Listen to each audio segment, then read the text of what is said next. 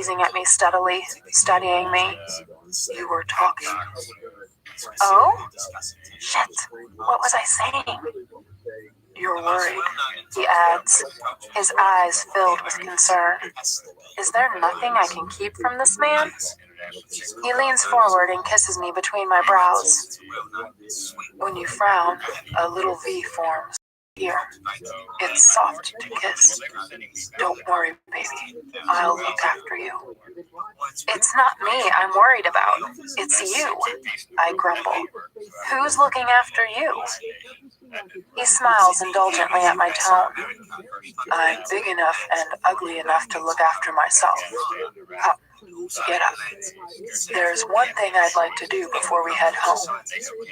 He grins at me, a big, boyish, yes, I'm really only 28 grin, and swats my behind. I yelp, startled, and realize that today we're going back to Seattle, and my melancholy blossoms. I don't want to leave. I've relished being with him 24/7, and I'm not ready to share him with his company and his family. We've had a blissful honeymoon, with a few ups and downs, I admit, but that's normal for a newly married couple, surely. But Christian cannot contain his boyish excitement, and despite my dark thoughts, it's infectious. When he rises gracefully off the bed, I follow, intrigued.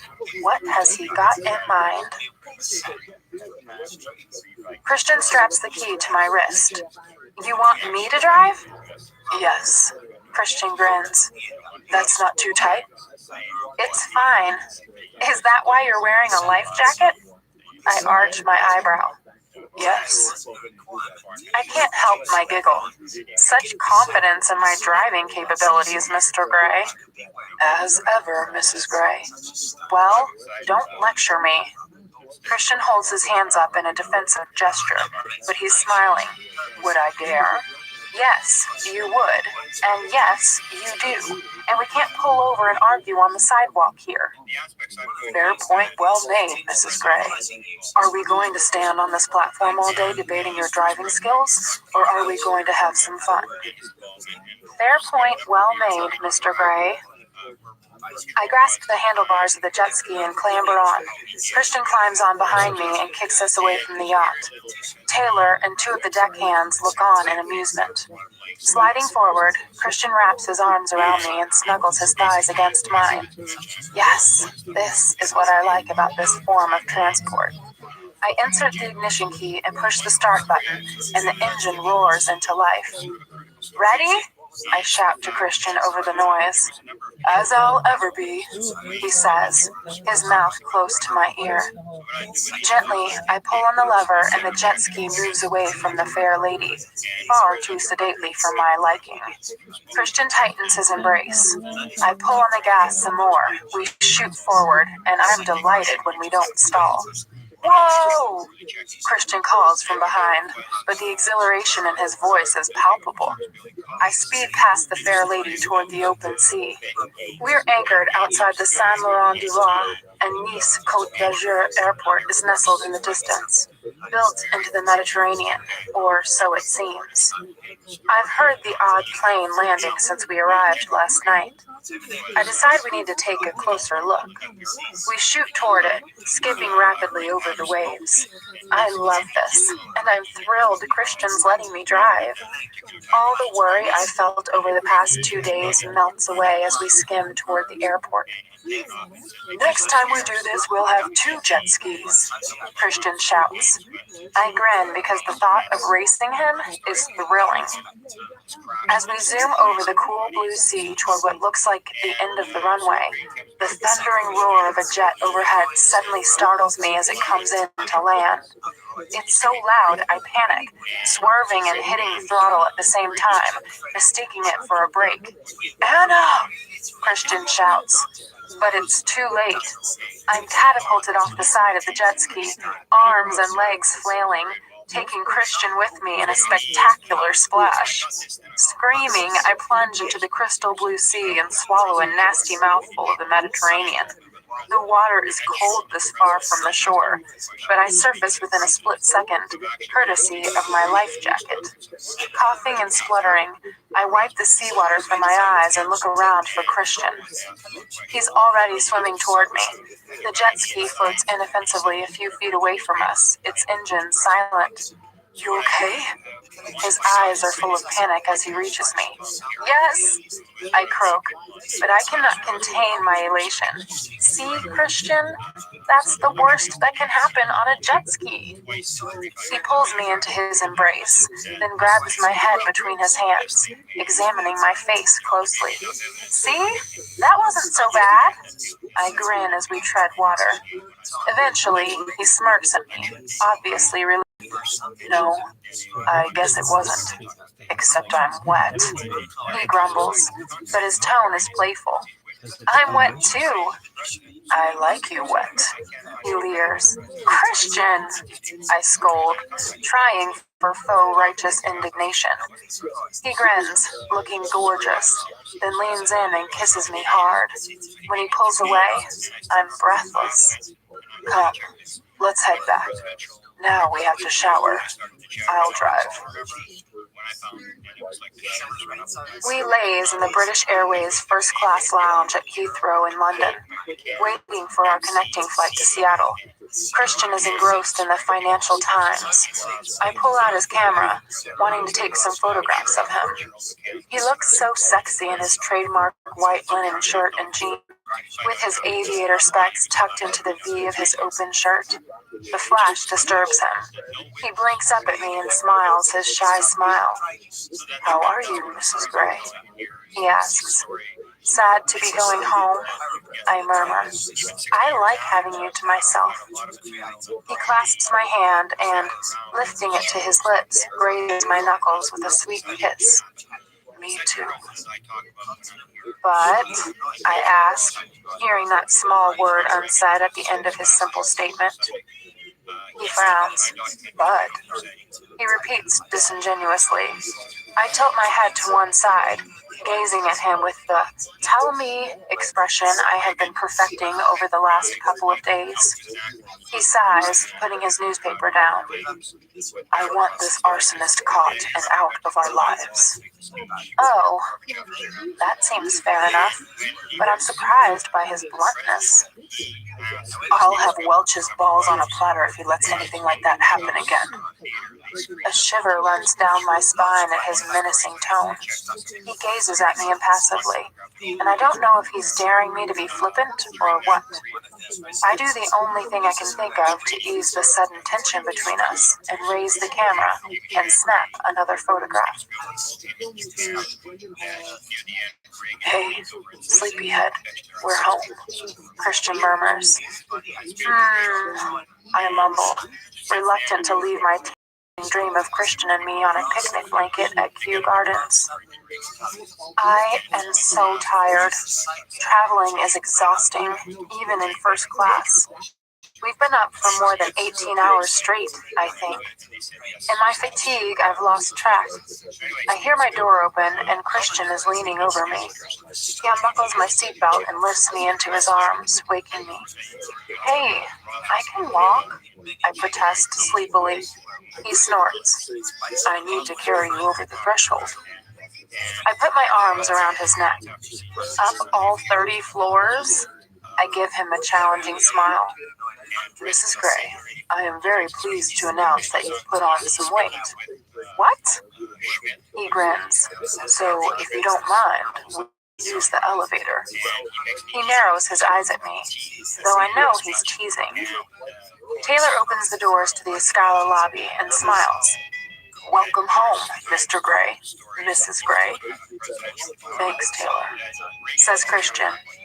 I give Taylor the briefest of smiles and watch him head back to the Audi, where Sawyer waits at the wheel. What do you mean I've put on weight? I glare at Christian. His grin broadens, and he clasps me closer to his chest as he carries me across the lobby. Not much, he assures me, but his face darkens suddenly. What is it?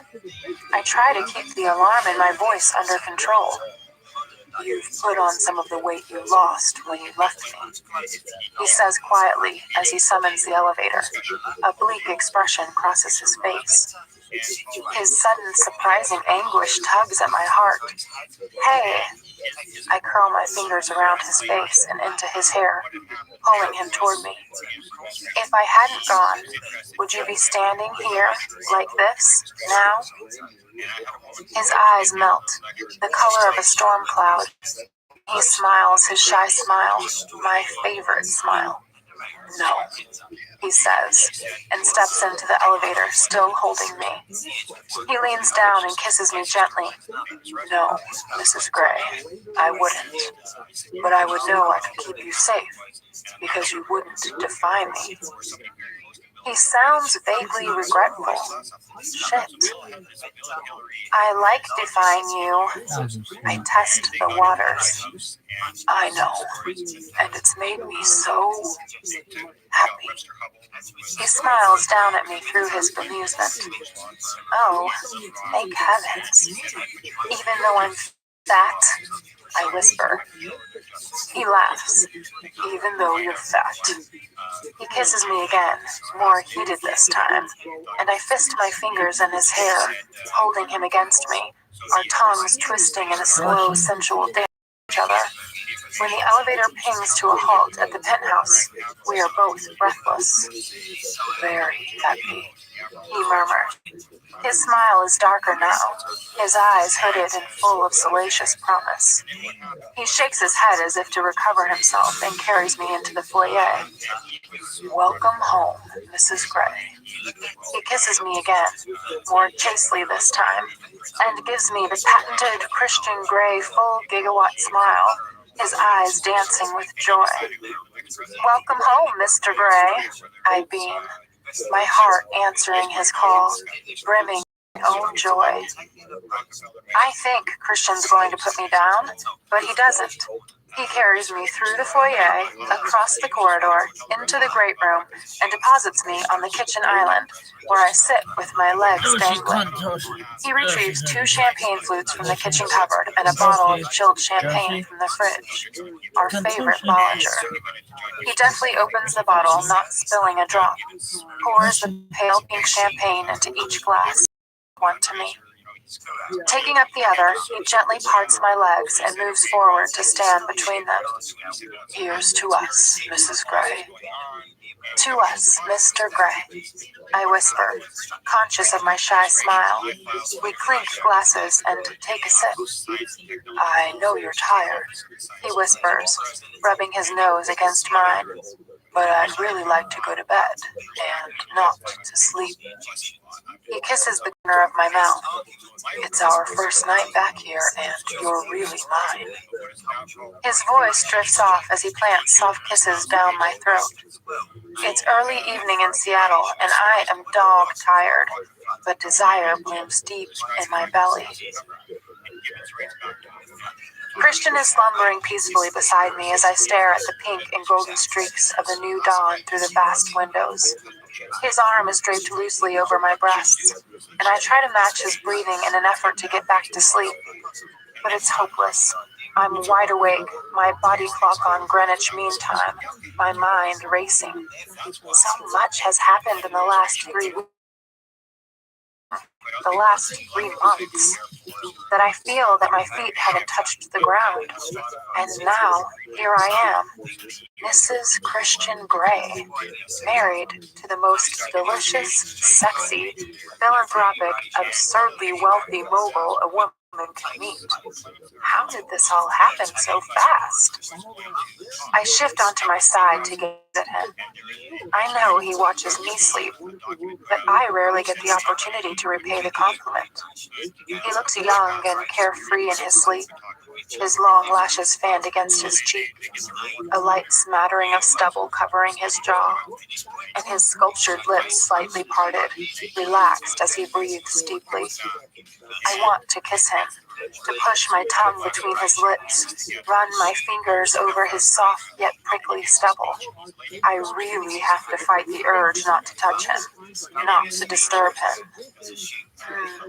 I could just tease his earlobe with my teeth and suck. My subconscious glares up at me over her half-moon spectacles, distracted from Volume 2 of The Complete Works of Charles Dickens, and mentally chastises me. Leave the poor man alone, Anna. I am back to work on Monday. We have today to reacclimate, then we're back into our routine. It will be odd not seeing Christian for a whole day after spending almost every minute together for the last 3 weeks. I lie back and stare at the ceiling. One would think that spending so much time together would be suffocating, but that's just not the case. I've loved each and every minute, even our fighting. Every minute. Except the news of the fire at Grey House. My blood chills. Who would want to harm Christian? My mind gnaws at this mystery again. Someone in his business? An ex? A disgruntled employee? I have no idea. And Christian remains tight-lipped about it all, drip-feeding me the minimum information he can get away with in a bid to protect me. I sigh, my shining white and dark knight always trying to protect me. How am I going to make him open up more?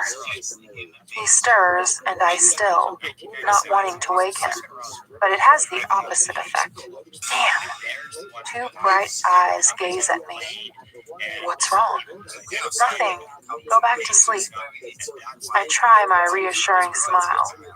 He stretches, rubs his face, and then grins at me. Jet lagged. He asks, "Is that what this is? I can't sleep."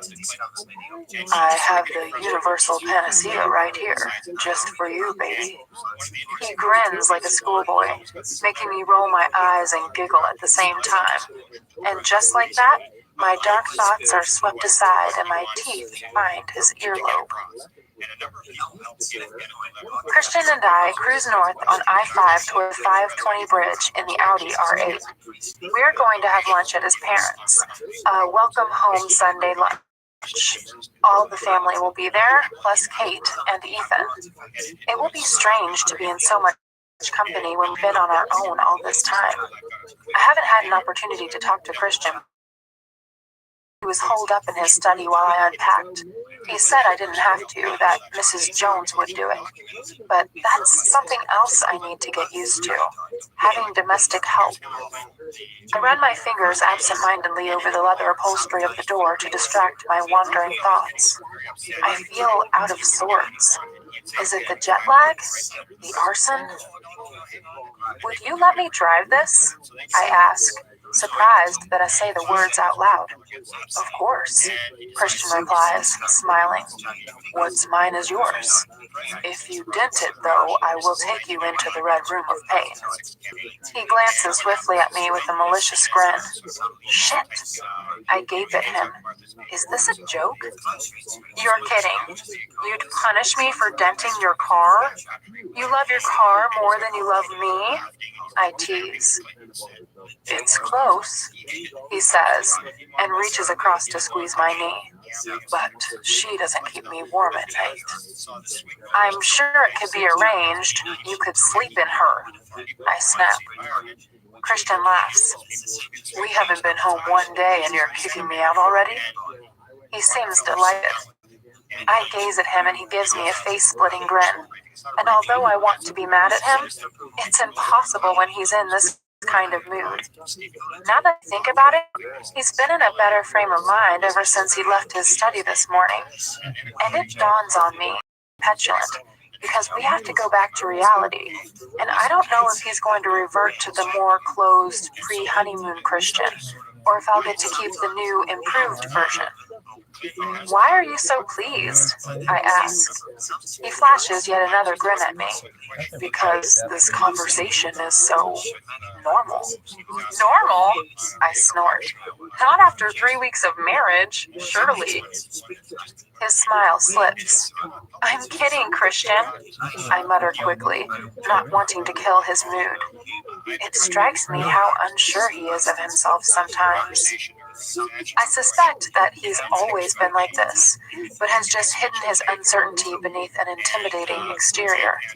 He's very easy to tease, probably because he's not used to it. It's a revelation, and I marvel again that we still have so much to learn about each other.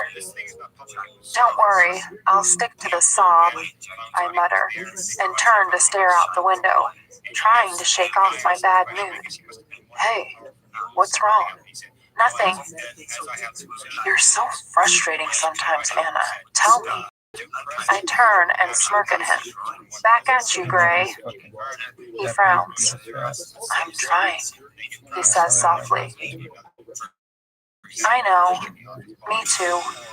I smile and my mood brightens a little. Herrick looks ridiculous in his chef's hat and licensed to grill apron as he stands at the barbecue. Every time I look at him, it makes me smile. In fact, my spirits have lifted considerably.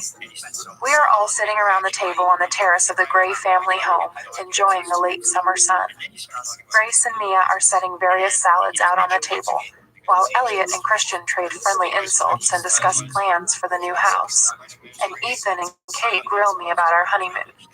Christian keeps holding my hand, his fingers toying with my wedding and engagement rings. So, if you can get the plans finalized with Gia, I have a window September through mid-November and can get the whole crew on it, Elliot says as he stretches and drops an arm around Kate's shoulder, making her smile. Gia is due to come over and discuss the plans tomorrow evening, replies Christian. I hope we can finalize everything then. He turns and looks expectantly at me. Oh, this is news? Sure. I smile at him, mostly for the benefit of his family, but my spirits take a nosedive again. Why does he make these decisions without telling me? Or is it the thought of Gia, all lush hips, full breasts, expensive designer clothes, and perfume, smiling too provocatively at my husband? My subconscious glares at me. He's given you no reason to be jealous. Shit, I am up and down today. What's wrong with me? Anna, Kate exclaims, snapping me out of my reverie. You still in the south of France? Yes, I reply with a smile. You look so well, she says, though she frowns as she says it. You both do. Grace beams while Elliot refills our glasses. To the happy couple. Herrick grins and raises his glass, and everyone around the table echoes the sentiment. And congratulations to Ethan for getting into the psych program at Seattle, chips in Mia proudly. She gives him an adoring smile, and Ethan smirks at her. I wonder idly if she's made any headway with him. It's difficult. We listen to the banter around the table. Christian is running through our extensive itinerary over the last 3 weeks, embellishing here and there. He sounds relaxed and in control, the worry of the arsonist forgotten. I, on the other hand, don't seem to be able to shake my mood. I pick at my food. Christian said I was fat yesterday. He was joking. Subconscious glares at me again. Elliot accidentally knocks his glass onto the terrace, startling everyone, and there's a sudden flurry of activity to get it cleaned up. I am going to take you to the boathouse and finally spank you in there if you don't snap out of this mood, Christian whispers to me. I gasp with shock, turn, and gape at him. What? Is he teasing me? Growl at him, and from deep inside, I feel a familiar, welcome excitement. He cocks an eyebrow at me. Of course he would. I glance quickly at Kate across the table. She's watching us with interest. I turn back to Christian, narrowing my eyes at him. You'd have to catch me first, and I'm wearing flats. I hiss. I'd have fun trying. he whispers with a licentious grin, and I think he's joking. I blush. Confusingly, I feel better. As we finish our dessert of strawberries and cream, the heavens open. We all leap up to clear the plates and glasses from the table, depositing them in the kitchen. Good thing the weather held off till we finished, Grace says, pleased, as we drift into the back room. Christian sits down at the shiny black upright piano, presses the quiet pedal, and starts to play a familiar tune that I can't immediately place. Grace asks me for my impressions of Saint Paul de Vence. She and Carrick had gone years ago during their honeymoon, and it occurs to me that this is a good omen, seeing how happy they are together now. Kate and Elliot are cuddling on one of the large, overstuffed couches, while Ethan, Mia, and Carrick are deep in a conversation about psychology, I think. Suddenly, as one, all the Greys stop talking and gape at Christian. What? Christian is singing softly to himself at the piano. Silence descends on us all as we strain to hear his soft, musical voice and the lyrics of Wherever You Will Go. I've heard him sing before, haven't they? He stops, suddenly conscious of the deathly hush that's fallen over the room. Kate glances questioningly at me, and I shrug. Christian turns on the stool and frowns, embarrassed to realize he's become the center of attention. Go on, Grace urges softly. I've never heard you sing, Christian. Ever. She stares at him in wonder. He sits on the piano stool, looking absently at her, and, after a beat, he shrugs. His eyes flicker nervously to me, then over to the French windows. The rest of the room suddenly erupts in self-conscious chatter, and I'm left watching my dear husband. Grace distracts me, grasping my hands, then suddenly folding me in her arms. Oh, darling girl, thank you. Thank you, she whispers, so only I can hear. It brings a lump to my throat. I hug her back, not really sure why I am being thanked. Grace smiles, her eyes shining, and kisses my cheek. What have I done? I'm going to make some tea, she says, her voice hoarse with unshed tears. I amble over to Christian, who is now standing, staring out through the French windows. Hi, I murmur. Hi. He puts his arm around my waist, pulling me to him, and I slip my hand into the back pocket of his jeans. We gaze out at the rain. Feeling better? I nod. Good. You certainly know how to silence a room. I do it all the time, he says, and he grins at me. At work, yes, but not here. True, not here. No one's ever heard you sing? Ever?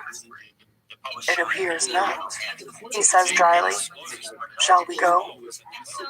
I gaze up at him, trying to gauge his mood. His eyes are soft and warm and slightly bemused. I decide to change the subject. You going to spank me? I whisper. And suddenly, there are butterflies in my stomach. Perhaps this is what I need. This is what I have been missing. He gazes down at me, his eyes darkening. I don't want to hurt you, but I'm more than happy to play. I glance nervously around the large room, but we are out of earshot. Only if you misbehave, Mrs. Gray. He bends and murmurs in my ear. How can he put so much sensual promise into 6 words? I'll see what I grin. Once we've said our goodbyes, we walk over to the car. Here. Christian throws me the keys to the R8. Don't bend it, he adds in all seriousness, or I will be fucking pissed. My mouth goes dry. He's letting me drive his car? My inner goddess whips on her leather driving gloves and flat shoes. Oh yes, she cries. Are you sure? I mouth, stunned. Yes, before I change my mind. I don't think I have ever grinned so hard. He rolls his eyes and opens the driver's door so that I can climb in. I start the engine before he's even reached the passenger side, and he jumps in quickly. Eager, Mrs. Gray? He asks with a wry smile. Very. Slowly, I ease the car backward and turn it in the driveway. I manage not to stall it, surprising myself. Boy, is the clutch sensitive. Carefully navigating the driveway, I glance in my rearview mirror and see Sawyer and Ryan climb into the Audi SUV. I had no idea our security had followed us here. I pause before I set out onto the main road. You're sure about this? Yes, Christian says tightly, telling me he's not sure about this at all. Oh, my poor 50. I want to laugh at both him and myself because I'm nervous and excited. A small part of me wants to lose Sawyer and Ryan just for the kicks. I check for traffic, then inch the R8 out onto the road. Christian curls up with tension and I can't resist. The road is clear. I put my foot down on the gas and we shoot forward. Whoa, Anna! Christian shouts. Slow down. You'll kill us both. I immediately ease off the gas. Wow, can this car move? Sorry, I mutter, trying to sound contrite and failing miserably. Christian smirks at me to hide his relief, I think. Well, that counts as misbehaving, he says casually, and I slow right down. I glance in the rearview mirror. No sign of the Audi, just a solitary dark car with tinted windows behind us. I imagine Sawyer and Ryan flustered, frantic to catch up, and for some reason, this gives me a thrill. But not wanting to give my dear husband a coronary, I decide to behave and drive steadily, with growing confidence toward the 520 bridge. Suddenly, Christian swears and struggles to pull his BlackBerry from the pocket of his jeans. What? He snaps angrily at whoever it is on the other end of the line. No, he says and glances behind us. Yes, she is. I briefly check the rearview mirror, but I don't see anything odd, just a few cars behind us. The SUV is about 4 cars back, and we're all cruising at an even pace. I see. Christian sighs long and hard and rubs his forehead with his fingers. Tension radiates off him. Something's wrong. Yes. I don't know. He glances at me and lowers the phone from his ear. We're fine. Keep going, he says calmly, smiling at me, but the smile doesn't touch his eyes. Shit. Adrenaline spikes through my system. He picks up the phone again. Okay on the 520, as soon as we hit it. Yes, I will. He slots the phone into the speaker cradle, putting it on hands-free. What's wrong, Christian? Just look where you're going, baby, he says softly. I'm heading for the on-ramp of the 520 in the direction of Seattle. When I glance at Christian, he's staring straight ahead. I don't want you to panic, he says calmly, but as soon as we're on the 520 proper, I want you to step on the gas. We're being followed. Followed? Holy shit! My heart lurches into my mouth, pounding. My scalp prickles and my throat constricts with panic. Followed by whom? My eyes dart to the rearview mirror and, sure enough, the dark car I saw earlier is still behind us. Fuck, is that it?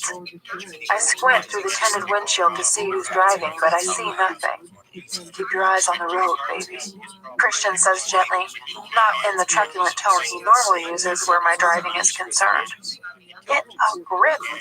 I mentally slap myself to subdue the dread that's threatening to swamp me. Suppose whoever's following us is armed. Armed and after Christian. Shit. I'm hit by a wave of nausea. How do you know we're being followed? My voice is a breathy, squeaky whisper. The Dodge behind us has false license plates. How does he know that? I signal as we approach the 520 from the on-ramp. It's late afternoon, and although the rain has stopped, the roadway is wet. Fortunately, the traffic is reasonably light. Ray's voice echoes in my head from one of his many self-defense lectures. It's the panic that's gonna kill you or get you seriously hurt, Annie. I take a deep breath, trying to bring my breathing under control. Whoever is following us is after Christian. As I take another deep, steadying breath, my mind begins to clear and my stomach settles. I have to keep Christian safe. I wanted to drive this car, and I wanted to drive it fast. Well, here's my chance. I grip the steering wheel and take a final glance in my rearview mirror. The Dodge is closing on us. I slow right down, ignoring Christian's sudden panicked glance at me, and time my entrance onto the 520 so that the Dodge has to slow and stop to wait for a gap in the traffic. I drop a gear and floor it. The R8 shoots forward, slamming us both into the backs of our seats. The speedometer whips up to 75 miles per hour. Steady, baby, Christian says calmly, though I'm sure he's anything but calm. I weave between the two lanes of traffic, like a black piece in a game of checkers, effectively jumping the cars and trucks. We're so close to the lake on this bridge, it's as if we're driving on the water. I studiously ignore the angry, disapproving looks from other drivers. Christian clutches his hands together in his lap, keeping as still as possible. And in spite of my fevered thoughts, I wonder vaguely if he's doing it so he doesn't distract me. Good girl, he breathes in encouragement. He glances behind him. I can't see the Dodge. We're right behind the unsub, Mr. Gray. Sawyer's voice comes through the hands-free. He's trying to catch up with you, sir. We're going to try and come alongside, put ourselves between your car and the Dodge. Unsub? What does that mean? Good. Mrs. Gray is doing well. At this rate, provided the traffic remains light, and from what I can see it is, we'll be off the bridge in a few minutes. Sir. We flash past the bridge control tower, and I know we're halfway across Lake Washington. When I check my speed, I'm still doing 75. You're doing really well, Anna. Christian murmurs again as he gazes out the back of the R8. For a fleeting moment, his tone reminds me of our first encounter in his playroom, when he patiently encouraged me through our first scene. The thought is distracting, and I dismiss it immediately. Where am I headed? I ask, moderately calmer. I have the feel of the car now. It's a joy to drive, so quiet and easy to handle. It's hard to believe how fast we are going. Driving at this speed in this car is easy. Mrs. Gray, head for I-5 and then south. We want to see if the Dodge follows you all the way. Sawyer says over the hands-free. The traffic lights on the bridge are green, thank heavens, and I race onward. I glance nervously at Christian and he smiles reassuringly. Then his face falls. Shit, he swears softly. There is a line of traffic ahead as we come off the bridge, and I have to slow down, glancing anxiously in the mirror once more. I think I spot the Dodge. 10 or so cars back? Yeah, I see it, Christian says, peering through the narrow rear window. I wonder who the fuck it is. Me too. Do we know if it's a man driving? I blurt out toward the cradled BlackBerry. No, Mrs. Gray. Could be a man or a woman. The tint is too dark. A woman? Christian says. I shrug. You're Mrs. Robinson? I suggest, not taking my eyes off the road. Christian stiffens and lifts the BlackBerry out of its cradle. She's not my Mrs. Robinson, he growls. I haven't spoken to her since my birthday, and Elena wouldn't do this. It's not her style. Layla? She's in Connecticut with her parents. I told you. Are you sure? He pauses. No. But if she'd absconded, I'm sure her folks would have let Lynn know. Let's discuss this when we're home. Concentrate on what you're doing. But it might just be some random car. I'm not taking any risks. Not where you're concerned. He snaps. He replaces the BlackBerry in its cradle so we're back in contact with our security team. Oh, shit. I don't want to rattle Christian right now. Later, maybe. I hold my tongue. Fortunately, the traffic is thinning a little. I am able to speed over the Mount Lake intersection towards the I-5, weaving through the cars again. What if we get stopped by the cops? I ask. That would be a good thing. Not for my license. Don't worry about that, he says. Unexpectedly, I hear humor in his voice. I put my foot down again and hit 75. Boy, this car can move. I love it. She's so easy. I touch 85. I don't think I have ever driven this fast. I was lucky if my Beetle ever hit 50 miles an hour. He's cleared the traffic and picked up speed. Sawyer's disembodied voice is calm and informative. He's doing 90. Shit. Faster. I press down on the gas and the car purrs to 95 miles per hour as we approach the I-5 intersection. Keep it up, Anna. Christian. I slow momentarily as we glide onto I-5. The interstate is fairly quiet, and I'm able to cross straight over to the fast lane in a split second. As I put my foot down, the glorious R8 zooms forward, and we tear down the left lane, lesser mortals pulling over to let us pass. If I wasn't so frightened, I might really enjoy this. He's hit 100 miles per hour, sir. Stay with him, Luke. Christian barks at Sawyer. Luke? A truck lurches into the fast lane. Shit! And I have to slam on the brakes. Fucking idiot! Christian curses the driver as we lurch forward in our seats. I am grateful for our seatbelts. Go around him, baby, Christian says through clenched teeth. I check my mirrors and cut right across 3 lanes. We speed past the slower vehicles and then back into the fast lane. Nice move, Mrs. Gray, Christian murmurs appreciatively. Where are the cops when you need them? I don't want a ticket, Christian, I mutter, concentrating on the highway ahead. Have you had a speeding ticket driving this? No, he says, but glancing quickly at him, I can see his smirk. Have you been stopped? Yes. Oh. Charm. It all comes down to charm. Now concentrate. Where's the Dodge, Sawyer? He's just hit 110, sir, Sawyer says. Holy fuck. My heart leaps once more into my mouth. Can I drive any faster? I push my foot down once more and streak past the traffic. Flash the headlights, Christian orders when a Ford Mustang won't move. But that would make me an asshole. So be an asshole, he snaps. Jeez, okay. Where are the headlights? The indicator. Pull it toward you. I do it, and the Mustang moves aside, though not before the driver waves his finger at me in a none too complimentary manner.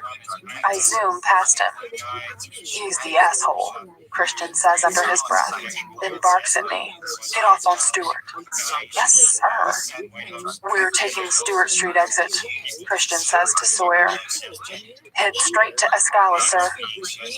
I slow, check my mirrors, signal, then move with surprising ease across 4 lanes and down the off-ramp. Merging onto Stewart Street, we head south. The street is quiet, with few vehicles. Where is everyone? We've been damned lucky with traffic, but that means the Dodge has too. Don't slow down, Anna. Get us home. I can't remember the way, I mutter, panicked by the fact that the Dodge is still on our tail. Head south on Stewart. Keep going until I tell you when. Christian sounds anxious again. I zoom past 3 blocks, but the lights change to yellow on Yale Avenue. Run them, Anna, Christian shouts. I jump so hard I floor the gas pedal, throwing us both back in our seats, speeding through the now red light. He's taking Stewart Stewart, Sawyer says. Stay with him, Luke. Luke? That's his name. A quick glance, and I can see Christian glaring at me as if I'm crazy. Eyes on the road, he snaps. I ignore his tone. Luke Sawyer. Yes, he sounds exasperated. Ah, how did I not know this? The man has been following me to work for the last 6 weeks, and I didn't even know his first name. That's me, ma'am, Sawyer says, startling me, though he's speaking in the calm, monotone voice he always uses. The unsub is heading down Stewart, sir. He's really picking up speed. Go to the fucking chit-chat, Christian growls. We're stopped at the first light on Stewart, Sawyer informs us. Anna, quick, in here, Christian shouts, pointing to a parking lot on the south side of Boren Avenue. I turn, the tires screeching in protest as I swerve into the crowded lot. Drive around, quick, Christian orders. I drive as fast as I can to the back, out of sight of the street. In there, Christian points to a space. Shit, he wants me to park it. Crap, just fucking do it, he says. So I do, perfectly. Probably the only time I have ever parked perfectly. We're hidden in the park. Stewart and Boren, Christian says into the BlackBerry. Okay, sir. Sawyer sounds irritated. Stay where you are. We'll follow the unsub. Christian turns to me, his eyes searching my face. You okay? Sure, I whisper. Christian smirks. Whoever's driving that Dodge can't hear us, you know. And I laugh. We're passing Stewart and Boren now, sir. I see the lot. He's gone straight past you, sir. Both of us sag simultaneously with relief. Well done, Mrs. Gray. Good driving. Christian gently strokes my face with his fingertips, and I jump at the contact, inhaling deeply. I had no idea I was holding my breath. Does this mean you'll stop complaining about my driving? I ask. He laughs, a loud, cathartic laugh. I wouldn't go so far as to say that. Thank you for letting me drive your car, under such exciting circumstances, too. I tried desperately to keep my voice light. Maybe I should drive now. To be honest, I don't think I can climb out right now to let you sit here. My legs feel like jello. Suddenly, I'm shuddering and shaking. It's the adrenaline, baby, he says. You did amazingly well, as usual. You blow me away, Anna. You never let me down. He touches my cheek tenderly with the back of his hand, his face full of love, fear, regret, so many emotions at once, and his words are my undoing. Overwhelmed, a strangled sob escapes from my constricted throat, and I start to cry. No, baby, no. Please don't cry.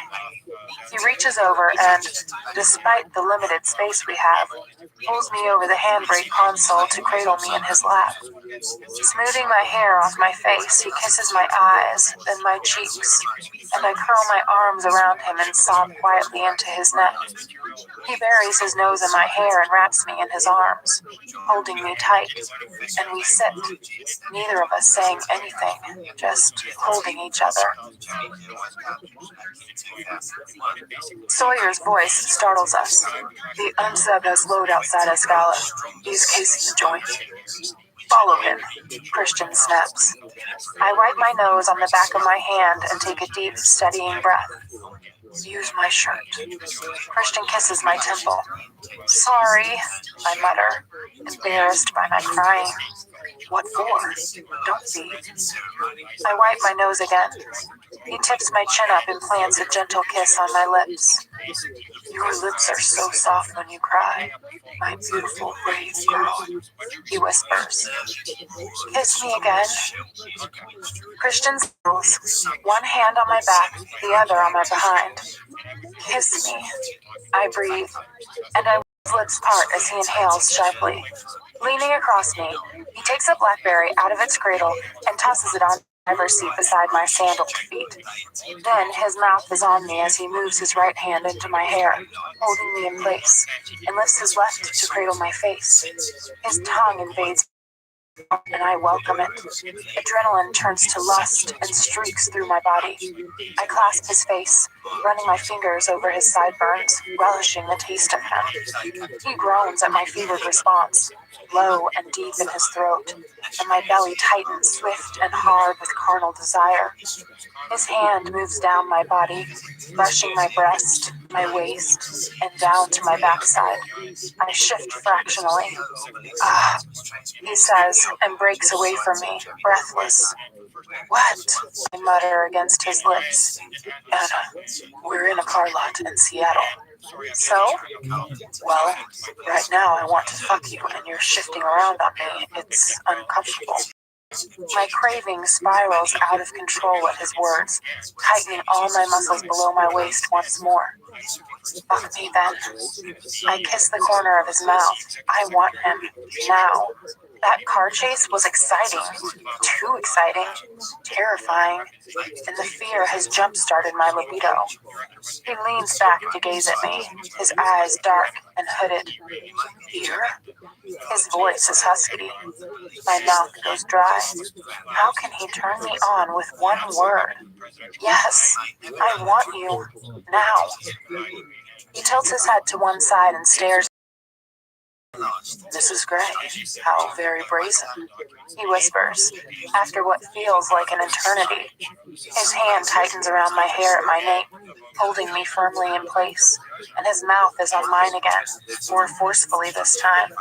His other hand skims down my body, down over my behind and lower still to my mid-thigh. My fingers curl into his overlong hair. I'm so glad you're wearing a skirt, he murmurs.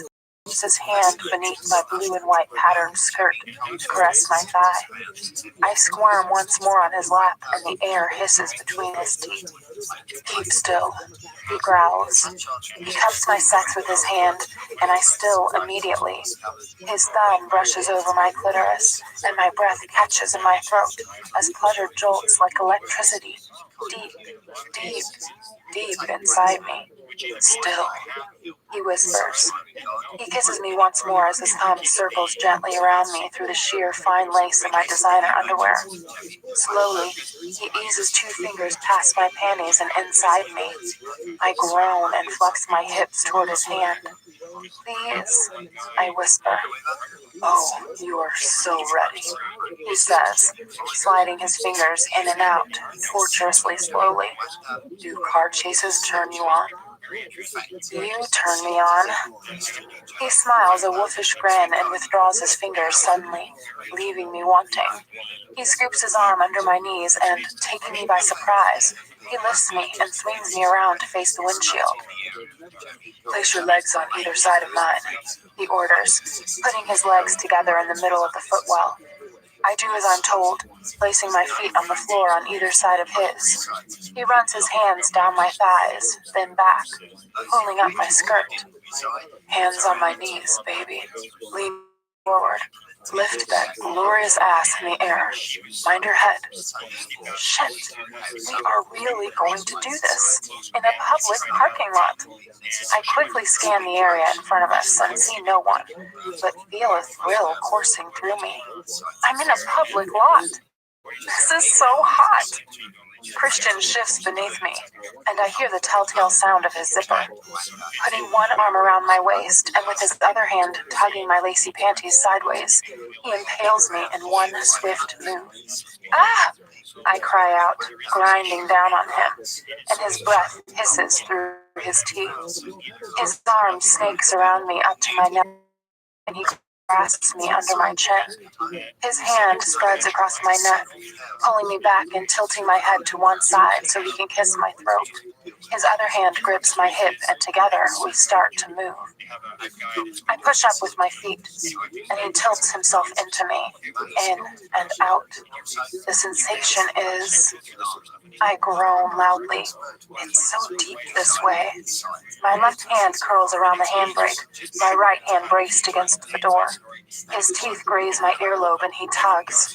It's almost painful. He bucks again and again into me.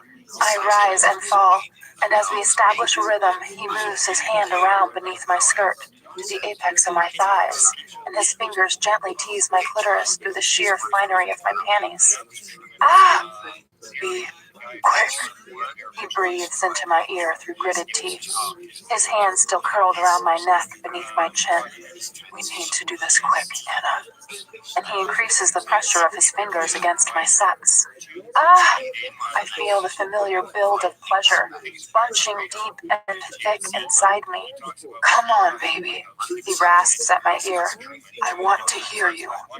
I moan again, and I am all sensation, my eyes tightly closed, his voice at my ear, his breath on my neck, pleasure radiating out from where his fingers tease my body and where he slams deep inside me, and I am lost. My body takes control, craving release.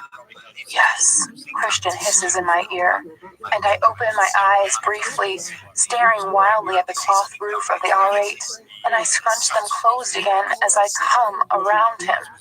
Oh, Anna, he murmurs in wonder, and he wraps his arms around me and rams into me one last time and stills as he climaxes deep inside. He runs his nose along my jaw and softly kisses my throat, my cheek, my temple, as I lie on him, my head lolling against his neck. Tension relieved, Mrs. Gray. Christian closes his teeth around my earlobe again and tugs. My body is drained, totally exhausted, and I mule. I feel his smile against me. Certainly helped with mine, he adds, shifting me off him. Lost your voice? Yes, I murmur. Well, aren't you the wanton creature? I had no idea you were such an exhibitionist. I sit up immediately, alarmed. He tenses. No one's watching, are they? I glance anxiously around the car lot. Do you think I'd let anyone watch my wife come? He strokes his hand down my back reassuringly, but the tone of his voice sends shivers down my spine. I turn to gaze at him and grin impishly. Car sex! I exclaim. He grins and tucks a strand of hair behind my ear. Let's head back. I'll drive. He opens the door to let me climb off his lap and out into the parking lot. When I glance down, he's quickly doing up his fly. He follows me out and then holds the door open for me to climb back in. Strolling quickly around to the driver's side, he climbs in beside me, retrieves the BlackBerry, and makes a call. Where's Sawyer? He snaps.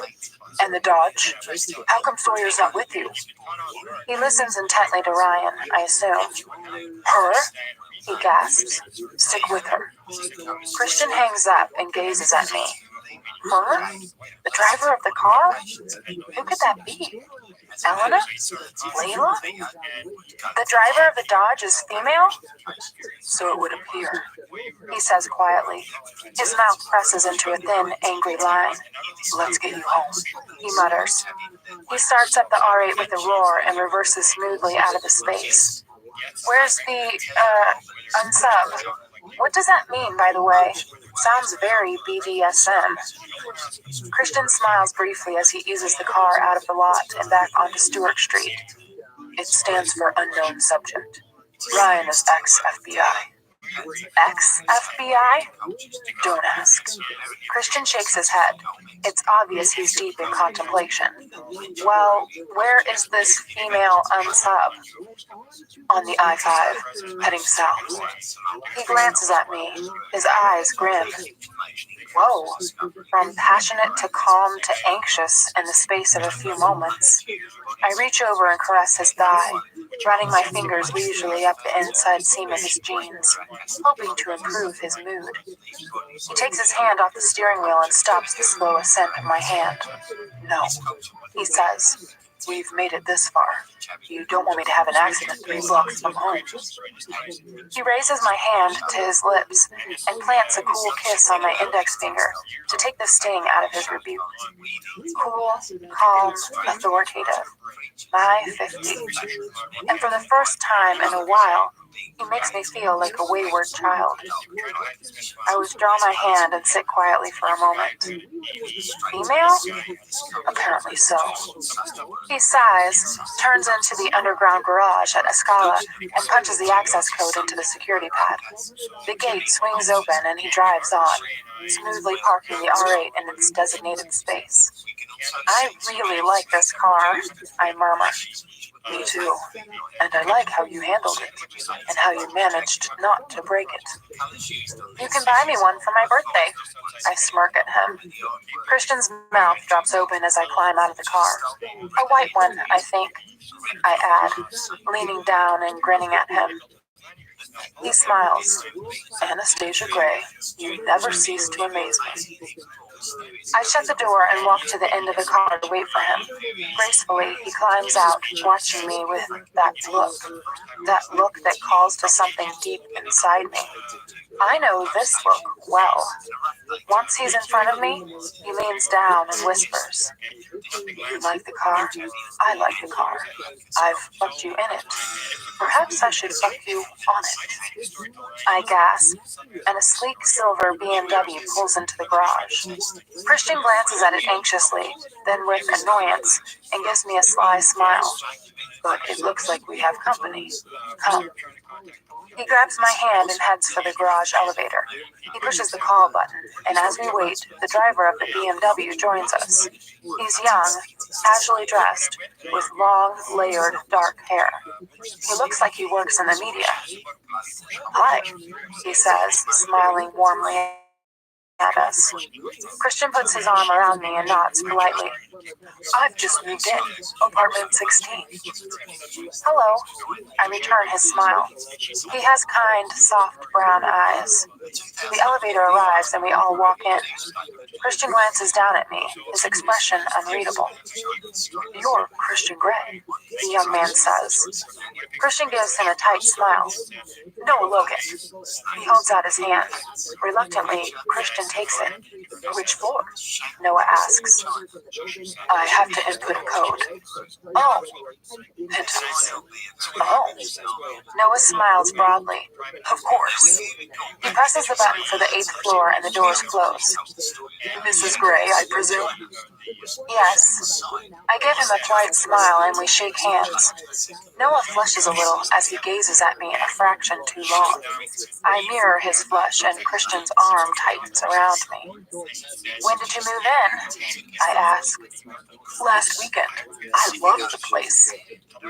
There's an awkward pause before the elevator stops at Noah's floor. "Great to meet you both," he says, sounding relieved, and steps out. The doors close silently behind him. Christian taps in the entry code, and the elevator ascends again. "He seemed nice," I murmur. "I've never met any of the neighbors before." Christian scowls. "I prefer it that way."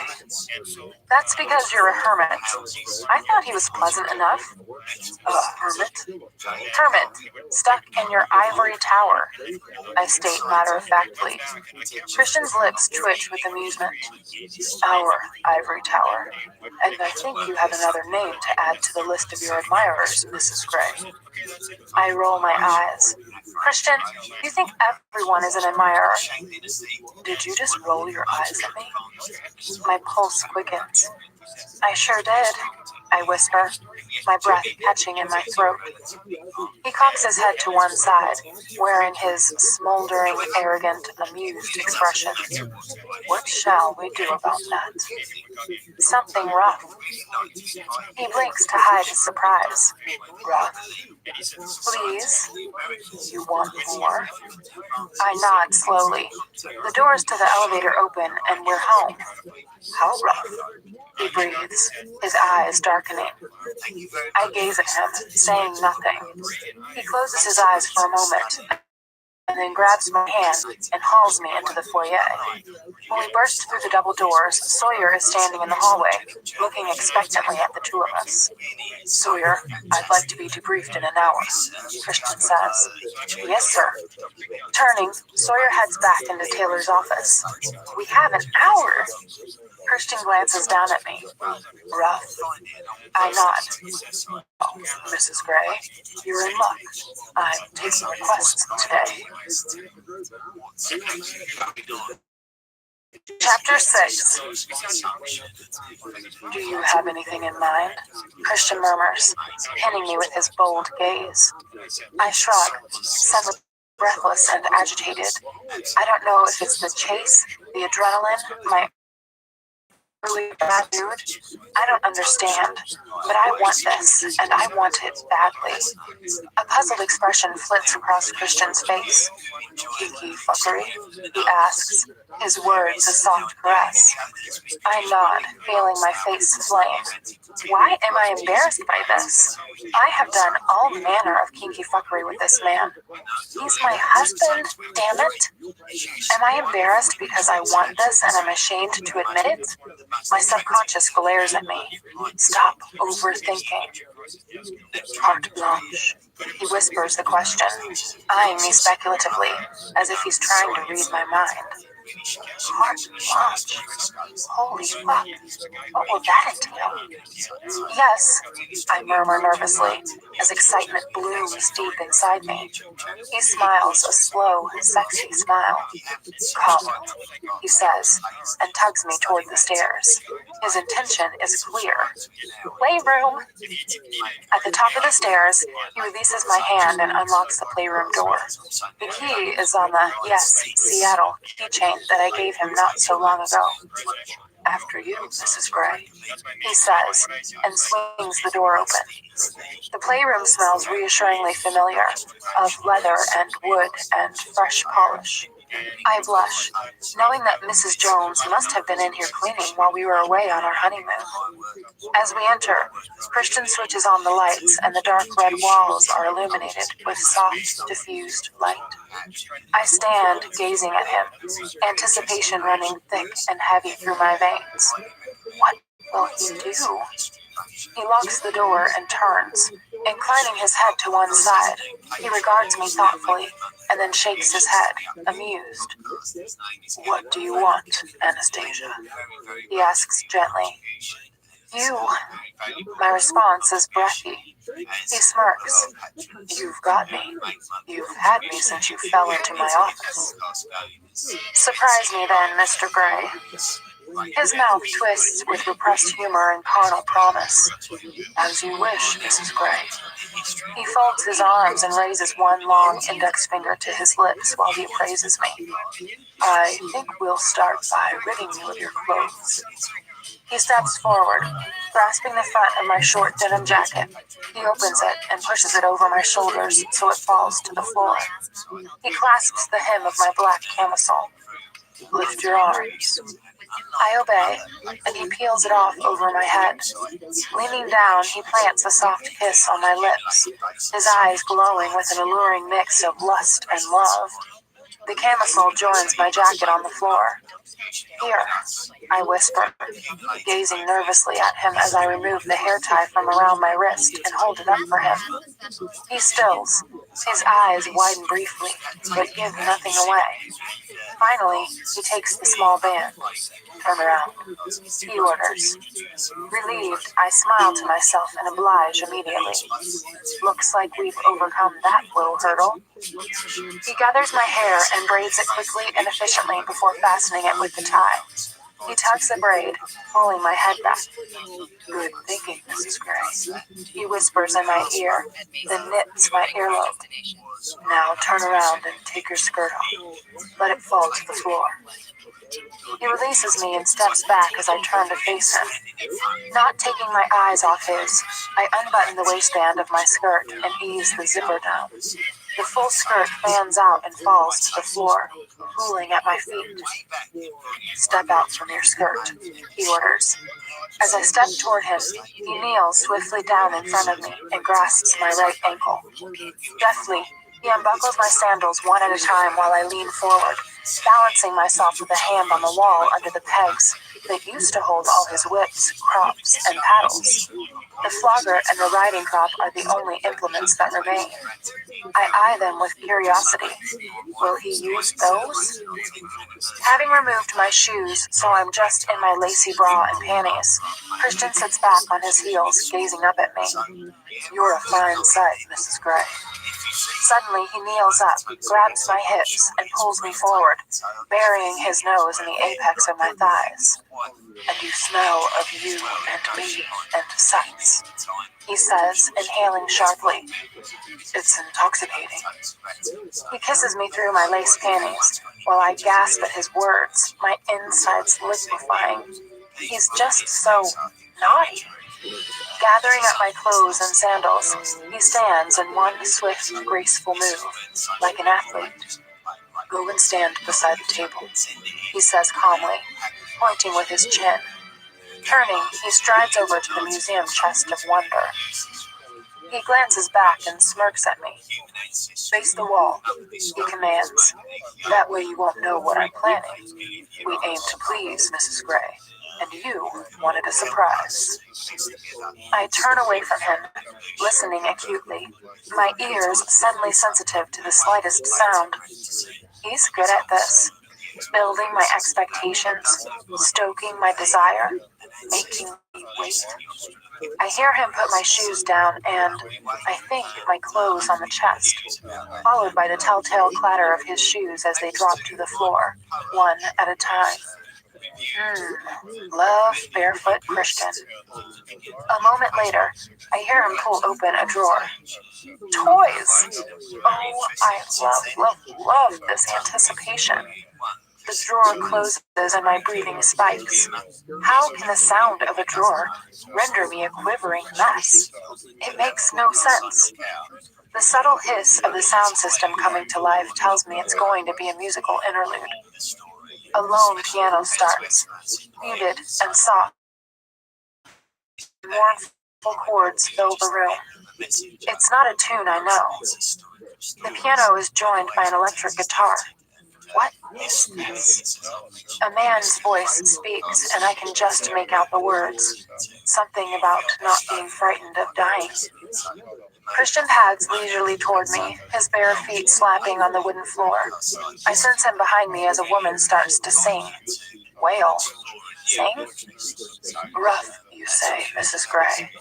He breathes in my left ear. You must tell me to stop if it's too much. If you say stop, I will stop immediately. Do you understand? Yes. I need your promise. I inhale sharply. Shit. What is he going to do? I promise, I murmur breathlessly, recalling his words from earlier.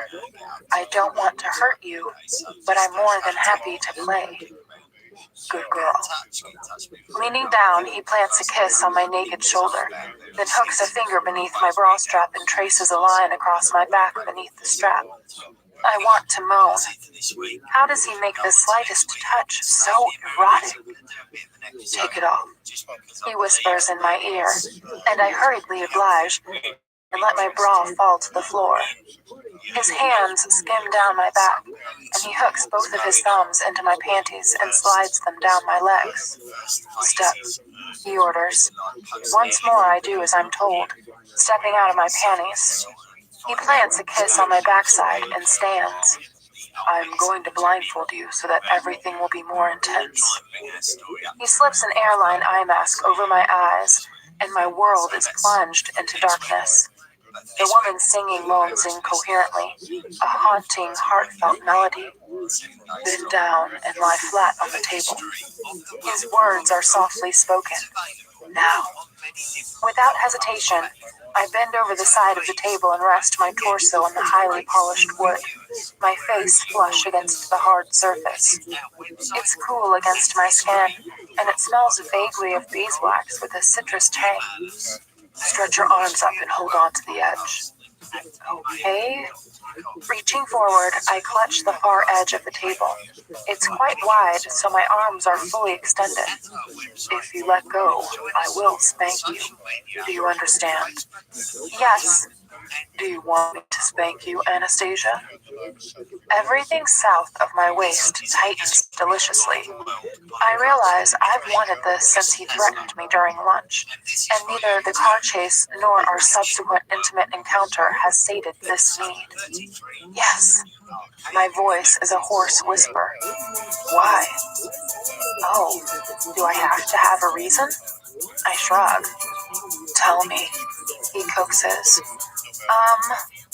And from out of nowhere he smacks me hard. Ah! I cry out. Hush now. He gently rubs my behind where he's hit me.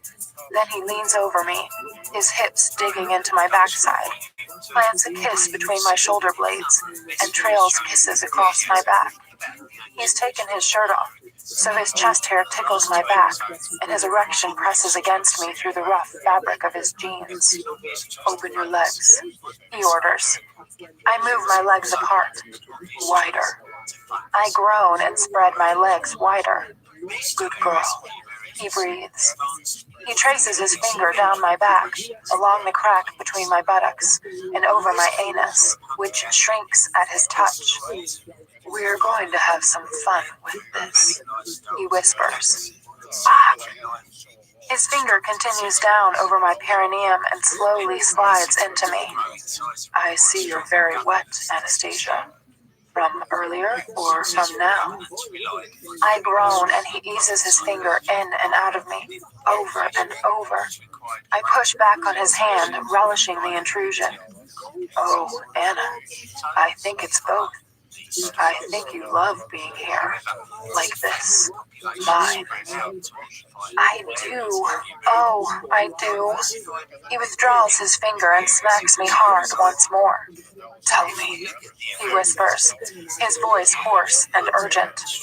Yes, I do, I whimper. He smacks me hard once more, so I cry out, then sticks 2 fingers inside me. He withdraws them immediately, spreading the moisture up, over, and around my anus. What are you going to do? I ask, breathless. Oh my, is he going to fuck my ass?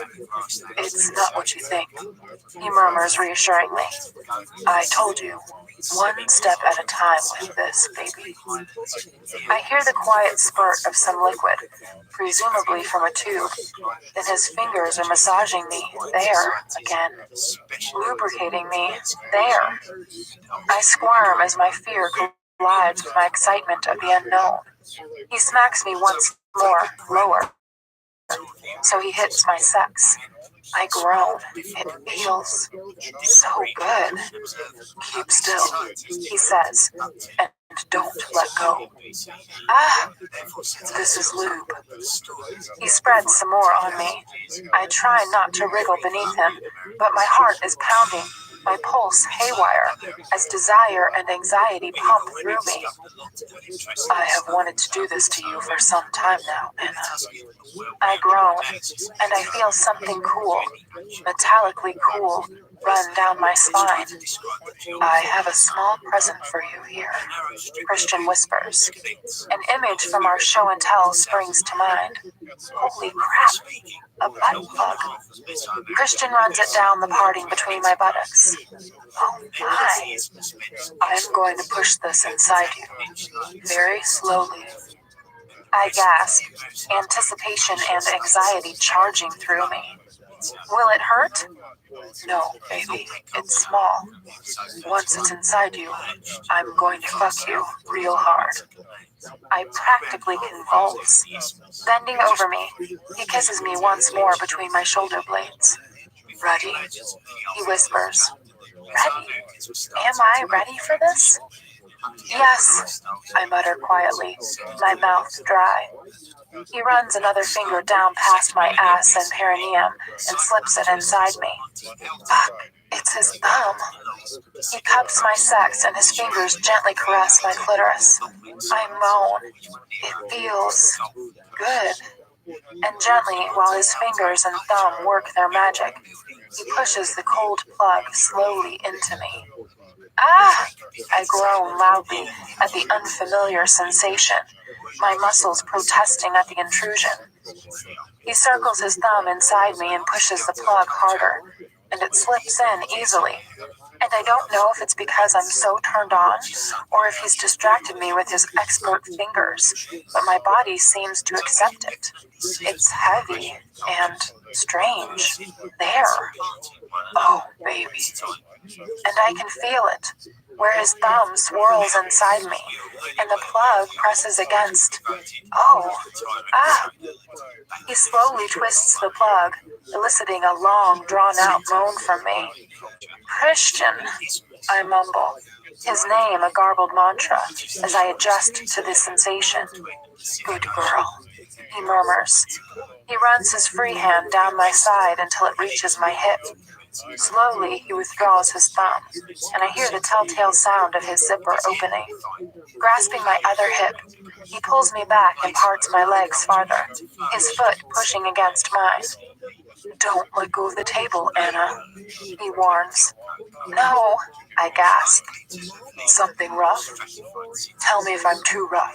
Understand? Yes, I whisper, and he slams into me and pulls me onto him at the same time, jolting the plug forward, deeper. Fuck! I cry out. He stills, his breathing harsher, and my panting matches his. I try to assimilate all the sensations, the delicious fullness, the tantalizing feeling that I am doing something forbidden, the erotic pleasure that spirals outward from deep within me. He pulls gently on the plug. Oh my! I moan, and I hear his sharp intake of breath, a gasp of pure, unadulterated pleasure. It heats my blood. Have I ever felt so wanton? So, again, he whispers. Yes.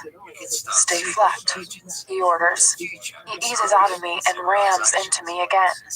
Oh, I wanted this. Yes, I hiss. And he picks up the pace, his breathing more labored, matching my own as he thrashes into me. Oh, Anna, he gasps. He moves one of his hands from my hips and twists the plug again, tugging it slowly, pulling it out and pushing it back in. The feeling is indescribable, and I think I'm going to pass out on the table. He never misses a beat as he takes me again and again, moving strong and hard inside me, my insides tightening and quivering.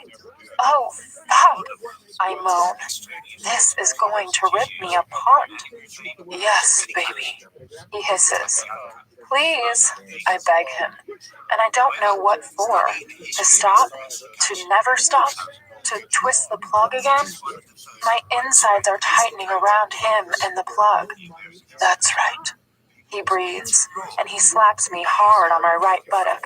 And I come, again and again, falling, spinning, pulsing around and around. And Christian gently pulls the plug out. Fuck! I scream, and Christian grabs my hips and climaxes loudly, holding me still. The woman is still singing. Christian always puts songs on repeat in here. Strange. I am curled in his arms on his lap, our legs tangled together, with my head resting against his chest. We're on the floor of the playroom by the table. Welcome back, he says, peeling the blindfold off me. I blink as my eyes adjust to the muted light. Tipping my chin back, he plants a soft kiss on my lips, his eyes focused on and anxiously searching mine. I reach out to caress his face. He smiles. Well, did I fulfill the brief? He asks, amused. I frown. Brief? You want it rough, he says gently.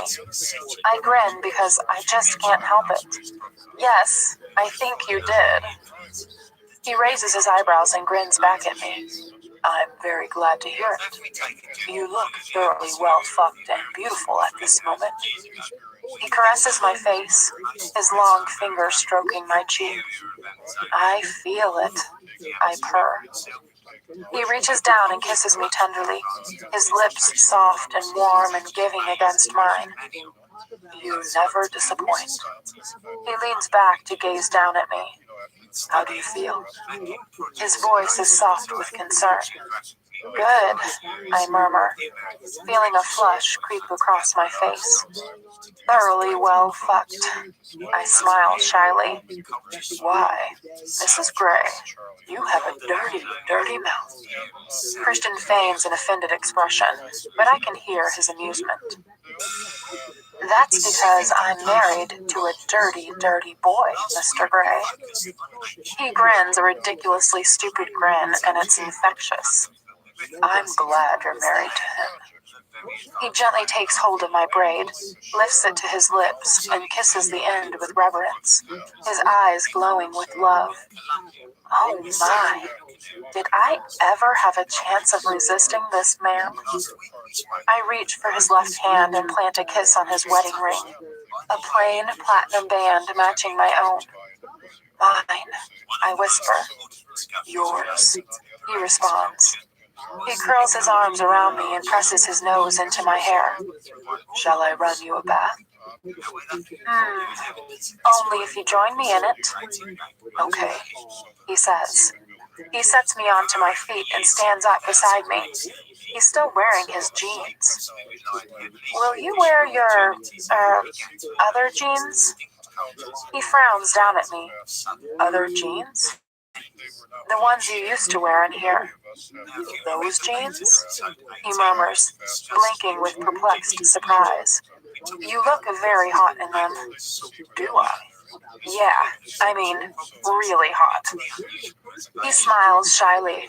Well, for you, Mrs. Gray, maybe I will. He bends to kiss me, then grabs the small bowl on the table that contains the butt plug, the tube of lubricant, the blindfold, and my panties. Who cleans these toys? I ask as I follow him over to the chest. He frowns at me, as if not understanding the question. Me? Mrs. Jones? What? He nods, amused and embarrassed, I think. He switches off the music. Well, your subs used to do it? I finish his sentence. He gives me an apologetic shrug. Here. He hands me his shirt and I put it on, wrapping it around myself. His scent still clings to the linen, and my chagrin about butt plug washing is forgotten. He leaves the items on the chest. Taking my hand, he unlocks the playroom door, then leads me out and downstairs. I follow him meekly. The anxiety, the bad mood, the thrill, fear, and excitement of the car chase have all gone. I'm relaxed, finally sated and calm. As we enter our bathroom, I yawn loudly and stretch, at ease with myself for a change. What is it? Christian asks as he turns on the faucet. I shake my head. Tell me, he asks softly. He spills jasmine bath oil into the running water, filling the room with its sweet, sensual scent. I flush. I just feel better. He smiles. Yes, you've been in a strange mood today, Mrs. Gray. Standing, he pulls me into his arms. I know you're worrying about these recent events. I'm sorry you're caught up in them. I don't know if it's a vendetta, an ex-employee, or a business rival. If anything were to happen to you because of me. His voice drops to a pained whisper. I curl my arms around him. What if something happens to you, Christian? I voice my fear. He gazes down at me. We'll figure this out. Now let's get you out of this shirt and into this bath. Shouldn't you talk to Sawyer? He can wait. His mouth hardens and I feel a sudden pang of pity for Sawyer. What's he done to upset Christian? Christian helps me out of his shirt, then frowns as I turn to him. My breasts still bear faded bruises from the love bites he gave me during our honeymoon, but I decide not to tease him about them. I wonder if Ryan has caught up with the Dodge? We'll see. After this bath. Get in. He holds his hand out for me. I climb into the hot, fragrant water and sit tentatively. Ow! My ass is tender, and the hot water makes me wince. Easy, baby, Christian warns, but as he says it, the uncomfortable sensation melts away. Christian strips and climbs in behind me, pulling me against his chest. I nestle between his legs, and we lie idle and content in the hot water. I run my fingers down his legs, and gathering my braid in one hand, he twirls it gently between his fingers. We need to go over the plans for the new house. Later this evening? Sure. That woman is coming back again. My subconscious gazes up from volume 3 of The Complete Works of Charles Dickens and glowers. I'm with my subconscious. I sigh. Unfortunately, I must get my things ready for work. I whisper. He stills. You know you don't have to go back to work, he murmurs. Oh no, not this again. Christian, we've been through this. Please don't resurrect that argument. He tugs my braid so my face tilts up and back. Just saying. He plants a soft kiss on my lips. I pull on sweatpants and a camisole and decide to fetch my clothes from the playroom. As I make my way across the hallway, I hear Christian's raised voice from his study. I freeze. Where the fuck were you? Oh shit. He's shouting at Sawyer. Cringing, I dash upstairs to the playroom. I really don't want to hear what he has to say to him. I still find shouty Christian intimidating. Poor Sawyer. At least I get to shout back. I gather up my clothes and Christian's shoes, then notice the small porcelain bowl with the butt plug still on top of the museum chest. Well, I suppose I should clean it. I add it to the pile and make my way back downstairs. I glance nervously through the great room, but all is quiet. Thank heavens. Taylor will be back tomorrow evening, and Christian is generally calmer when he's around. Taylor is spending some quality time today and tomorrow with his daughter. I wonder idly if I'll ever get to meet her. Mrs. Jones comes out of the utility room. We startle each other. Mrs. Gray, I didn't see you there. Oh, I am Mrs. Gray now. Hello, Mrs. Jones. Welcome home, and congratulations. She smiles. Please, call me Anna. Mrs. Gray, I wouldn't feel comfortable doing that. Oh, why must everything change just because I have a ring on my finger? Would you like to run through the menus for the week? She asks, looking at me expectantly. Menus? This is not a question I have ever anticipated being asked. She smiles. When I first worked for Mr. Gray, every Sunday evening I would run through the menus for the upcoming week with him and list anything he might need from the grocery store. I see. Shall I take those for you? She holds out her hands for my clothes. Oh, actually, I haven't finished with these. And they are hiding the bowl with the butt plug in it. I turn crimson. It's a wonder I can look Mrs. Jones in the eye. She knows what we do. She cleans the room. Jeez, it's just weird having no privacy. When you're ready, Mrs. Gray, I'd be more than happy to run through things with you. Thank you. We are interrupted by an ashen-faced Sawyer. He stalks out of Christian's study and briskly crosses the great room. He gives us both a brief nod, not looking either of us in the eye, and slinks into Taylor's study. I'm grateful for his intervention, as I don't wish to discuss menus or butt plugs with Mrs. Jones right now. Offering her a brief smile, I scurry back to the bedroom. Will I ever get used to having domestic staff at my beck and call? I shake my head. One day, maybe. I dump Christian's shoes on the floor and my clothes on the bed, and take the bowl with the butt plug into the bathroom. I eye it suspiciously. It looks innocuous enough, and surprisingly clean. I don't want to dwell on that, and I wash it quickly with soap and water. Will that be enough? I'll have to ask Mr. Sexpert if it should be sterilized or something. I shudder at the thought. I like that Christian has turned the library over to me. It now houses an attractive white wooden desk I can work at. I take out my laptop and check my notes on the 5 manuscripts I read on our honeymoon. Yep, I have everything I need. Part of me dreads going back to work, but I can never tell Christian that. He'd seize on the opportunity to make me quit. I remember Roach's apoplectic reaction when I told him I was getting married, and to whom, and how, shortly afterward, my position was confirmed. I realize now it was because I was marrying the boss. The thought is unwelcome. I am no longer acting editor. I am Anastasia Steele, editor. I haven't yet plucked up the courage to tell Christian that I am not going to change my name at work. I think my reasons are solid. I need some distance from him, but I know there will be a fight when he finally realizes that. Perhaps I should discuss this with him tonight. Sitting back in my chair, I start my final chore of the day. I glance at the digital clock on my laptop, which tells me it's 7 in the evening. Christian still hasn't emerged from his study, so I have time.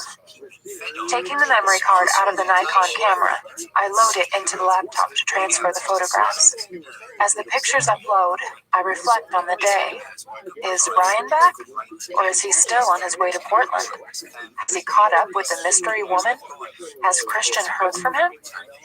I want some answers. I don't care that he's busy. I want to know what's going on, and I suddenly feel a tad resentful that he's keeping me in the dark.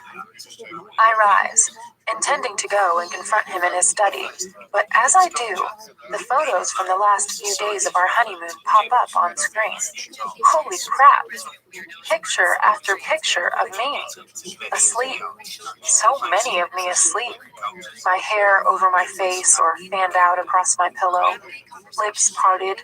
Shit, sucking my thumb. I haven't sucked my thumb for years. So many photos. I had no idea he'd taken these. There are a few candid long shots, including one of me leaning over the rail of the yacht, staring moodily into the distance. How did I not notice him taking this? I smile at the photos of me curled up beneath him and laughing, my hair flying as I struggle, fighting his tickling, tormenting fingers. And there's the one of him and me on the bed in the master cabin that he took at arm's length. I am cuddled on his chest, and he gazes at the camera, young, wide-eyed, in love. His other hand cups my head, and I am smiling like a love-struck fool. But I cannot take my eyes off Christian. Oh, my beautiful man. His ruffled, just-fucked hair, his gray eyes glowing, his lips parted and smiling. My beautiful man who cannot bear to be tickled, who could not bear to be touched just a short while ago. Yet now he tolerates my touch. I must ask him if he likes it, or whether he lets me touch him for my pleasure rather than his. I frown, gazing down at his image, suddenly overwhelmed by my feelings for him. Someone out there wants to harm him. First, Charlie Tango, then the fire at GEH, and that damned car chase. I gasp, putting my hand to my mouth as an involuntary sob escapes. Abandoning my computer, I leap up to find him, not to confront him now, just to check that he's safe. Not bothering to knock, I barge into his study. Christian is sitting at his desk and talking on the phone. He looks up in surprised annoyance, but the irritation on his face disappears when he sees it's me. So you can't enhance it further? He says, continuing his phone conversation, though he doesn't take his eyes off me. Without hesitation, I walk around his desk, and he turns in his chair to face me, frowning. I can tell he's thinking, what does she want? When I crawl onto his lap, his eyebrows shoot up in surprise. I put my arms around his neck and cuddle into him. Gingerly, he puts his arm around me. Yes, Barney. Could you hold one moment? He cups the phone against his shoulder. Anna, what's wrong? I shake my head. Tipping my chin up, he gazes into my eyes. I pull my head free from his hold, tuck it beneath his chin, and curl up smaller on his lap. Bemused, he wraps his free arm more tightly around me and kisses the top of my head. Okay, Barney, what were you saying? He continues, wedging the phone between his ear and his shoulder, and taps a key on his laptop. A grainy black and white CCTV image appears on the screen. A man with dark hair wearing pale coveralls comes on the screen. Christian presses another key, and the man walks toward the camera, but with his head bowed. When the man is closer to the camera, Christian freezes the frame. He is standing in a bright white room with what looks like a long line of tall black cabinets to his left. This must be GEH's server room. Okay, Barney, one more time. The screen springs to life. A box appears around the head of the man in the CCTV footage, and suddenly we zoom in. Is Barney doing this? I ask quietly. Yes, Christian answers. Can you sharpen the picture at all? He says to Barney. The picture blurs, then refocuses moderately sharper on the man consciously gazing down and avoiding the camera. As I stare at him, a chill of recognition sweeps up my spine. There is something familiar in the line of his jaw. He has scruffy, short black hair that looks odd and unkempt. And in the newly sharpened picture, I see an earring, a small hoop. Holy crap! I know who it is! Christian, I whisper. That's Jack Hyde. Chapter 7. You think? Christian asks, surprised. It's the line of his jaw. I point at the screen. And the earrings and the shape of his shoulders. He's the right build, too. He must be wearing a wig, or he's cut and dyed his hair. Barney, are you getting this?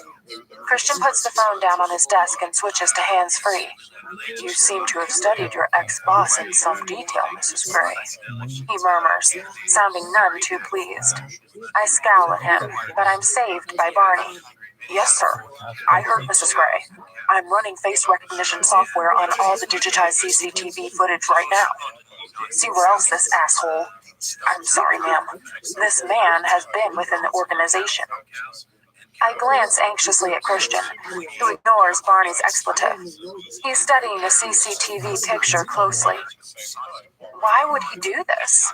I ask Christian. He shrugs. Revenge, perhaps. I don't know. You can't fathom why some people behave the way they do. I'm just angry that you ever worked so closely with him. Christian's mouth presses into a hard, thin line, and he encircles my waist with his arm. We have the contents of his hard drive too, sir. Barney adds. Yes, I remember. Do you have an address for Mr. Hyde? Christian says sharply. Yes, sir, I do. Alert Welch. Sure will. I'm also going to scan the city CCTV and see if I can track his movements. Check what vehicle he owns. Sir. Barney can do all this? I whisper. Christian nods and gives me a smug smile. What was on his hard drive? I whisper. Christian's face hardens and he shakes his head. Nothing much, he says, tight-lipped, his smile forgotten. Tell me. No. Was it about you or me? Me. He sighs. What sort of things? About your lifestyle? Christian shakes his head and puts his index finger against my lips to silence me. I scowl at him, but he narrows his eyes, and it's a clear warning that I should hold my tongue. It's a 2006 Camaro. I'll send the license details to Welch, too. Barney says excitedly from the phone. Good. Let me know where else that fucker has been in my building, and check his image against the one from his SIP personnel file. Christian gazes at me skeptically. I want to be sure we have a match. Already done, sir, and Mrs. Gray is correct. This is Jack Hyde. I grin. See, I can be useful. Christian rubs his hand down my back. Well done, Mrs. Gray. He smiles, his earlier rancor forgotten. To Barney, he says, let me know when you've tracked all his movements at HQ. Also, check out any other GEH property he may have had access to, and let the security teams know so they can make another sweep of all those buildings. Sir. Thanks, Barney. Christian hangs up. Well, Mrs. Gray, it seems that you are not only decorative, but useful too. Christian's eyes light up with wicked amusement. I know he's teasing. Decorative? I scoff, teasing him back. Very, he says quietly, pressing a soft, sweet kiss on my lips. You're much more decorative than I am, Mr. Gray.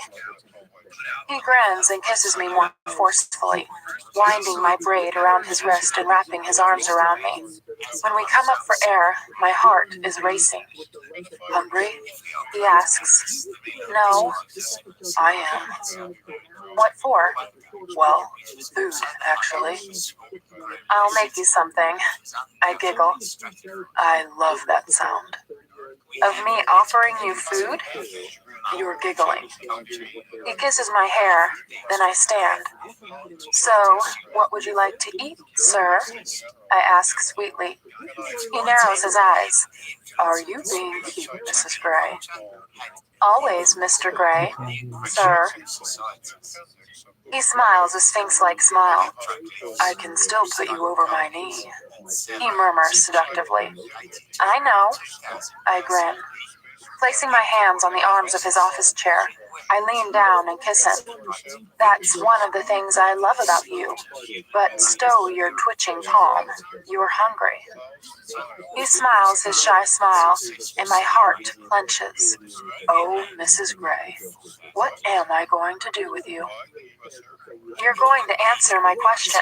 What would you like to eat? Something light. Surprise me. He says, mirroring my words from the playroom earlier. I'll see what I can do. I sashay out of his study and into the kitchen. My heart sinks when I see Mrs. Jones is there. Hello, Mrs. Jones. Mrs. Gray, are you ready for something to eat? She is stirring something in a pot on the stove that smells delicious. I was going to make subs for Mr. Gray and me. She pauses for a heartbeat. Sure, she says. Mr. Gray likes French bread. There are some in the freezer cut to sub length. I'd be happy to make it for you, ma'am. I know, but I'd like to do this. I understand. I'll give you some room. What are you cooking? This is a bolognese sauce. It can be eaten any time. I'll freeze it. She smiles warmly and turns the heat right down. So what does Christian like in a, sub? I frown, struck by what I've just said. Does Mrs. Jones understand the inference? Mrs. Gray, you could put just about anything in a sandwich, and as long as it's on French bread, he'll eat it. We grin at each other. Okay, thank you. I skip to the freezer and find the French bread cut to size in Ziploc bags. I place 2 of them on a plate, pop them in the microwave, and set it to defrost. Mrs. Jones has disappeared. I frown as I return to the fridge to search for ingredients. I suppose it will be up to me to set the parameters by which Mrs. Jones and I will work together. I like the idea of cooking for Christian on the weekends. Mrs. Jones is more than welcome to do it during the week. The last thing I'll want to do when I come home from work is cook. A bit like Christian's routine with his submissives. I shake my head. I mustn't overthink this. I find some ham in the fridge, and in the crisper, a perfectly ripe avocado. As I am adding a touch of salt and lemon to the mashed avocado, Christian emerges from his study with the plans for the new house in his hands. He puts them on the breakfast bar, saunters toward me, and wraps his arms around me, kissing my neck. Barefoot and in the kitchen, he murmurs. Shouldn't that be barefoot and pregnant in the kitchen? I smirk. He stills, his whole body tensing against me. Not yet, he declares, apprehension clear in his voice. No, not yet. He relaxes. On that, we can agree, Mrs. Gray. You do want kids, though, don't you? Sure, yes, eventually. But I'm not ready to share you yet. He kisses my neck again. Oh, share? What are you making? Looks good. He kisses me behind my ear, and I know it's to distract me. A delicious tingle travels down my spine. Subs, I smirk, recovering my sense of humor. He smiles against my neck and nips my earlobe. My favorite. I poke him with my elbow. Mrs. Gray, you wound me. He clutches his side as if in pain. Wimp, I mutter disapprovingly. Wimp? He utters in disbelief. He slaps my behind, making me yelp. Hurry up with my food, wench. And later, I'll show you how wimpy I can be. He slaps me playfully once more and goes to the fridge. Would you like a glass of wine? He asks. Please.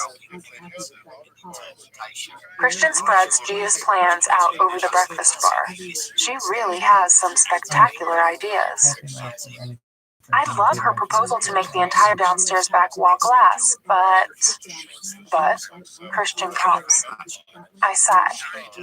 I don't want to take all the character out of the house. Character? Yes, what Gia is proposing is quite radical, but, well, I fell in love with the house as it is, warts and all. Christian's brow furrows as if this is anathema to him. I kind of like it the way it is. I whisper. Is this going to make him mad? He regards me steadily. I want this house to be the way you want. Whatever you want. It's yours. I want you to like it too. To be happy in it too. I'll be happy wherever you are. It's that simple, Anna. His gaze holds mine. He is utterly, utterly sincere. I blink at him as my heart expands. Holy cow. He really does love me. Well, I swallow, fighting the small knot of emotion that catches in my throat. I like the glass wall. Maybe we could ask her to incorporate it into the house a little more sympathetically. Christian grins. Sure, whatever you want. What about the plans for upstairs and the basement? I'm cool with those. Good. Okay. I steel myself to ask the million-dollar question. Do you want to put in a playroom? I feel the oh-so-familiar flush creep up my face as I ask. Christian's eyebrows shoot up. Do you?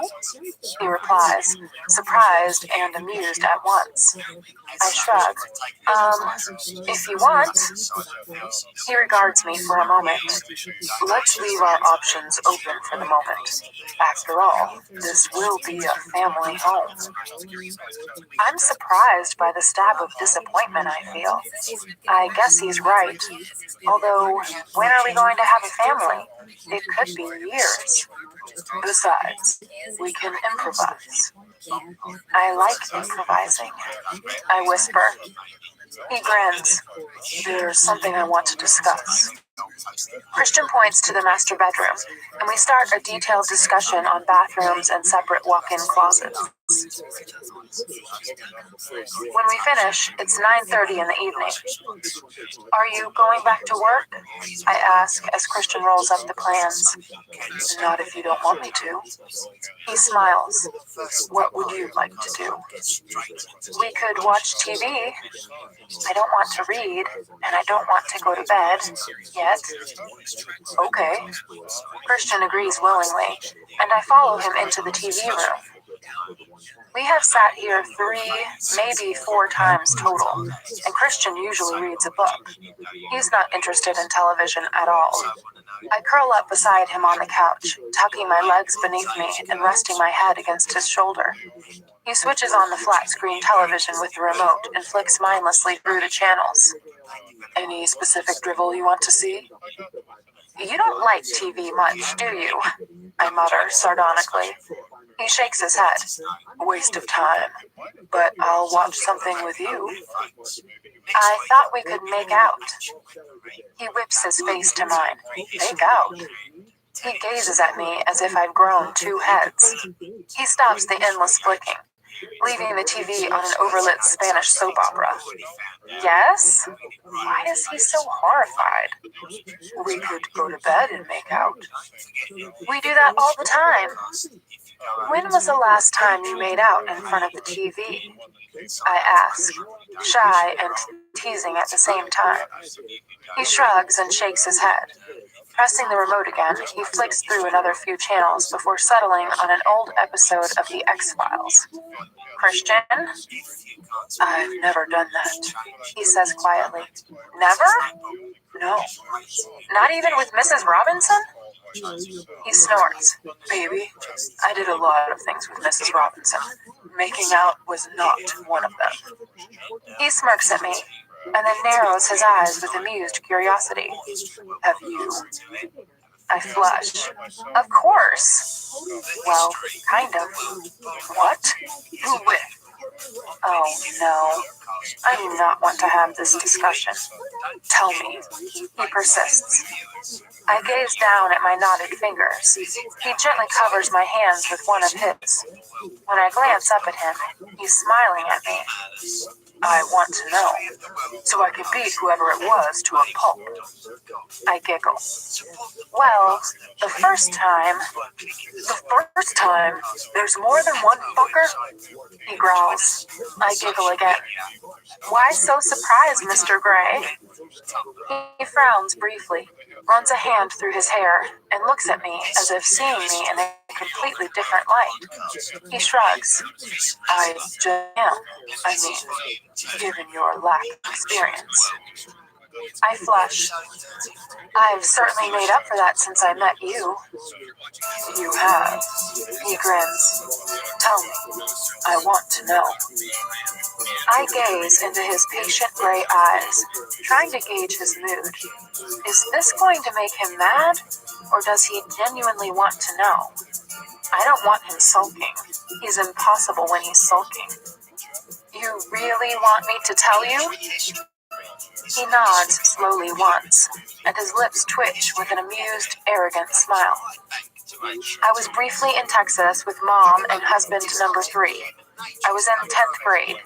His name was Bradley, and he was my lab partner in physics. How old were you? 15. And what's he doing now? I don't know. What base did he get to? Christian! I scold. And suddenly he grabs my knees, then my ankles, and tips me up so I fall back onto the couch. He slides smoothly on top of me, trapping me beneath him, one leg between mine. It's so sudden that I cry out in surprise. He grabs my hands and raises them above my head. So, this Bradley, did he get to first base? He murmurs, running his nose down the length of mine. He plants soft kisses at the corner of my mouth. Yes, I murmur against his lips. He releases one of his hands so that he can clasp my chin and hold me still, while his tongue invades my mouth, and I surrender to his ardent kissing. Like this? Christian breathes when he comes up for air. No, nothing like that, I manage as all the blood in my body heads south. Releasing my chin, he runs his hand down over my body and back up to my breast. Did he do this? Touch you like this? His thumb skims over my nipple, through my camisole, softly, repeatedly, and it hardens under his expert touch. No, I writhe beneath him. Did he get to second base? My ear. His hand moves down across my ribs, past my waist, to my hip. He takes my earlobe between his teeth and gently tugs. No, I breathe. Mulder blurts from the television something about the FBI's most unwanted. Christian pauses, leans up, and presses mute on the remote. He gazes down at me. What about Joe Schmo number 2? Did he make it past second base? His eyes are smoldering hot. Angry? Turned on? It's difficult to say which. He shifts to my side and slides his hand beneath my sweatpants. No, I whisper, trapped in his carnal gaze. Christian smiles wickedly. Good. His hand cups my sex. No underwear, Mrs. Gray. I approve. He kisses me again as his fingers weave more magic, his thumb skimming over my clitoris, tantalizing me as he pushes his index finger inside me with exquisite slowness. We're supposed to be making out, I groan. Christian stills. I thought we were.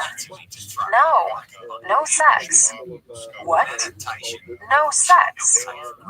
No sex, huh? He withdraws his hand from my sweatpants. Here. He traces my lips with his index finger, and I taste my slick saltiness. He pushes his finger into my mouth, mirroring what he was doing a moment earlier. Then he shifts so he's between my legs, and his erect pushes against me. He thrusts once, twice, and again. I gasp as the material of my sweatpants rubs in just the right way. He pushes once more, grinding into me. This what you want? He murmurs, and moves his hips rhythmically, rocking against me. Yes, I moan. His hand moves back to concentrate on my nipple once more, and his teeth scrape along my jaw. Do you know how hot you are, Anna? His voice is hoarse as he rocks harder against me. I open my mouth to articulate a response and fail miserably, groaning loudly. He captures my mouth once more, tugging at my bottom lip with his teeth before plunging his tongue into my mouth again. He releases my other wrist, and my hands travel greedily up his shoulders and into his hair. When I pull on his hair, he groans and raises his eyes to mine. Ah, do you like me touching you? I whisper. His brow furrows briefly as if he doesn't understand the question. He stops grinding against me. Of course I do. I love you touching me, Anna. I'm like a starving man at a banquet when it comes to your touch. His voice hums with passionate sincerity. Holy cow. He kneels between my legs and drags me up to haul off my top. I'm naked beneath it. Grabbing the hem of his shirt, he yanks it over his head and tosses it on the floor, then pulls me onto his kneeling lap, his arms clasped just above my behind. Touch me, he breathes. Oh my. Tentatively, I reach up and brush the tips of my fingers through the smattering of chest hair over his sternum, over his burn scars. He inhales sharply and his pupils dilate, but it's not with fear. It's a sensual response to my touch. He watches me intently as my fingers float delicately over his skin, first to one nipple and then the other. They pucker beneath my caress. Leaning forward, I plant soft kisses on his chest, and my hands move to his shoulders, feeling the hard, sculptured lines of sinew and muscle. He's in good shape. I want you, he murmurs, and it's a green light to my libido. My fingers move into his hair, pulling his head back so I can claim his mouth, fire licking hot and high in my belly. He groans and pushes me back onto the couch. He sits up and rips off my sweatpants, undoing his fly at the same time. He whispers, and swiftly he fills me. Ah! I groan, and he stills, grabbing my face between his hands. I love you, Mrs. Gray, he murmurs, and very slowly, very gently, he makes love to me until I come apart at the seams, calling his name and wrapping myself around him, never wanting to let him go. I lay sprawled on his chest. We're on the floor of the TV room. You know, we completely bypassed third base. My fingers trace the line of his pectoral muscles. He laughs. Next, he kisses the top of my head. I look up to stare at the television screen, where the end credits for The X-Files play. Christian reaches for the remote and switches the sound back on. You liked that show? I ask. When I was a kid. Oh, Christian as a kid. Kickboxing and The X-Files and no touching. You? He asks. Before my time. You're so young. Christian smiles fondly. I like making out with you, Mrs. Gray. Likewise, Mr. Gray. I kiss his chest, and we lie silently watching as the X-Files finish and the commercials come on. It's been a heavenly 3 weeks. I swear to God. Car chases and fires and psycho ex-bosses notwithstanding. Like being in our own private bubble, I muttered dreamily. Christian hums deep in his throat. I'm not sure I'm ready to share you with the rest of the world yet. Back to reality tomorrow, I murmur, trying to keep the melancholy from my voice. Christian sighs and runs his other hand through his hair. Security will be tight. I put my finger over his lips. I don't want to hear this lecture again. I know. I'll be good. I promise. Which reminds me. I shift, propping myself up on my elbows to see him better. Why were you shouting at Sawyer? He stiffens immediately. Oh, shit. Because we were followed. That wasn't Sawyer's fault. He gazes at me levelly. They should never have let you get so far in front. They know that. I blush guiltily and resume my position, resting on his chest. It was my fault. I wanted to get away from them. That wasn't enough. Christian is suddenly curt. This is not up for discussion, Anastasia. It's a fact, and they won't let it happen again. Anastasia? I am Anastasia when I am in trouble, just like at home with my mother. Okay, I mutter, placating him. I don't want to fight. Did Ryan catch up with the woman in the Dodge? No, and I'm not convinced it was a woman. Oh? I look up again. Sawyer saw someone with their hair tied back, but it was a brief look. He assumed it was a woman.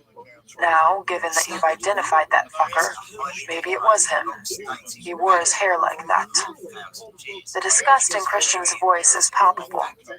I don't know what to make of this news. Christian runs his hand down my naked back, distracting me. If anything happened to you, he murmurs, his eyes wide and serious. I know, I whisper. I feel the same about you. I shiver at the thought. Come, you're getting cold, he says, sitting up. Let's go to bed. We can cover third base there.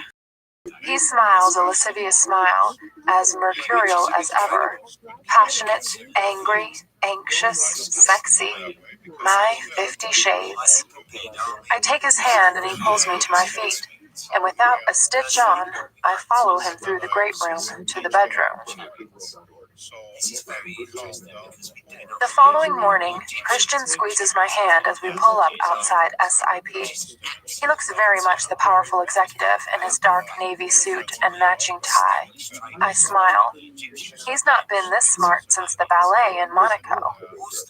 You know you don't have to do this, Christian murmurs. I am tempted to roll my eyes at him.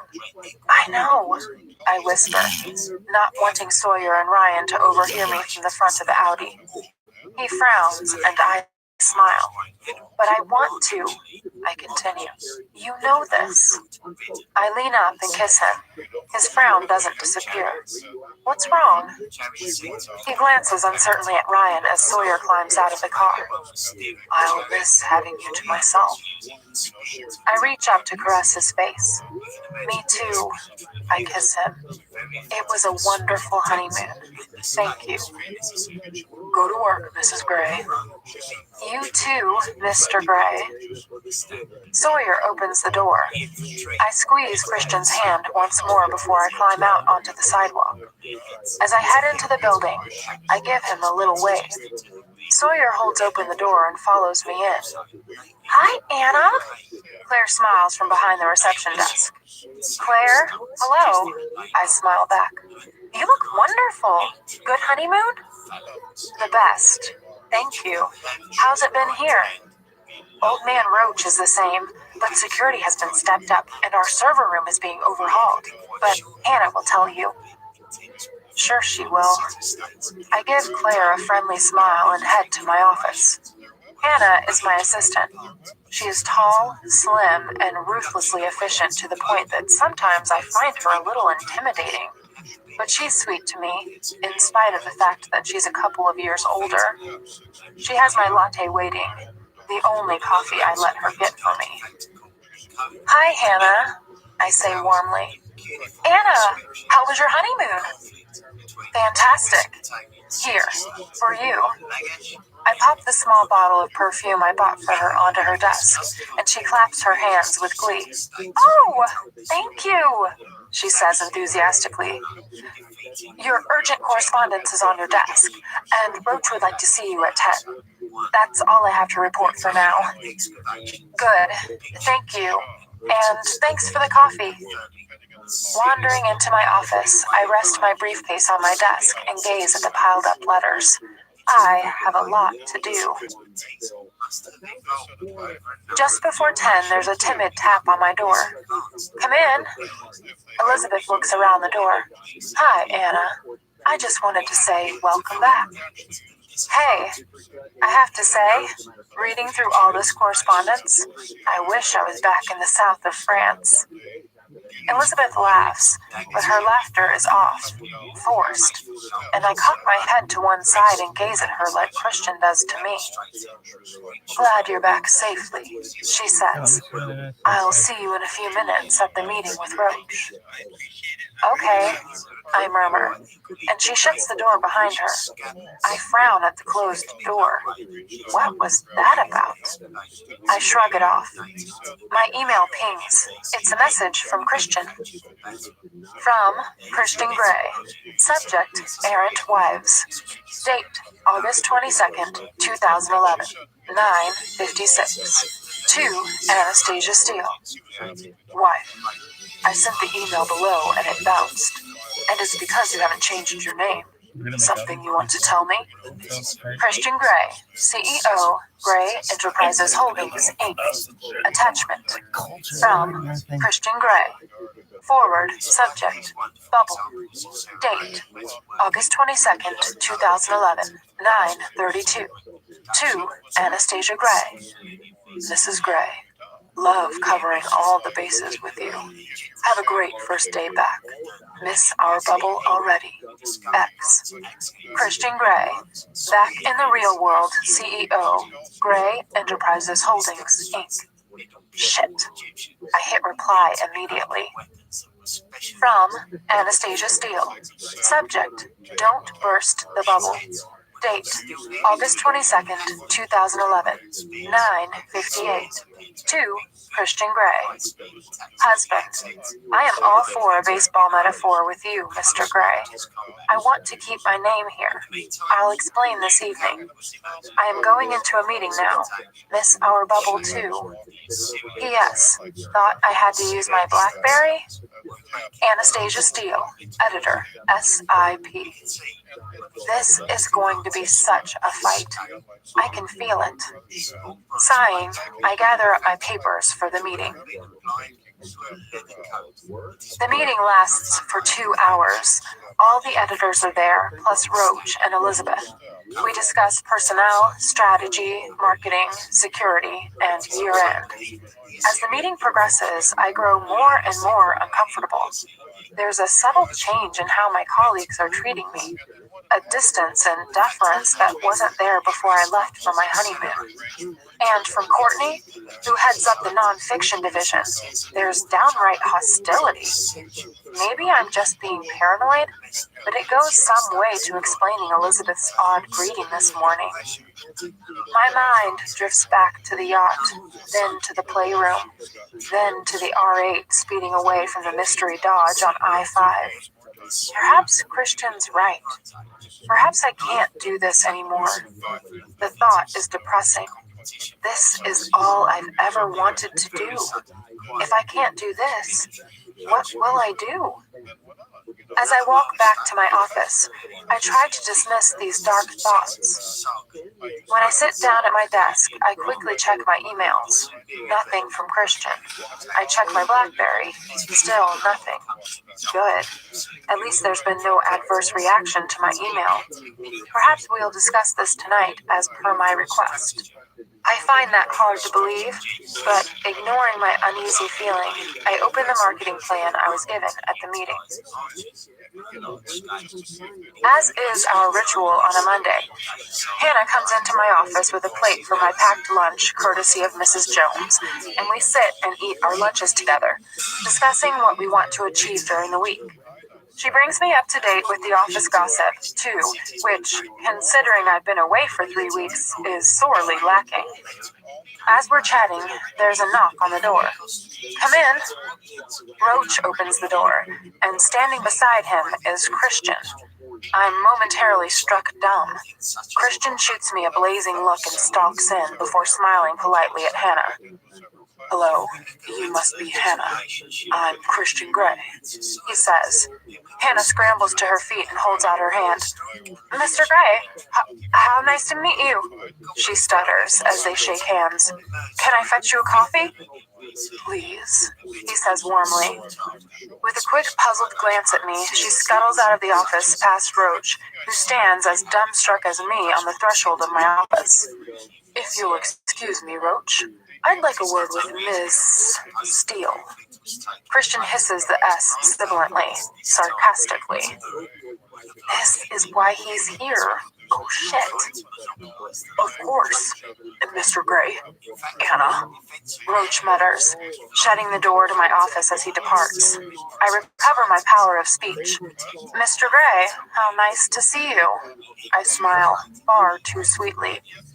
Ms. Steele, may I sit down? It's your company. I wave at the chair Hannah vacated. Yes, it is. He smiles wolfishly at me, the smile not reaching his eyes. His tone is clipped. He's bristling with tension. I can feel it all around me. Fuck. My heart sinks. Your office is very small, he says, as he sits down facing my desk.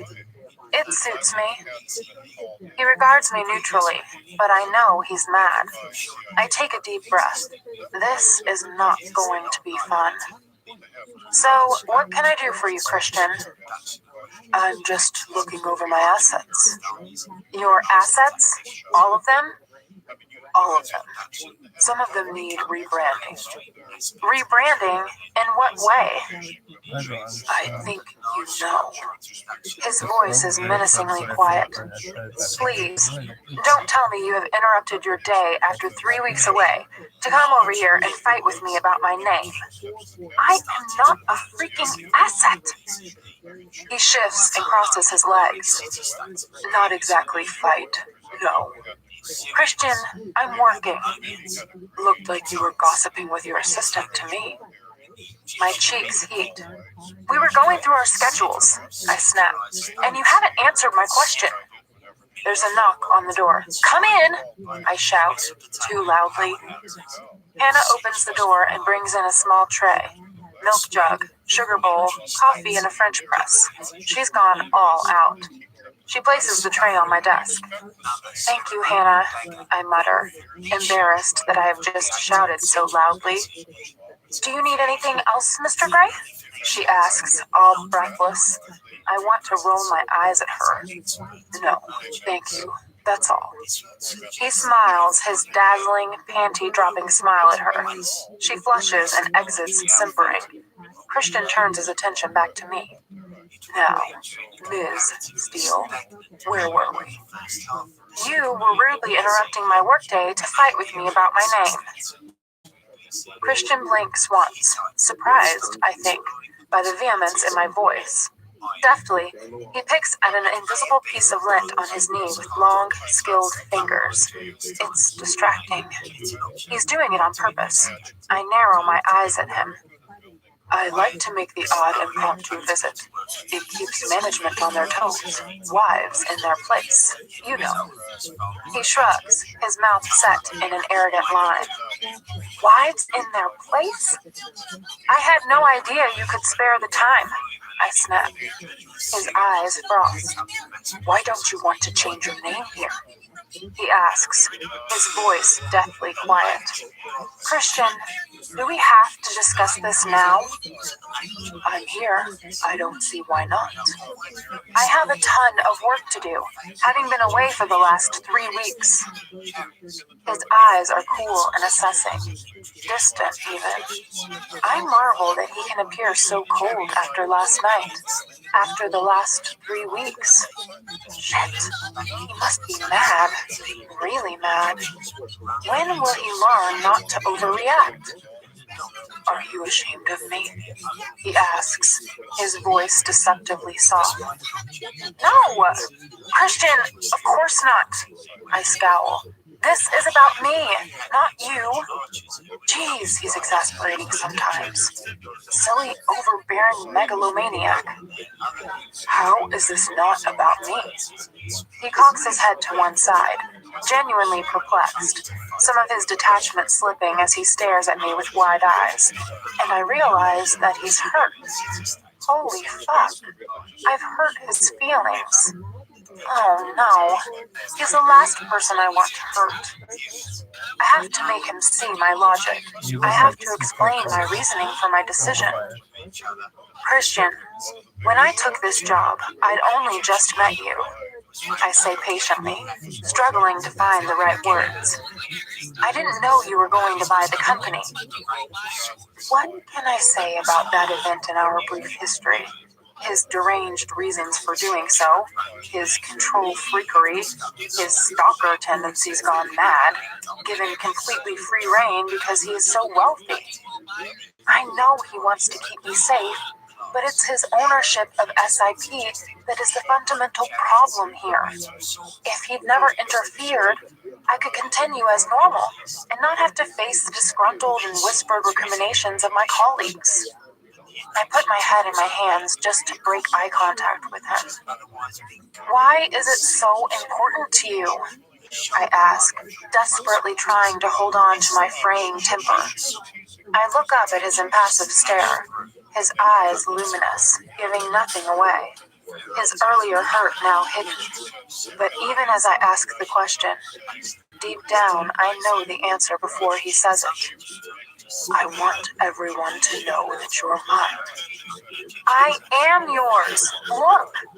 I hold up my left hand, showing my wedding and engagement rings. It's not enough. Not enough that I married you? My voice is barely a whisper. He blinks, registering the horror on my face. Where can I go from here? What else can I do? That's not what I mean.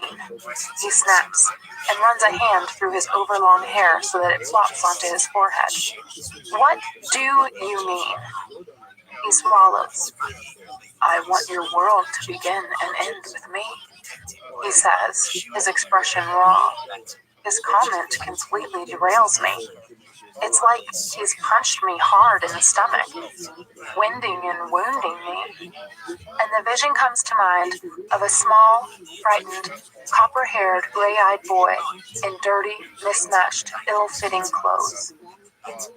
It does, I say without guile, because it's the truth. I'm just trying to establish a career, and I don't want to trade on your name. I have to do something, Christian. I can't stay imprisoned at a Scala or the new house with nothing to do. I'll go crazy. I'll suffocate. I've always worked, and I enjoy this. This is my dream job. It's all I've ever wanted. But doing this doesn't mean I love you less. You are the world to me. My throat swells and tears prick the backs of my eyes. I must not cry. Not here. I repeat it over and over in my head. I must not cry. I must not cry. He stares at me, saying nothing. Then a frown crosses his face as if he's considering what I've said. I suffocate you? His voice is bleak, and it's an echo of a question he's asked me before. No. Yes. No. This is such an exasperating conversation. Not one that I want to have now. Here. I close my eyes and rub my forehead, trying to fathom how we got to this. Look, We were talking about my name. I want to keep my name here because I want to put some distance between you and me. But only here. That's all. You know, everyone thinks I got the job because of you, when the reality is... I stop when his eyes widen. Oh no. Is it because of him? Do you want to know why you got the job, Anastasia? Anastasia? Shit. What? What do you mean? He shifts in his chair as if steeling himself. Do I want to know? The management here gave you Hyde's job to babysit. They didn't want the expense of hiring a senior executive when the company was mid-sale. They had no idea what the new owner would do with it once it passed into his ownership. And, wisely, they didn't want an expensive redundancy. So, they gave you Hyde's job to caretake until the new owner... He pauses, and his lips twitch in an ironic smile. Namely me, took over. Holy crap! What are you saying? So it was because of him. Fuck! I'm horrified. He smiles and shakes his head at my alarm. Relax. You've more than risen to the challenge. You've done very well. There's the tiniest hint of pride in his voice, and it's almost my undoing. Oh, I murmur incoherently, reeling from this news. I sit right back in my chair, open-mouthed, staring at him. He shifts again. I don't want to suffocate you, Anna. I don't want to put you in a gilded cage. Well... He pauses, his face darkening. Well, the rational part of me doesn't. He strokes his chin thoughtfully as his mind concocts some plan. Oh, where is he going with this? Christian looks up suddenly as if he's had a eureka moment.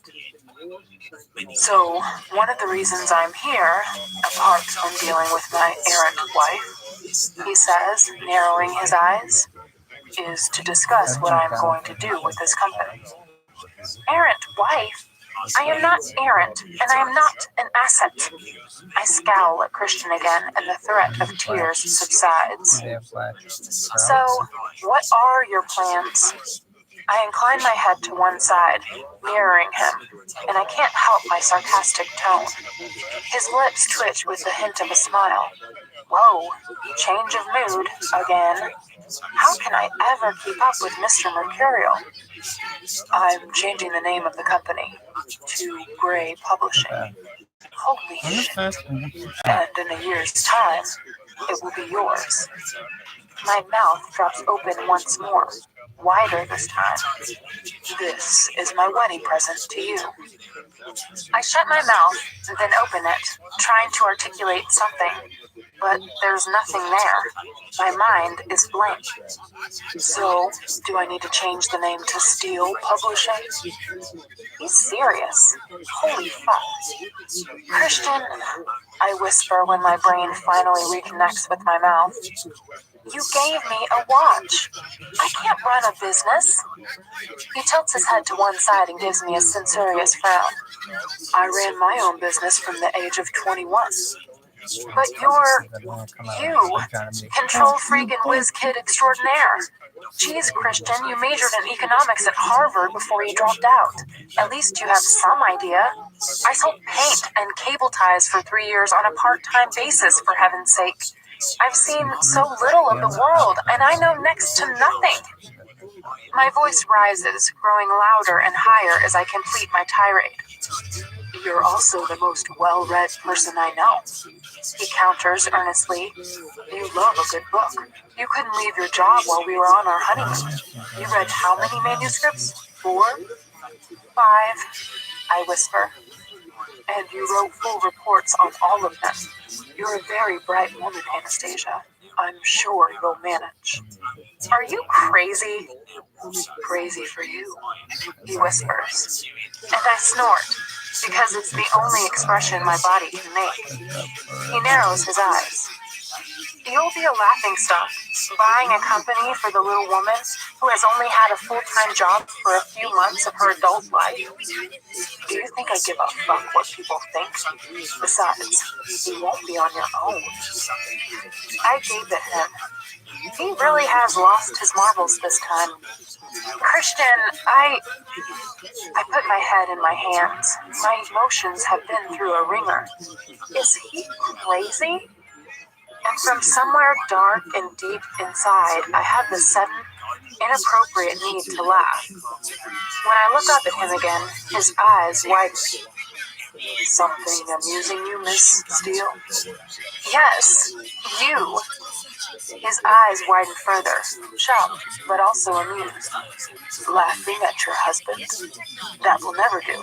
And you're biting your lip. His eyes darkened in that way. Oh no, I know that look. Sultry, seductive, salacious. Nope, no, not here. Don't even think about it, I warned, alarm clear in my voice. Think about what, Anastasia? I know that look. We're at work. He leans forward, his eyes glued to mine, molten gray and hungry. Holy shit. I swallow instinctively. We're in a small, reasonably soundproof office with a lockable door, he whispers. Gross moral turpitude. I enunciate each word carefully. Not with your husband. With my boss's boss's boss, I hiss. You're my wife. Christian?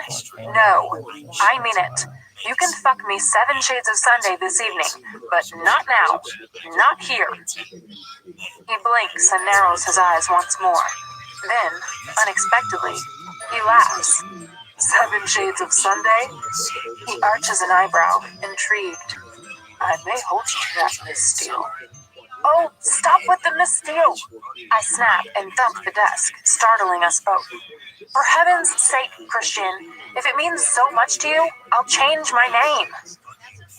His mouth pops open as he inhales sharply, and then he grins, a radiant, all teeth showing, joyous grin. Wow. Good.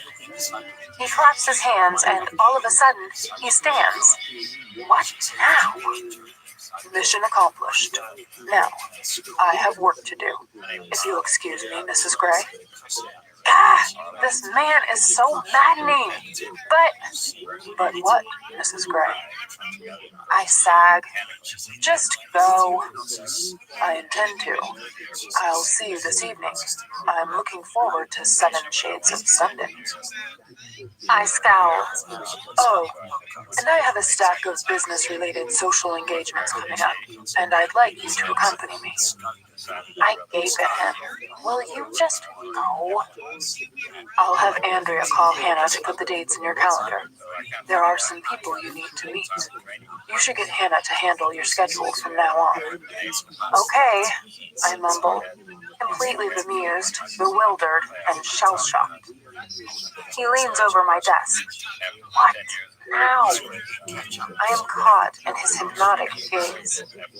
Love doing business with you, Mrs. Gray. He leans in closer as I sit paralyzed, and he plants a soft, tender kiss on my lips. Later, sweetie. He murmurs. He stands abruptly, winks at me, and leaves. I lay my head on my desk, feeling like I've been run over by a freight train. The freight train that is my beloved husband. He has to be the most frustrating, annoying, contrary man on the planet. I sit up and frantically rub my eyes. What have I just agreed to? Okay, Anna Gray running SIP. I mean, Gray Publishing. The man is insane. There's a knock on the door and Hannah pokes her head around. You okay? She asks. I just stare at her. She frowns. I know you don't like me doing this, but can I make you some tea? I nod. Twining's English breakfast, weak and black? I nod. Coming right up, Anna.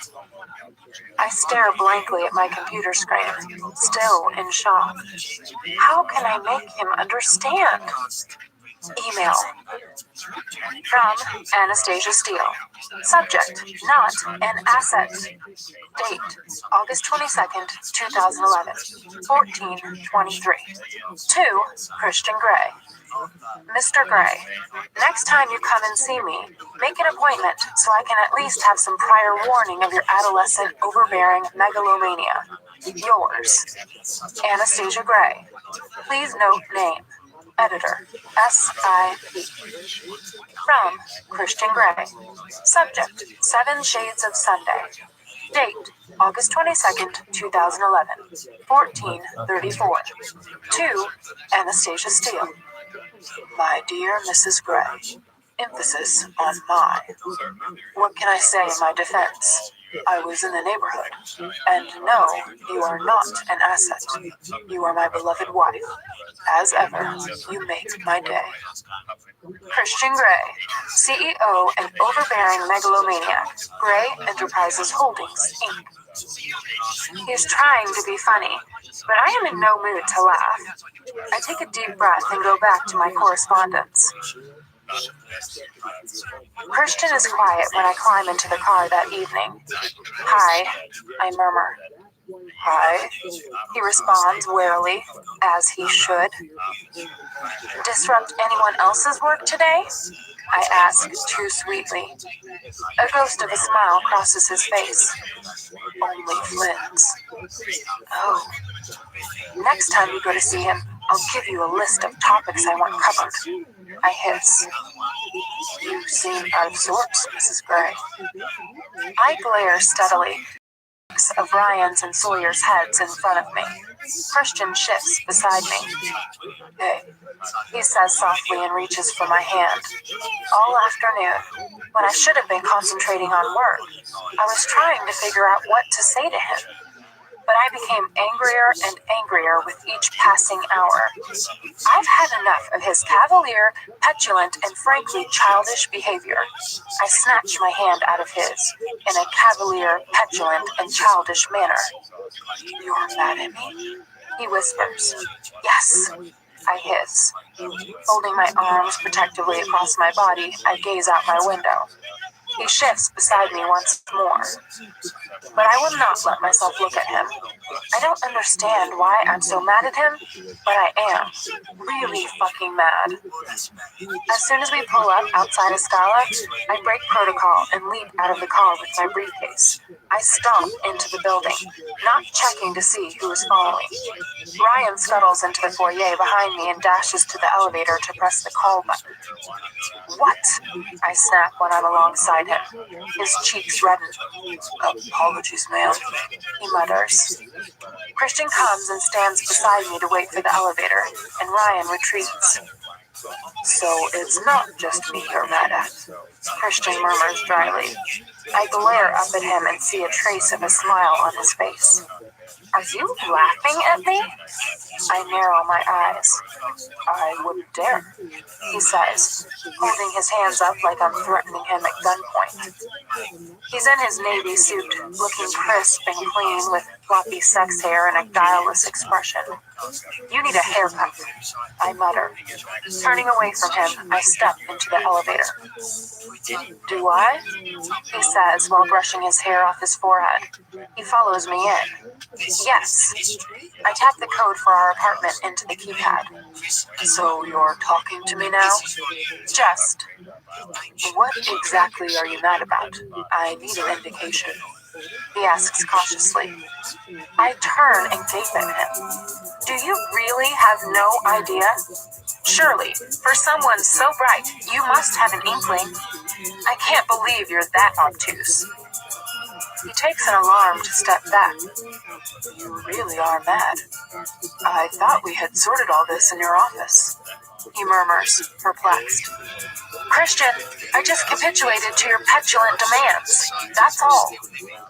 The elevator doors open and I storm out. Taylor is standing in the hallway. He takes a step back and quickly shuts his mouth as I steam past him. "Hi, Taylor," I mutter. "Mrs. Gray," he murmurs. Dropping my briefcase in the hallway, I head into the great room. Mrs. Jones is at the stove. "Good evening, Mrs. Gray." "Hi, Mrs. Jones," I mutter. I head straight to the fridge and pull out a bottle of white wine. Christian follows me into the kitchen and watches me like a hawk as I take a glass down from the cupboard. He removes his jacket and casually places it on the countertop. "Do you want a drink?" I ask, super sweetly. "No thanks," he says, not taking his eyes off me. And I know that he's helpless. He does not know what to do with me. It's comical on one level and tragic on another. Well, screw him. I am having trouble locating my compassionate self since our meeting this afternoon. Slowly, he removes his tie and then opens the top button of his shirt. I pour myself a large glass of Sauvignon Blanc, and Christian runs a hand through his hair. When I turn around, Mrs. Jones has disappeared. Shit, she's my human shield. I take a slug of wine. It tastes good. "Stop this," Christian whispers. He takes the 2 steps between us, so he's standing in front of me. Gently, he tucks my hair behind my ear and caresses my earlobe with his fingertips, sending a shiver through me. Is this what I've missed all day? His touch? I shake my head, causing him to release my ear and gaze up at him. "Talk to me," he murmurs. "What's the point? You don't listen to me." "Yes, I do. You are one of the few people I do listen to." I take another swig of wine. "Is this about your name?" "Yes and no. It's about how you dealt with the fact that I disagreed with you." I glare up at him, expecting him to be angered. His brow furrows. "Anna, you know I have issues. It's hard for me to let go where you're concerned. You know that. But I'm not a child, and I'm not an asset." "I know." He sighs. "Then stop treating me as though I am," I whisper, imploring him. He brushes the backs of his fingers down my cheek and runs the tip of his thumb across my bottom lip. "Don't be mad. You're so precious to me. Like a priceless asset. Like a child," he whispers, a somber, reverent expression on his face. His words distract me. Like a child. Precious like a child. A child would be precious to him. I'm neither of those things, Christian. I'm your wife. If you were hurt that I wasn't going to take your name, you should have said. Hurt. He frowns deeply, and I know that he's exploring the possibility in his mind. He straightens suddenly, still frowning, and glances quickly at his wristwatch. "The architect will be here in just under an hour. We should eat." "Oh, no." I groan inwardly. He hasn't answered me, and now I have to deal with Gia Mateo. My shitty day just got shittier. I scowl at Christian. "This discussion isn't finished," I mutter.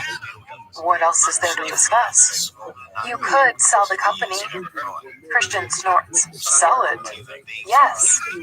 "Do you think I'd find a buyer in today's market?" "How much did it cost you?" "It was relatively cheap." His tone is guarded. "So, if it folds?" He smirks. "We'll survive. But I won't let it fold, Anastasia. Not while you're there." "And if I leave?" "And do what?" "I don't know. Something else?" "You've already said this is your dream job. And forgive me if I'm wrong, but I promised before God, Reverend Walsh, and a congregation of our nearest and dearest to cherish you, uphold your hopes and dreams, and keep you safe at my side. Quoting your wedding vows to me is not playing fair." I've never promised to play fair where you're concerned. Besides, he adds, you've wielded your vows at me like a weapon before. I scowl. This is true. Anastasia, if you're still angry with me, take it out on me in bed later. His voice is suddenly low and full of sensual longing. His eyes heated. What? Bed? How? He smiles indulgently down at my expression. Is he expecting me to tie him up? Holy crap. 7 shades of Sunday, he whispers, looking forward to it. Whoa! Gail, he shouts abruptly, and 4 seconds later, Mrs. Jones appears. Where was she? Taylor's office? Listening? Oh no. Mr. Gray? We'd like to eat now, please. Very good, sir. Christian doesn't take his eyes off me. He watches me vigilantly as if I'm some exotic creature about to bolt. I take a sip of my wine. I think I'll join you in a glass, he says, sighing, and runs a hand through his hair again. You are not going to finish? No. I gaze down at my barely touched plate of fettuccine to avoid Christian's darkening expression. Before he can say anything, I stand and clear our plates from the dining table. Gia will be with us shortly, I mutter. Christian's mouth twists in an unhappy scowl, but he says nothing. I'll take those, Mrs. Gray, says Mrs. Jones as I walk into the kitchen. Thank you. You didn't like it? She asks, concerned. It was fine. I'm just not hungry. Giving me a small, sympathetic smile, she turns to clear my plate and put everything in the dishwasher. I'm going to make a couple of calls, Christian announces, giving me an assessing look before he disappears into his study. I let out a sigh of relief and head to our bedroom. Dinner was awkward. I'm still mad at Christian, and he doesn't seem to think he's done anything wrong. Has he? My subconscious cocks an eyebrow at me and gazes benignly over her half-moon glasses. Yes, he has. He's made it even more awkward for me at work. He didn't wait to discuss this issue with me when we were in the relative privacy of our own home. How would he feel if I came barging into his office, laying down the law? And to cap it all, he wants to give me SIP. How the hell could I run a company? I know next to nothing about business. I gaze out at the Seattle skyline bathed in the pearly pink light of dusk, and, as usual, he wants to solve our differences in the bedroom, foyer, playroom, TV room, kitchen countertop. Stop! It always comes back to sex with him. Sex is his coping mechanism. I wander into the bathroom and scowl at my reflection in the mirror. Coming back to the real world is hard. We managed to skate over all our differences while we were in our bubble because we were so wrapped up in each other. But now, briefly I am dragged back to my wedding, remembering my concerns that day. Marry in haste. No, I mustn't think like this. I knew he was 50 Shades when I married him. I just have to hang in there and try to talk this through with him. I squint at myself in the mirror. I look pale, and now I have that woman to deal with. I'm wearing my gray pencil skirt and a sleeveless blouse. Right. My inner goddess gets out her harlot red nail polish. I undo 2 buttons, exposing a little cleavage. I wash my face, then carefully redo my makeup, applying more mascara than usual, and putting extra gloss on my lips. Bending down, I brush my hair vigorously from root to tip. When I stand, my hair is a chestnut haze around me that tumbles to my breasts. I tuck it artfully behind my ears and go in search of my pumps rather than my flaps. When I reemerge into the great room, Christian has the house plan spread out on the dining table. He has music playing through the sound system. It stops me in my tracks. Mrs. Gray, he says warmly, then looks quizzically at me. What's this? I ask. The music is stunning. Beauré's Requiem. You look different, he says, distracted. Oh, I've not heard it before. It's very calming, relaxing, he says and raises an eyebrow. Have you done something to your hair? Brushed it, I mutter. I'm transported by the haunting voices. Abandoning the plans on the table, he walks toward me, a slow saunter in time to the music. Dance with me, he murmurs. To this? It's a requiem, I squeak, shocked. Yes. He pulls me into his arms and holds me, burying his nose in my hair and swaying gently from side to side. He smells his heavenly self. Oh, I've missed him. I wrap my arms around him and fight the urge to cry. Why are you so infuriating? I hate fighting with you, he whispers. Well, stop being such an arse. He chuckles and the captivating sound reverberates through his chest. He tightens his hold on me. Arse? Ass. I prefer arse. You should. It suits you. He laughs once more and kisses the top of my head. A requiem? I murmur, a little shocked that we are dancing to it. He shrugs. It's just a lovely piece of music, Anna. Taylor coughs discreetly in the entranceway, and Christian releases me. Miss Mateo is here, he says. Oh, joy. Show her in, Christian says. He reaches over and clasps my hand as Miss Gia Mateo enters the room.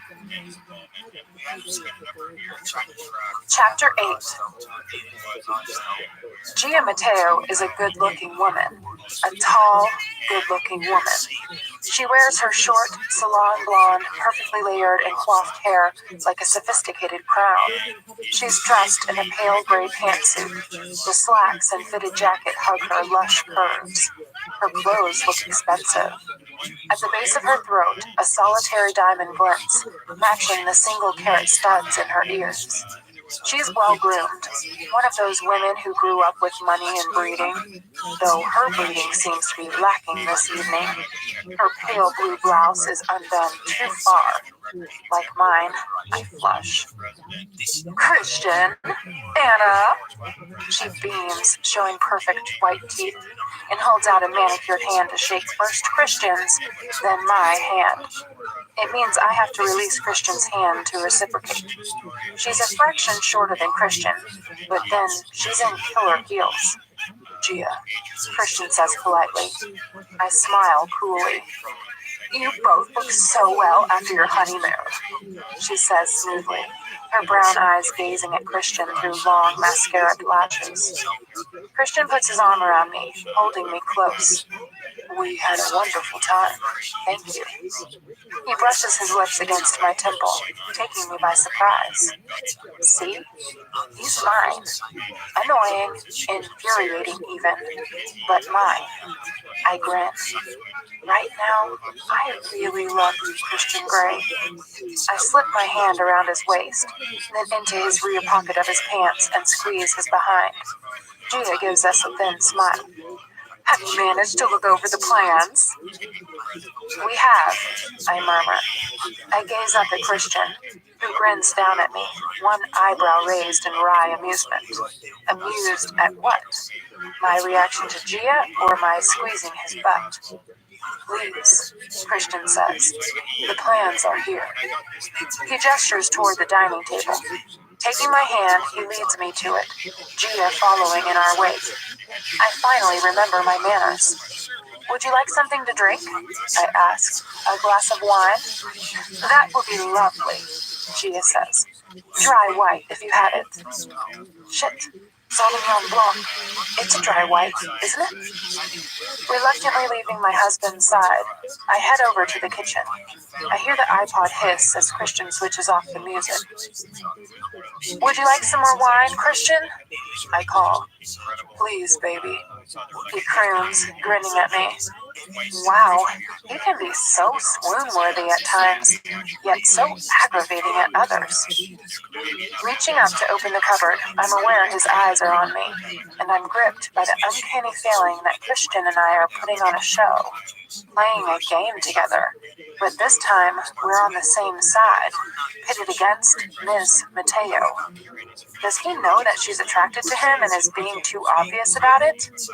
It gives me a small rush of pleasure when I realize maybe he's trying to reassure me. Or maybe he's just sending a message loud and clear to this woman that he's taken. Mine. Yeah, bitch. Mine. My inner goddess is wearing her gladiatrix outfit, and she's taking no prisoners. Smiling to myself, I collect 3 glasses from the cupboard, take the opened bottle of Sauvignon Blanc from the fridge, and place them all on the breakfast bar. Gia is leaning over the table while Christian stands beside her and points to something on the plans. I think Anna has some opinions on the glass wall, but generally we're both pleased with the ideas you've come up with. Oh, I'm glad, Gia gushes, obviously relieved. And as she says it, she briefly touches his arm in a small, flirty gesture. Christian stiffens immediately, but subtly. She doesn't even seem to notice. Leave him the fuck alone, lady. He doesn't like to be touched. Stepping casually aside so he's out of her reach, Christian turns to me. Thirsty here, he says. Coming right up. He is playing the game. She makes him uncomfortable. Why didn't I see that before? That's why I don't like her. He's used to how women react to him. I've seen it often enough, and usually he thinks nothing of it. Touching is something else. Well, Mrs. Gray to the rescue. I hastily pour the wine, gather all 3 glasses in my hands, and hurry back to my night in distress. Offering a glass to Gia, I deliberately position myself between them. She smiles courteously as she accepts it. I hand the second to Christian, who takes it eagerly, his expression one of amused gratitude. Cheers, Christian says to us both, but looking at me. Gia and I raise our glasses and answer in unison. I take a welcome sip of wine. Anna, you have some issues with the glass wall? Gia asks. Yes, I love it, don't get me wrong, but I was hoping that we could incorporate it more organically into the house. After all, I fell in love with the house as it was, and I don't want to make any radical changes. I see. I just want the design to be sympathetic, you know?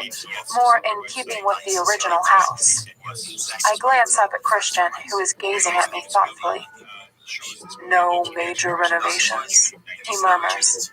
No, I shake my head to emphasize my point. You like it as it is? Mostly, yes. I always knew it just needed some TLC. Christian's eyes glow warmly. Gia glances at the pair of us, and her cheeks pink. Okay, she says. I think I get where you're coming from, Anna. How about if we retain the glass wall, but have it open out onto a larger deck that's in keeping with the Mediterranean style? We have the stone terrace there already. We can put in pillars and matching stone, widely spaced so you'll still have the view. Add a glass roof or tile it as per the rest of the house. It'll also make a sheltered alfresco dining and seating area. Got to give the woman her due. She's good. Or, instead of the deck, we can incorporate a wood color of your choice into the glass doors. That might help to keep the Mediterranean spirit, she continues. Like the bright blue shutters in the south of France, I murmur to Christian, who is watching me intently. He takes a sip of wine and shrugs, very non-committal. He doesn't like that idea, but he doesn't overrule me, shoot me down, or make me feel stupid. God, this man is a mass of contradictions. His words from yesterday come to mind. I want this house to be the way you want, whatever you want. It's yours. He wants me to be happy in everything I do. Deep down, I think I know this. It's just, I stop myself. Don't think about our argument now. My subconscious glares at me. Gia is looking at Christian, waiting for him to make the decision. I watch as her pupils dilate and her glossed lips part. Her tongue darts quickly over her top lip before she takes a sip of her wine. When I turn to Christian, he's still looking at me, not at her at all. Yes. I am going to have words with Miss Mateo. Anna, what do you want to do? Christian murmurs, very clearly deferring to me. I like the deck idea. Me too. I turn back to Gia. Hey lady, look at me, not him. I'm the one making the decisions on this. I think I'd like to see revised drawings showing the bigger deck and pillars that are in keeping with the house. Reluctantly, Gia drags her greedy eyes away from my husband and smiles down at me. Does she think I'm not going to notice? Sure, she acquiesces pleasantly. Any other issues? Other than you eye-fucking my husband? Christian wants to remodel the master suite, I murmur. There's a discreet cough from the entrance to the great room. We three turn as one to find Taylor standing there. Taylor? Christian asks. I need to confer with you on an urgent matter, Mr. Gray.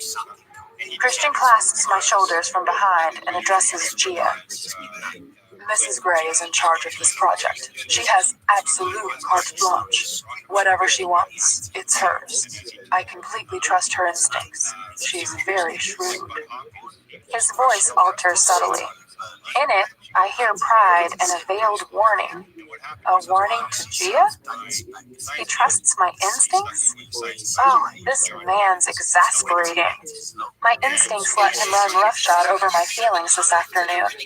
I shake my head in frustration, but I'm grateful that he's telling Miss Provocative and unfortunately good at her job just who's in charge. I caress his hand as it rests on my shoulder. If you'll excuse me. Christian squeezes my shoulders before following Taylor. I wonder idly what's going on. So, the master suite? Gia asks nervously. I gaze up at her, pausing for a moment to ensure that Christian and Taylor are out of earshot. Then, calling on all my inner strength and the fact that I've been seriously piqued for the last 5 hours, I let her have it. You're right to be nervous, Gia, because right now your work on this project hangs in the balance. But I'm sure we'll be fine as long as you keep your hands off my husband. She gasps. Otherwise, you're fired. Understand? I enunciate each word clearly. She blinks rapidly, utterly stunned. She cannot believe what I said. I cannot believe what I've just said. But I hold my ground, gazing impassively into her widening brown eyes. Don't back down. Don't back down. I've learned this maddening impassive expression from Christian, who does impassive like no one else. I know that renovating the Gray's main residence is a prestigious project for Gia's architectural firm, a resplendent feather in her cap. She can't lose this commission. And right now, I don't give a hoot that she's Elliot's friend. Anna, Mrs. Gray, I'm so sorry. I never... She flushes, unsure what else she can say. Let me be clear. My husband is not interested in you. Of course, she murmurs, the blood draining from her face. As I said, I just wanted to be clear. Mrs. Gray, I sincerely apologize if you think I have... She stops, still floundering for something to say. Good. As long as we understand each other, we'll be fine. Now, I'll let you know what we have in mind for the master suite. Then I'd like a rundown on all the materials you intend to use. As you know, Christian and I are determined that this house should be ecologically sustainable, and I'd like to reassure him as to where all the materials are coming from and what they are. Of course, she stutters, wide-eyed and frankly a little intimidated by me. This is a first. My inner goddess runs around the arena, waving to the frenzied crowd. Gia pats her hair into place, and I realize this is a nervous gesture. The master suite? She prompts anxiously, her voice a breathless whisper. Now that I have the upper hand, I feel myself relax for the first time since my meeting with Christian this afternoon. I can do this. My inner goddess is celebrating her inner bitch. Christian joins us just as we're finishing up. All done? He asks. He puts his arm around my waist and turns to Gia. Yes, Mr. Gray. Gia smiles brightly, though her smile looks brittle. I'll have the revised plans to you in a couple of days. Excellent. You're happy? He asks me directly, his eyes warm and probing. I nod and blush for some reason that I don't understand. I'd better be going, Gia says, again too brightly. She offers her hand to me first this time, then to Christian. Until next time, Gia, I murmur. Yes, Mrs. Gray, Mr. Gray. Taylor appears at the entrance of the great room. Taylor will see you out. My voice is loud enough for him to hear. Patting her hair once more, she turns on her high heels and leaves the great room, followed closely by Taylor. She was noticeably cooler, Christian says, looking quizzically at me. Was she? I didn't notice. I shrug, trying to remain neutral. What did Taylor want? I ask, partly because I'm curious and partly because I want to change the subject. Frowning, Christian releases me and begins to roll up the plans on the table. It was about Hyde. What about Hyde? I whisper. It's nothing to worry about, Anna. Abandoning the plans, Christian draws me into his arms. It turns out he hasn't been in his apartment for weeks, that's all. He kisses my hair, then releases me and finishes his task. So, what did you decide on? He asks, and I know it's because he doesn't want me to pursue the Hyde line of inquiry. Only what you and I discussed. I think she likes you, I say quietly. He snorts. Did you say something to her? He asks, and I flush. How does he know? At a loss what to say, I stare down at my fingers. We were Christian and Anna when she arrived, and Mr. and Mrs. Gray when she left. His tone is dry. I may have said something, I mumble.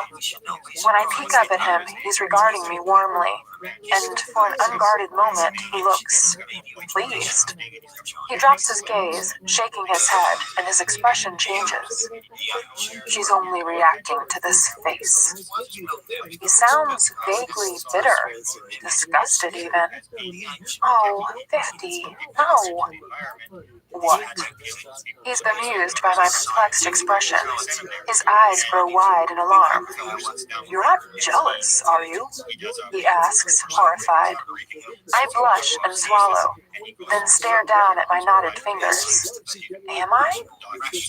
Anna, she's a sexual predator, not my type at all.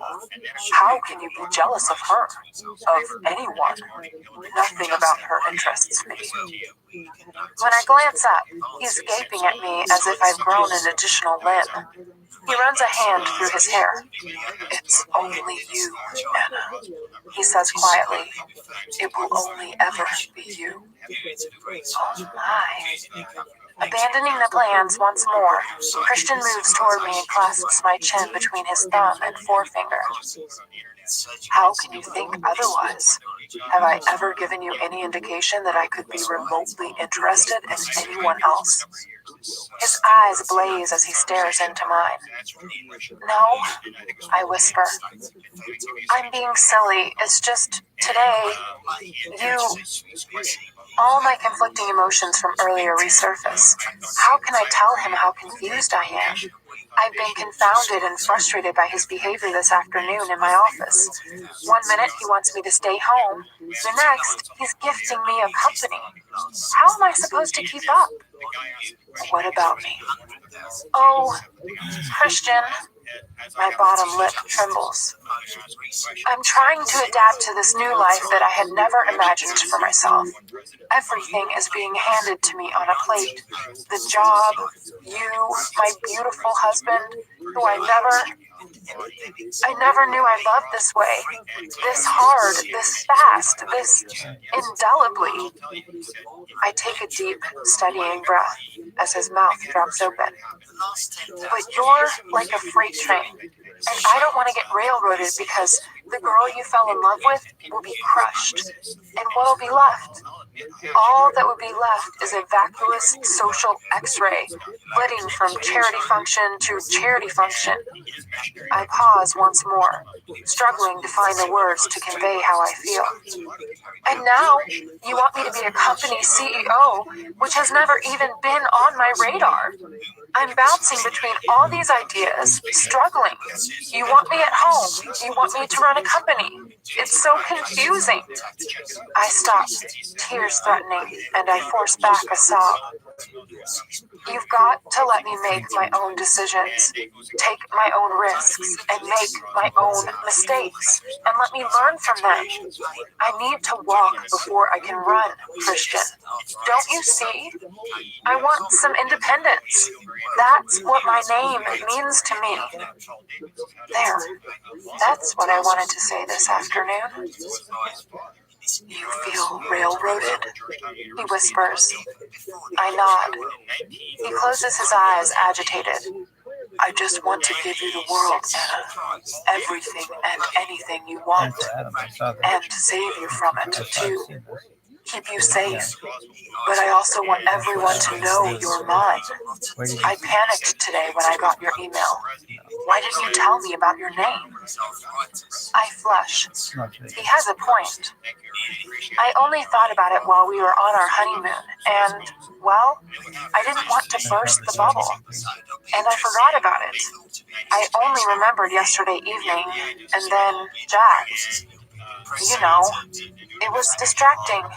I'm sorry. I should have told you or discussed it with you, but I could never seem to find the right time.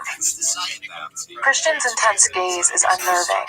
It's as if he's trying to will his way into my skull, but he says nothing. Why did you panic? I ask. I just don't want you to slip through my fingers. For heaven's sake, I'm not going anywhere. When are you going to get that through your incredibly thick skull? I love you. I wave my hand in the air like he does sometimes to emphasize my point. More than eyesight, space, or liberty. His eyes widen. A daughter's love? He gives me an ironic smile. No! I laugh despite myself.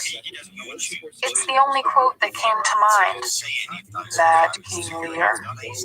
Dear, dear Mad King Lear. I caress his face, and he leans into my touch, closing his eyes. Would you change your name to Christian Steele so everyone would know that you belong to me? Christian's eyes fly open, and he gazes at me as if I've just said the world is flat. He frowns. Belong to you, he murmurs, testing the words. Mine. Yours, he says, repeating the words we spoke in the playroom only yesterday. Yes, I would, if it meant that much to you. Oh my. Does it mean that much to you? Yes. He is unequivocal. Okay. I will do this for him. Give him the reassurance he still needs. I thought you'd already agreed to this. Yes, I have, but now that we've discussed it further, I'm happier with my decision. Oh, he mutters, surprised. Then he smiles his beautiful, boyish, yes, I am really kinda young, smile, and he takes my breath away. Grabbing me by the waist, he swings me around. I squeal and start to giggle. And I don't know if he's just happy, or relieved, or what. Mrs. Gray, do you know what this means to me? I do now. He leans down and kisses me, his fingers moving into my hair, holding me in place. It means 7 shades of Sunday. He murmurs against my lips, and he runs his nose along mine. You think? I lean back to gaze at him. Certain promises were made, an offer extended, a deal broken. He whispers, his eyes sparkling with wicked delight. I am still reeling, trying to follow his mood. You reneging on me? He asks uncertainly, and a speculative look crosses his face. I have an idea. He adds, oh, what kinky fuckery is this? A really important matter to attend to. He continues, suddenly all serious once more. Yes, Mrs. Gray, a matter of the gravest importance. Hang on, he's laughing at me. What? I breathe. I need you to cut my hair. Apparently, it's overlong, and my wife doesn't like it. I can't cut your hair. Yes, you can. Christian grins and shakes his head so his overlong hair covers his eyes. Well, if Mrs. Jones has a pudding bowl, I giggle. He laughs. Okay, good point, well made. I'll get Franco to do it. No! Franco works for the bitch troll. Maybe I could give him a trim. After all, I cut Ray's hair for years, and he never complained. Come. I grab his hand. His eyes widen. I lead him all the way to our bathroom, where I release him and grab the white wooden chair that stands in the corner. I place it in front of the sink. When I look at Christian, he's gazing at me with ill-disguised amusement, thumbs tucked into the front belt loops of his pants, but his eyes are smoking hot. Sit. I gesture to the empty chair, trying to maintain the upper hand. Are you going to wash my hair? I nod. He arches one brow in surprise, and for a moment, I think he's going to back down. Okay. Slowly, he begins to undo each button of his white shirt, starting with the one beneath his throat. Nimble, deft fingers move to each button in turn until his shirt hangs open.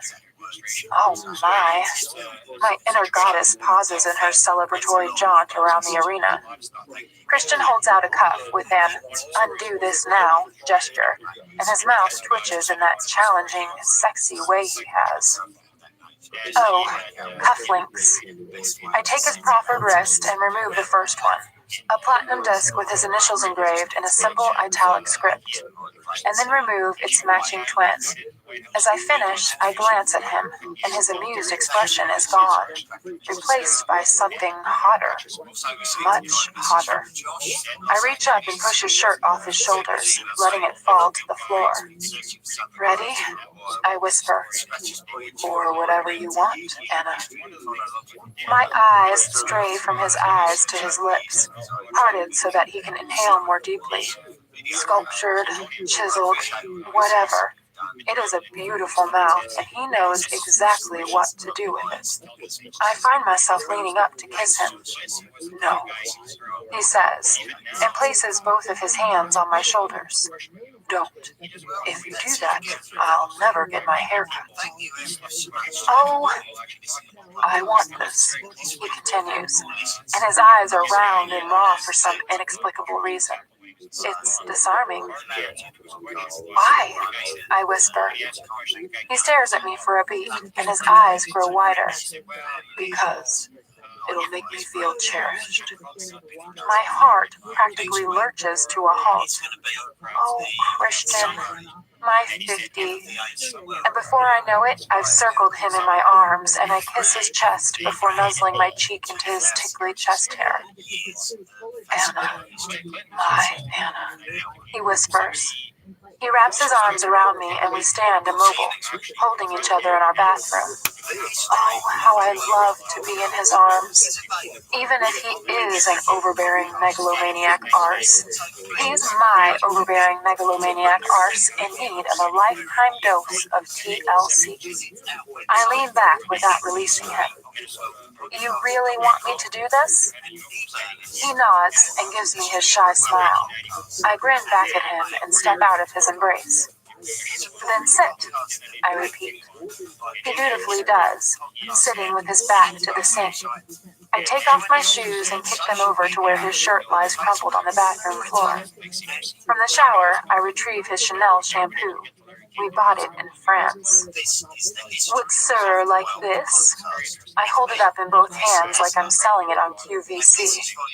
Hand-delivered from the south of France. I like the smell of this. It smells of you. I add in a whisper, slipping out of my television presenter mode. Please. He grins. I grab a small towel off the towel warmer. Mrs. Jones sure knows how to keep the towels super soft. Lean forward, I order, and Christian complies. Draping the towel around his shoulders, I then turn on the taps and fill the sink with a mix of warm water. Lean back. Oh, I like being in charge. Christian leans back, but he's too tall. He shifts the seat forward, then tilts back the entire chair until the top rests against the sink. Perfect distance. He tips back his head. Bold eyes gaze up at me, and I smile. Taking one of the drinking glasses we keep on the vanity, I dip it into the water and tip it over Christian's head, soaking his hair. I repeat the process, leaning over him. You smell so good, Mrs. Gray, he murmurs, and closes his eyes. As I methodically wet his hair, I freely gaze at him. Holy cow! Will I ever tire of this? Long, dark lashes fan across his cheeks. His lips part a little, creating a small, dark diamond shape, and he inhales softly. How I long to poke my tongue. I splash water into his eyes. Shit! Sorry! He grabs the corner of the towel and laughs as he wipes the water out of his eyes. Hey, I know I'm an arse, but don't drown me. I lean down and kiss his forehead, giggling. Don't tempt me. He curls his hand behind my head and shifts so that he captures my lips with his. He kisses me briefly, making a low, contented sound in his throat. The noise connects to the muscles deep in my belly. It's a very seductive sound. He releases me and lies back obediently, gazing up at me with expectation. For a moment, he looks vulnerable, like a child. It tugs at my heart. I squirt some shampoo into my palm and massage it into his scalp, beginning at his temples and working over the top of his head and down the sides, circling my fingers rhythmically. He closes his eyes and makes that low humming sound again. That feels good, he says after a moment and relaxes beneath the firm touch of my fingers. Yes, it does. I kiss his forehead once more. I like it when you scratch my scalp with your fingernails. His eyes are still closed, but his expression is one of blissful contentment. No trace of his vulnerability remains. Geez, how much his mood has changed. And I take comfort knowing it's me that's done this. Head up, I command, and he obeys. A girl could get used to this. I rub the suds into the back of his hair, scraping my nails into his scalp. Back. He leans back, and I rinse off the lather, using the glass. This time, I manage not to splash him. Once more, I ask. Please. His eyes flutter open, and his serene gaze finds mine. I grin down at him. Coming right up, Mr. Gray. I turn to the sink that Christian normally uses and fill it with warm water. For rinsing, I say, when his look turns quizzical. I repeat the process with the shampoo, listening to his deep, even breaths. Once he's all lathered up, I take another moment to appreciate the fine face of my husband. I cannot resist him. Tenderly, I caress his cheek, and he opens his eyes, watching me almost sleepily through his long lashes. Leaning forward, I plant a soft, chaste kiss on his lips. He smiles, closes his eyes, and breathes out a sigh of utter contentment. Who would have thought after our argument this afternoon he could be this relaxed, without sex? I lean right over him. He murmurs appreciatively as my breasts brush his face. Resisting the urge to shimmy, I pull the plug so the sudsy water drains away. His hands move to my hips and around to my behind. No fondling the house, I murmur, feigning disapproval. Don't forget I'm deaf, he says, keeping his eyes closed as he runs his hands down past my behind and starts to hitch up my skirt. I swat his arm. I'm enjoying playing hairdresser. He grins, big and boyish, like I've caught him doing something illicit that he's secretly proud of. I reach for the glass again, but this time use the water from the neighboring sink to carefully rinse all the shampoo from his hair. I continue to lean over him, and he keeps his hands on my backside, drumming his fingers back and forward, up and down, back and forth. I wiggle. He growls low in his throat. There, all rinsed. Good, he declares. His fingers tighten on my behind, and all at once, he sits up, his soaked hair dripping all over him. He pulls me down onto his lap, hands moving from my behind up to the nape of my neck, then to my chin, holding me in place. I gasp with surprise, and his lips are on mine, his tongue hot and hard in my mouth. My fingers curl around his wet hair, and drops of water run down my arms. And as he deepens the kiss, his hair bathes my face.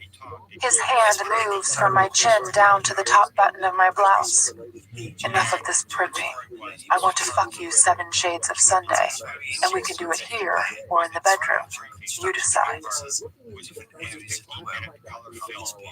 Christian's eyes blaze, hot and full of promise, his hair dripping water onto us both. My mouth goes dry.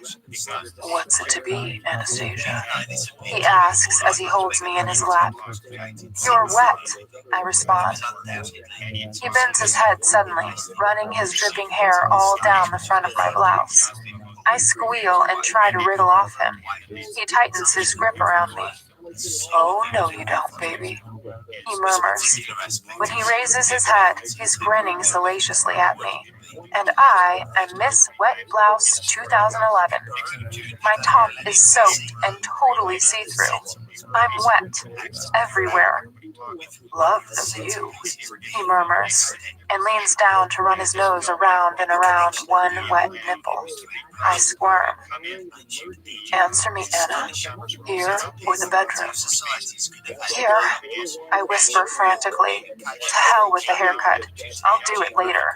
He smiles slowly, his lips curling into a sensuous smile full of licentious promise. Good choice, Mrs. Gray. He breathes against my lips. He releases my chin and his hand moves to my knee. It glides smoothly up my leg, lifting my skirt and skating over my skin, making me tingle. His lips trail soft kisses from the base of my ear along my jaw. Oh, what shall I do to you? He whispers. His fingers halt at my stocking tops. I like these, he says. He runs a finger underneath the top and skims it around to my inner thigh. I gasp and squirm once more in his lap. He groans low in his throat. If I'm going to fuck you 7 shades of Sunday, I want you to keep still. Make me, I challenge, my voice soft and breathy. Christian inhales sharply. He narrows his eyes and regards me with a hot, hooded expression. Oh, Mrs. Gray, you have only to ask. His hand moves from my stocking tops up to my panties. Let's divest you of these. He tugs gently, and I shift to help him. His breath hisses through his teeth as I do. Still, he grumbles. I'm helping, I pout, and he seizes my lower lip gently between his teeth.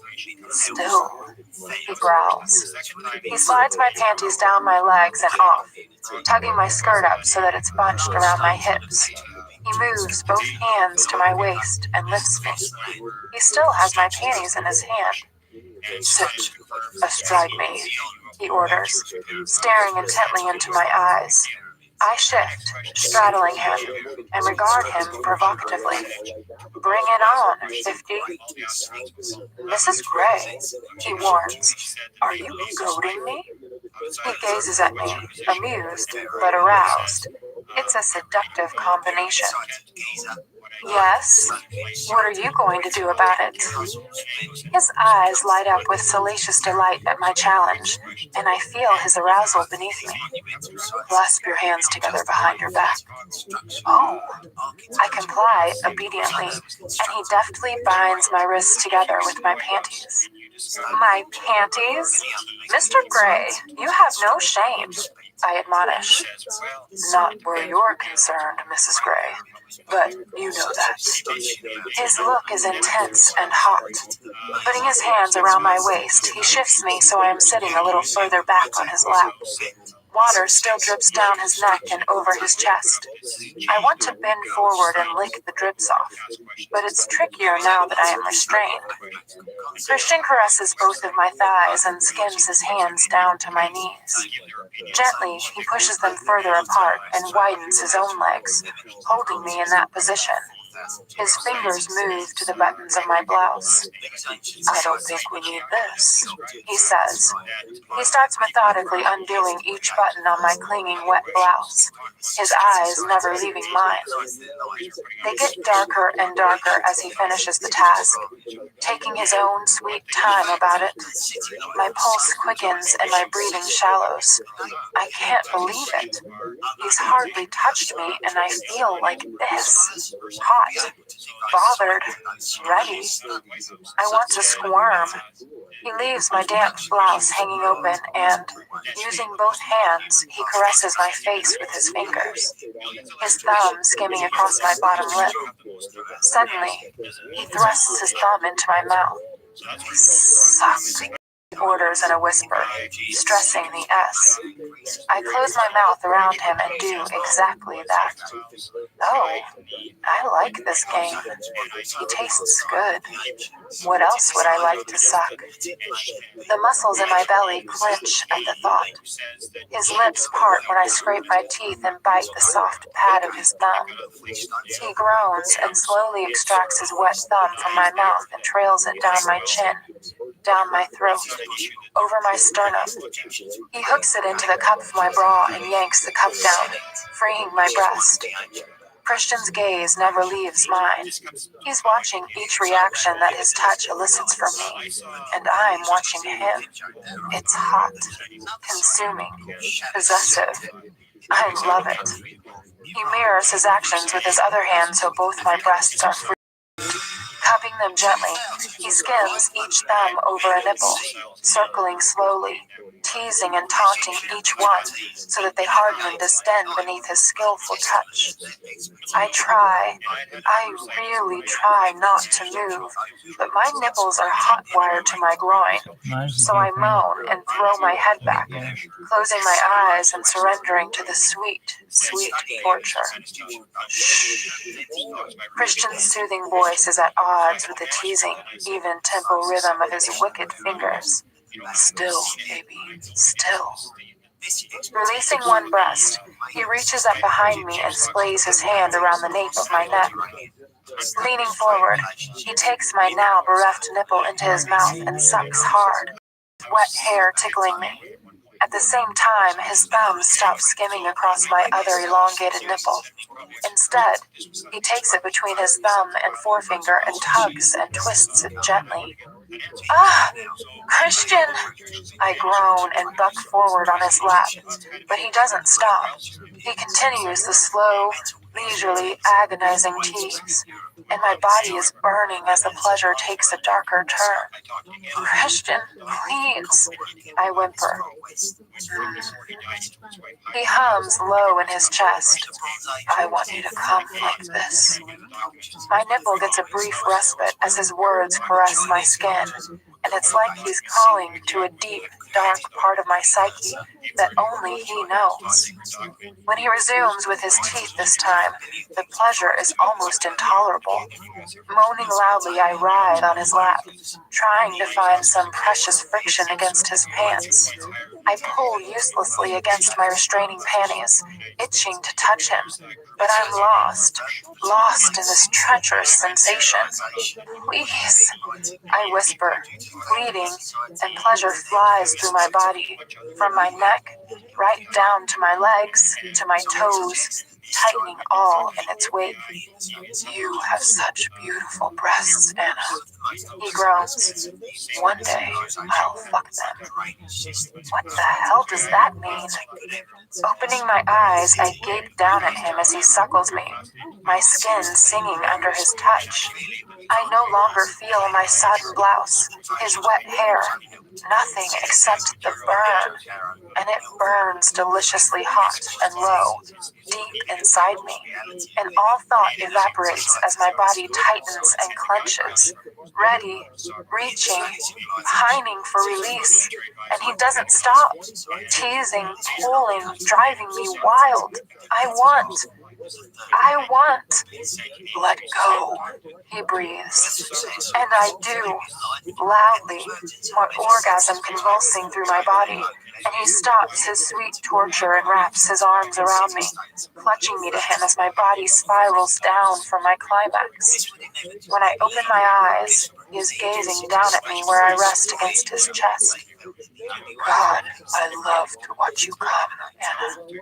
His voice is full of wonder. That was...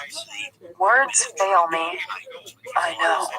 He leans forward and kisses me, his hand still at the nape of my neck, holding me just so, angling my head so he can kiss me deeply, with love, with reverence. I am lost in his kiss. He pulls away to draw breath, his eyes the color of a tropical storm. Now I'm going to fuck you. Hard, he murmurs. Holy cow! Grabbing me around the waist, he lifts me from his thighs down to the edge of his knees and reaches with his right hand for the button on the waistband of his navy pants. He runs the fingers of his left hand up and down my thigh, stopping at my stocking tops each time. He's watching me intently. We're face to face, and I'm helpless, trussed up in my bra and by my panties. And this has to be one of the most intimate times we've had. Me sitting on his lap, staring into his beautiful gray eyes. It makes me feel wanted, but also so connected to him. I am not embarrassed or shy. This is Christian, my husband, my lover, my overbearing megalomaniac, my 50, the love of my life. He reaches for his zipper and my mouth goes dry as his erection springs free. He smirks. You like? He whispers. I murmur appreciatively. He wraps his hand around himself and moves it up and down. Oh my. I gaze up at him through my lashes. Ah, he's so sexy. You are biting your lip, Mrs. Gray. That's because I'm hungry. Hungry? His mouth opens in surprise and his eyes widen a fraction. I agree and lick my lips. He gives me his enigmatic smile and bites his lower lip as he continues to stroke himself. Why is the sight of my husband pleasuring himself such a turn-on? I see. You should have eaten your dinner. His tone is mocking and censorious at once. But maybe I can oblige. He puts his hands on my waist. Stand, he says softly, and I know what he's going to do. I get to my feet, my legs no longer shaking. Kneel. I do as I'm told and kneel down on the cold, tiled floor of the bathroom. He slides forward on the seat of the chair. "Kiss me," he utters, holding his erection. I glance up at him, and he runs his tongue over his top teeth. It's arousing, very arousing, to see his desire, his naked desire for me and my mouth. Leaning forward, my eyes on his, I kiss the tip of his erection. I watch him inhale sharply and clench his teeth.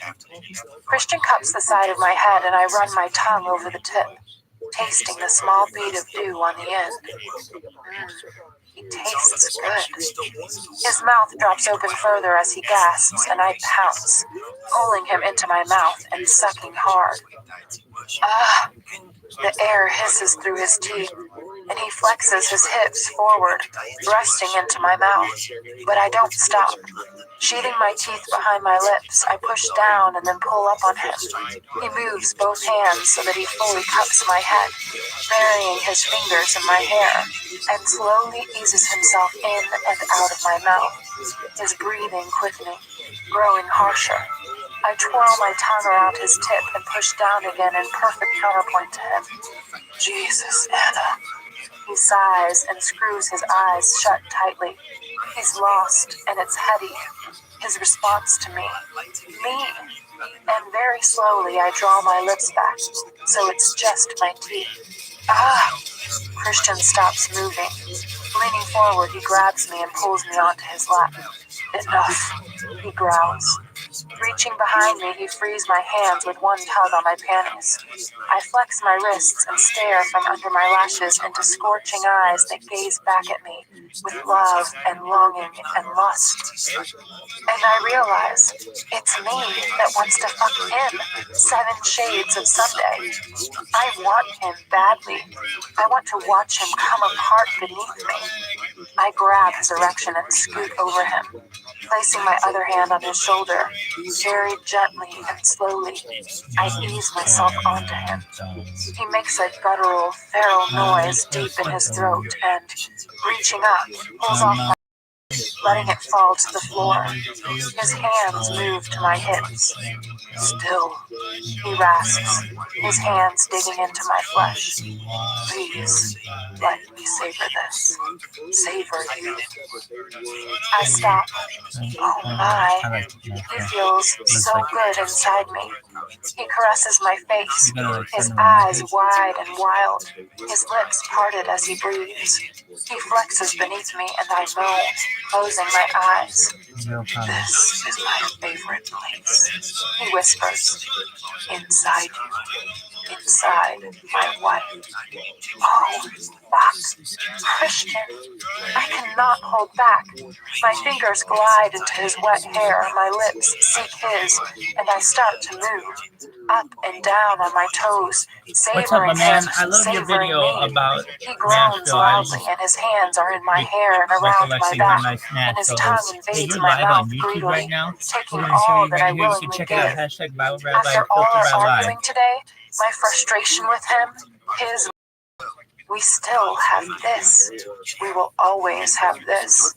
I love him so much, it's almost overwhelming. His hands move to my backside and he controls me, moving me up and down again and again at his pace, his hot, slick tempo. Ah! I groan helplessly into his mouth as I'm carried away. "Yes. Yes, Anna," he hisses, and I rain kisses on his face, his chin, his jaw, his neck. "Baby," he breathes, capturing my mouth once more. "Oh, Christian, I love you. I will always love you."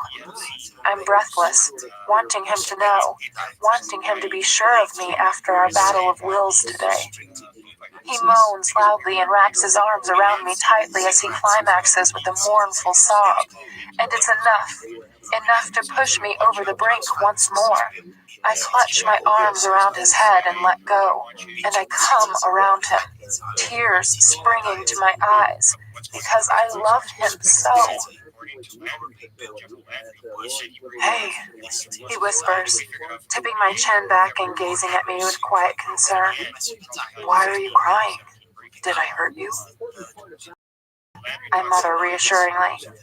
He smooths my hair off my face, wipes away a lone tear with his thumb, and tenderly kisses my lips. He is still inside me. He shifts, and I wince as he pulls out of me. What's wrong, Anna? Tell me. I sniff. It's just, sometimes I'm overwhelmed by how much I love you, I whisper. After a beat, he smiles his special shy smile, reserved for me, I think. You have the same effect on me, he whispers, and kisses me once more. I smile, and inside my joy unfurls and stretches lazily. Do I? He smirks. You know you do. Sometimes I know, not all the time. Back at you, Mrs. Gray. I grin and gently place feather-like kisses over his chest. I nuzzle his chest hair. Christian caresses my hair and runs a hand down my back. He unclasps my bra and pulls the strap down one arm. I shift, and he tugs the strap down the other arm and drops my bra on the floor. Hey, what's up? Thanks for Skin putting on your skin. video about He New York murmurs City out there. appreciatively Hey, I'm and folds ViralRabbi, me in his hashtag arms ViralRabbi. again. You can see He kisses my shoulder yourself and live runs his on my nose up stream to my 24 hours a ear. day, 7 days a week. You smell Hashtag like ViralRabbi heaven, and Mrs. YouTube Gray. live. So do you, Mr. Gray. I nuzzle him again and inhale his Christian smell, which is now mixed with the heady scent of sex. I could stay wrapped in his arms like this, sated and happy forever. It's just what I need after a full day of back to work, arguing, and bitch slapping. This is where I want to be. And in spite of his control freakery, his megalomania, this is where I belong. Christian buries his nose in my hair and inhales deeply. I let out a contented sigh, and I feel his smile. And we sit, arms clasped around each other, saying nothing. Eventually, reality intrudes. It's late, Christian says, his fingers methodically stroking my back. Your hair still needs cutting. He chuckles. That it does, Mrs. Gray. Do you have the energy to finish the job you started? For you, Mr. Gray, anything. I kiss his chest once more and reluctantly stand. Don't go. Grabbing my hips, he turns me around. He straightens, then undoes my skirt, letting it drop to the floor. He holds his hand out to me. I take it and step out of my skirt. Now I am dressed solely in stockings and garter belt. You are a mighty fine sight, Mrs. Gray. He sits back in the chair and crosses his arms, giving me a full and frank appraisal. I hold out my hands and twirl for him. God, I'm a lucky son of a bitch, he says admiringly. Yes, you are. He grins. Put my shirt on and you can cut my hair. Like this, you'll distract me. We'll never get to bed. I can't help my answering smile. Knowing that he's watching my every move, I sashay over to where we left my shoes and his shirt. Bending slowly, I reach down, pick up his shirt, smell it, then shrug it on. Christian's eyes are round. He's redone his fly and is watching me intently. That's quite a floor show, Mrs. Gray. Do we have any scissors? I ask innocently, batting my eyelashes. My study, he croaks. I'll go search. Leaving him, I walk into our bedroom and grab my comb from the dressing table before heading to his study. As I enter the main corridor, I notice the door to Taylor's office is open. Mrs. Jones is standing just beyond the door. I stop, rooted to the spot. Taylor is running his fingers down her face and smiling sweetly at her. Then, he leans down and kisses her. Holy shit! Taylor and Mrs. Jones? I gape in astonishment. I mean, I thought, well, I kind of suspected, but obviously they are together. I flush, feeling like a voyeur, and manage to get my feet to move. I scamper across the great room and into Christian's study. Switching on the light, I walk to his desk. Taylor and Mrs. Jones. Wow, I'm reeling. I always thought Mrs. Jones was older than Taylor. Oh, I have to get my head around this. I open the top drawer and am immediately distracted when I find a gun. Christian has a gun? A revolver. Holy fuck. I had no idea Christian owned a gun. I take it out, slip the release, and check the cylinder. It's fully loaded, but light. Too light. It must be carbon fiber. What does Christian want with a gun? Jeez, I hope he knows how to use it. What's up, Tony? Ray's Would you please perpetual shout me out, warnings about Tony? I've handguns run got quickly you through my live mind. here. His army my live training stream, was never lost. ViralRabbi. You can see These will you're live kill on you. there, you're live on YouTube You there, need you're to live know on what you're YouTube there, doing when you're you're live on YouTube handling there. a I have more firearm. content than any person I global put the history. gun back and find the scissors. Retrieving them quickly, I bolt back to Christian, my head buzzing. Taylor and Mrs. Jones, the revolver. At the entrance to the great room, I run into Taylor. Mrs. Gray, excuse me. His face reddens as he quickly takes in my attire. Taylor, hi. I'm cutting Christian's hair.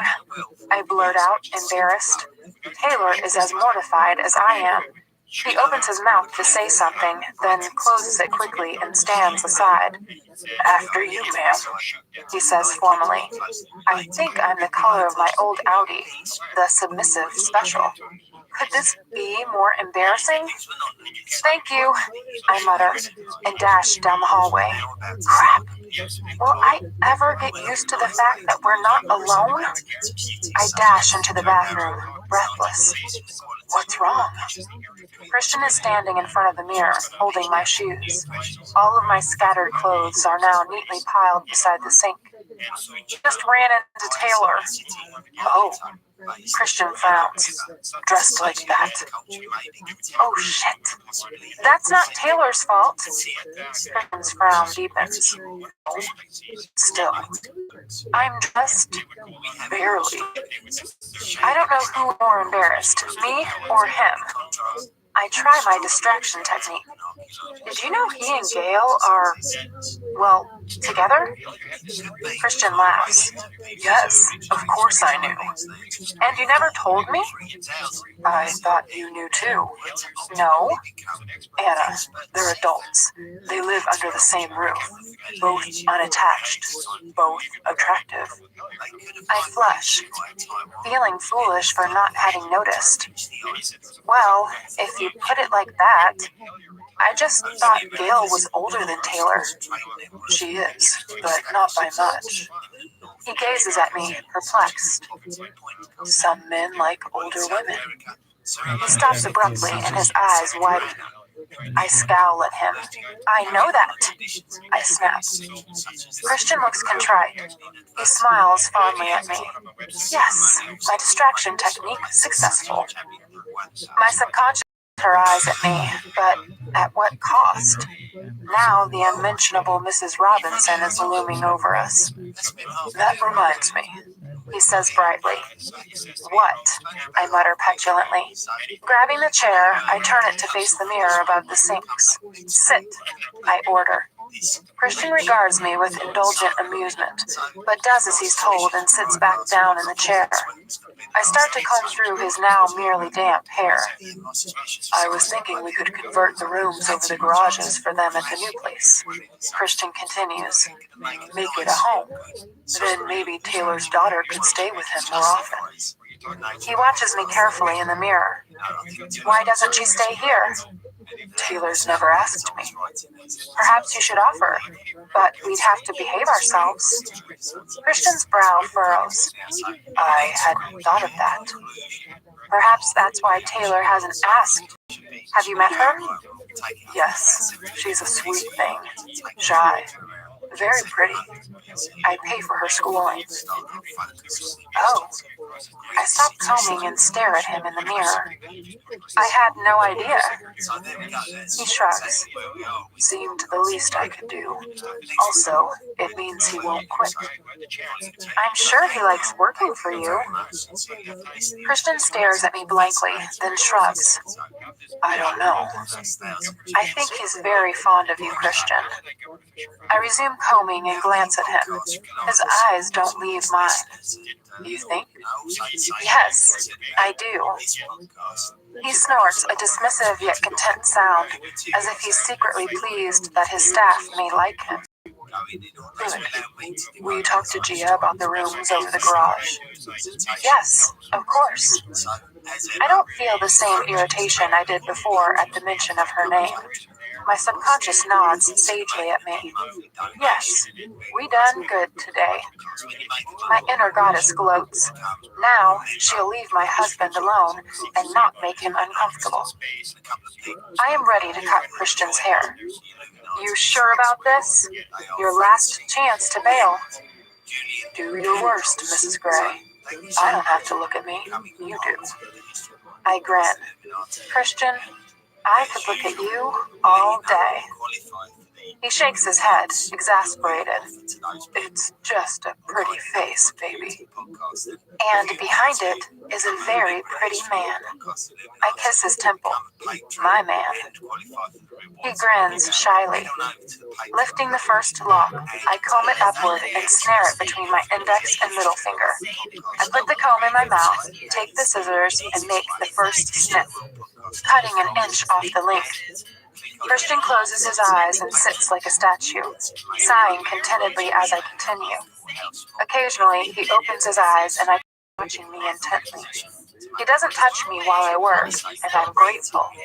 His touch is distracting.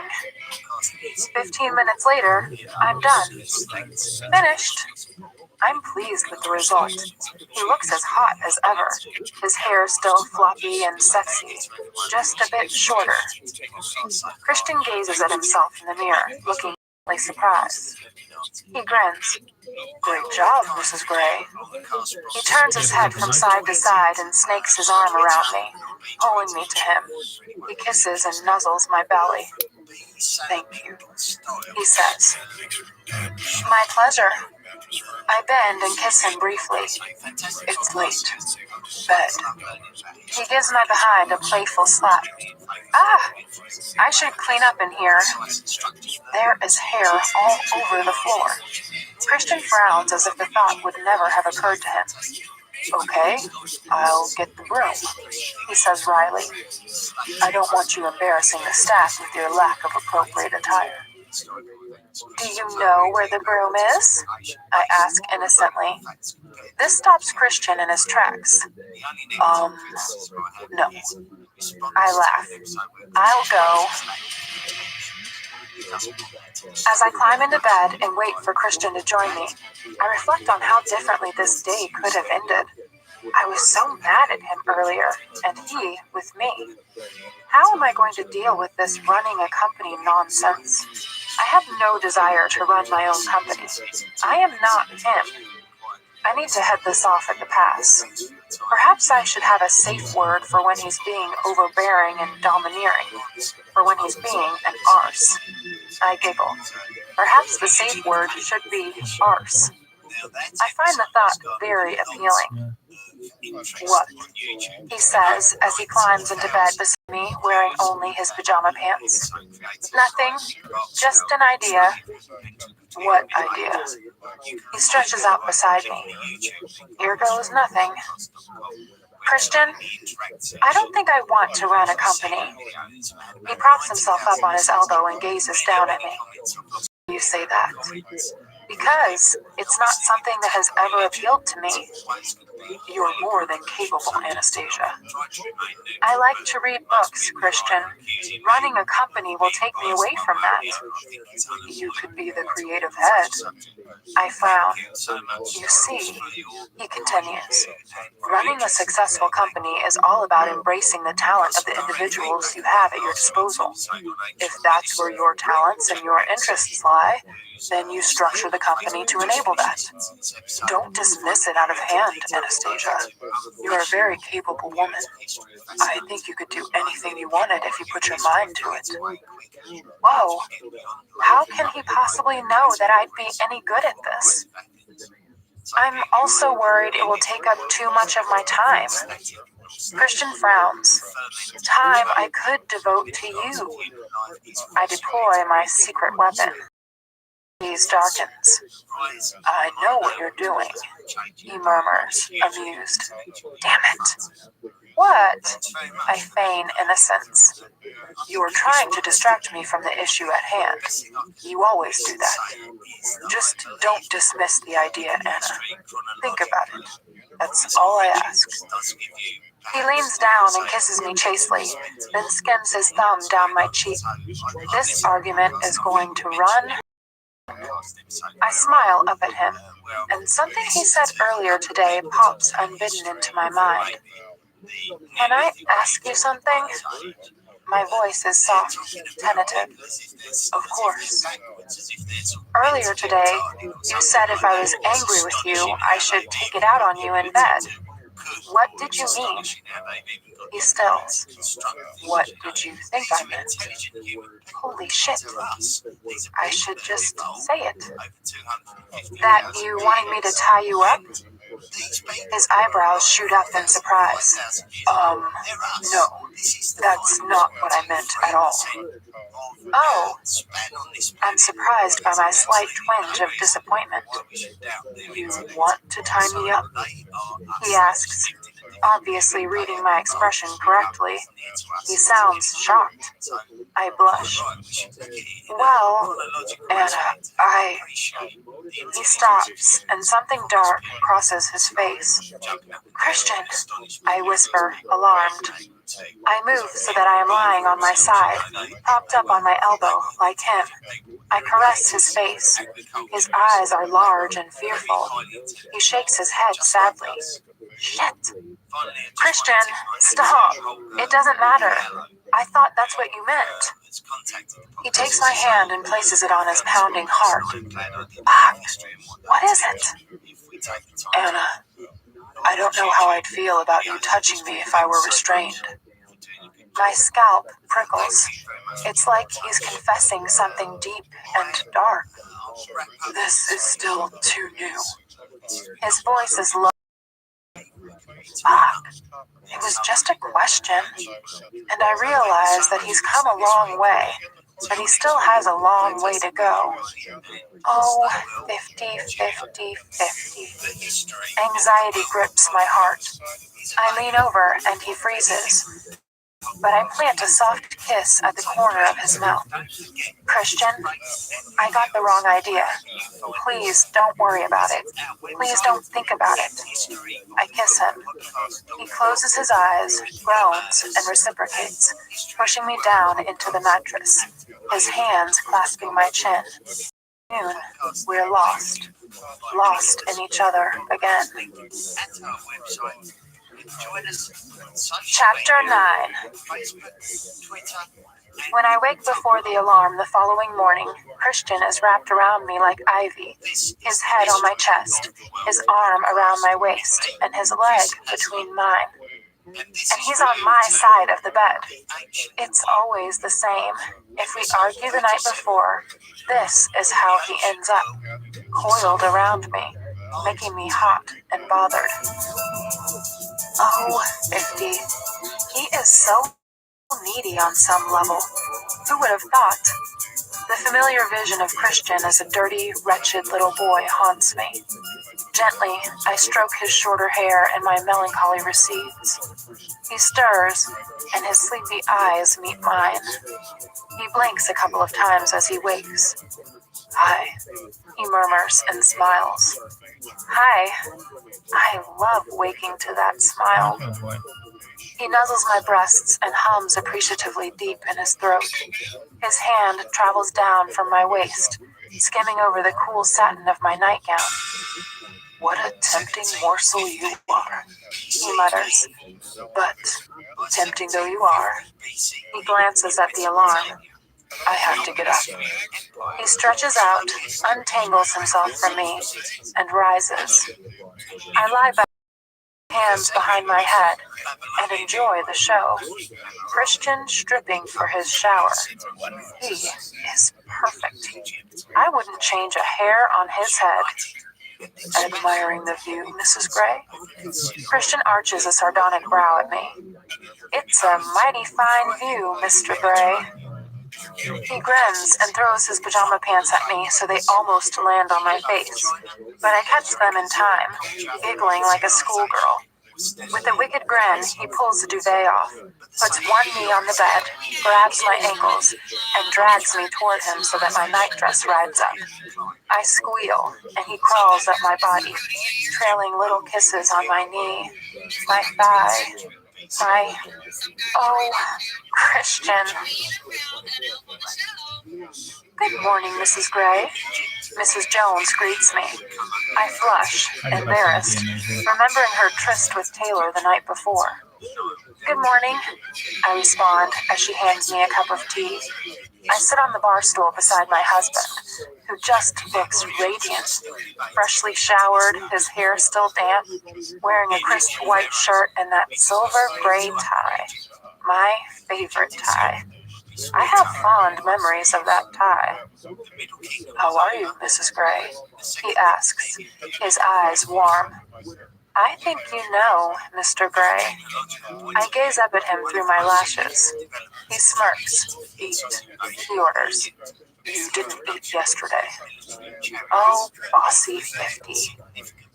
That's because you were being an arse." Mrs. Jones drops something that clatters into the sink, making me jump. Christian seems oblivious to the noise.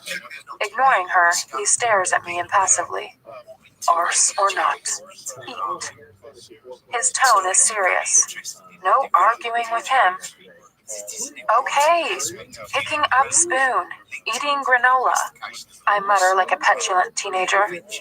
I reach for the Greek yogurt and spoon some onto my cereal, followed by a handful of blueberries. I glance at Mrs. Jones and she catches my eye. I smile and she responds with a warm smile of her own. She has provided me with my breakfast of choice, which was introduced to me on our honeymoon. I may have to go to New York later in the week.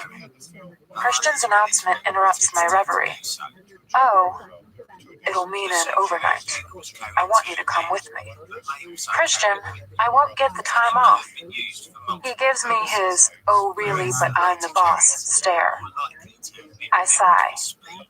"I know you own the company, but I've been away for 3 weeks. Please, how can you expect me to run the business if I'm never there? I'll be fine here. I'm assuming you'll take Taylor with you, but Sawyer and Ryan will be here." I stop, because Christian is looking at me. "What?" I snap. "Nothing, just you," he says. I frown. Is he laughing at me? Then a nasty thought pops into my mind. "How are you getting to New York?" "The company jet. Why?" "I just wanted to check if you were taking Charlie Tango." My voice is quiet, and a shiver runs down my spine. I remember the last time he flew in his helicopter. A wave of nausea hits me as I recall the anxious hours I spent waiting for news. That was possibly the lowest point in my life. I notice Mrs. Jones has stilled too. I try to dismiss the idea. "I wouldn't fly to New York in Charlie Tango. She doesn't have that kind of range. Besides, she won't be back from the engineers for another 2 weeks." Thank heavens. My smile is partly from relief, but also the knowledge that the demise of Charlie Tango has occupied a great deal of Christian's thoughts and time over the last few weeks. Well, I'm glad she's nearly fixed, but I stop. Can I tell him how nervous I'll be when he flies next time? What? He asks as he finishes his omelet. I shrug. Anna, he says, more sternly. Last time you flew in her, we thought you'd... God! I can't finish the sentence, and Christian's expression softens. Hey, No. he caresses my face with the backs of his knuckles. That was sabotage. A dark expression crosses his face, and for a moment, I wonder if he knows who was responsible. I couldn't bear to lose you, I murmur. 5 people have been fired because of that, Anna. It won't happen again. 5? He nods, his face serious. Holy crap. That reminds me, there's a gun in your desk. He frowns at my non sequitur and probably at my accusatory tone, though I don't mean it that way. It's Layla's, he says finally. It's fully loaded. How do you know? His frown deepens. I checked it yesterday. He scowls at me.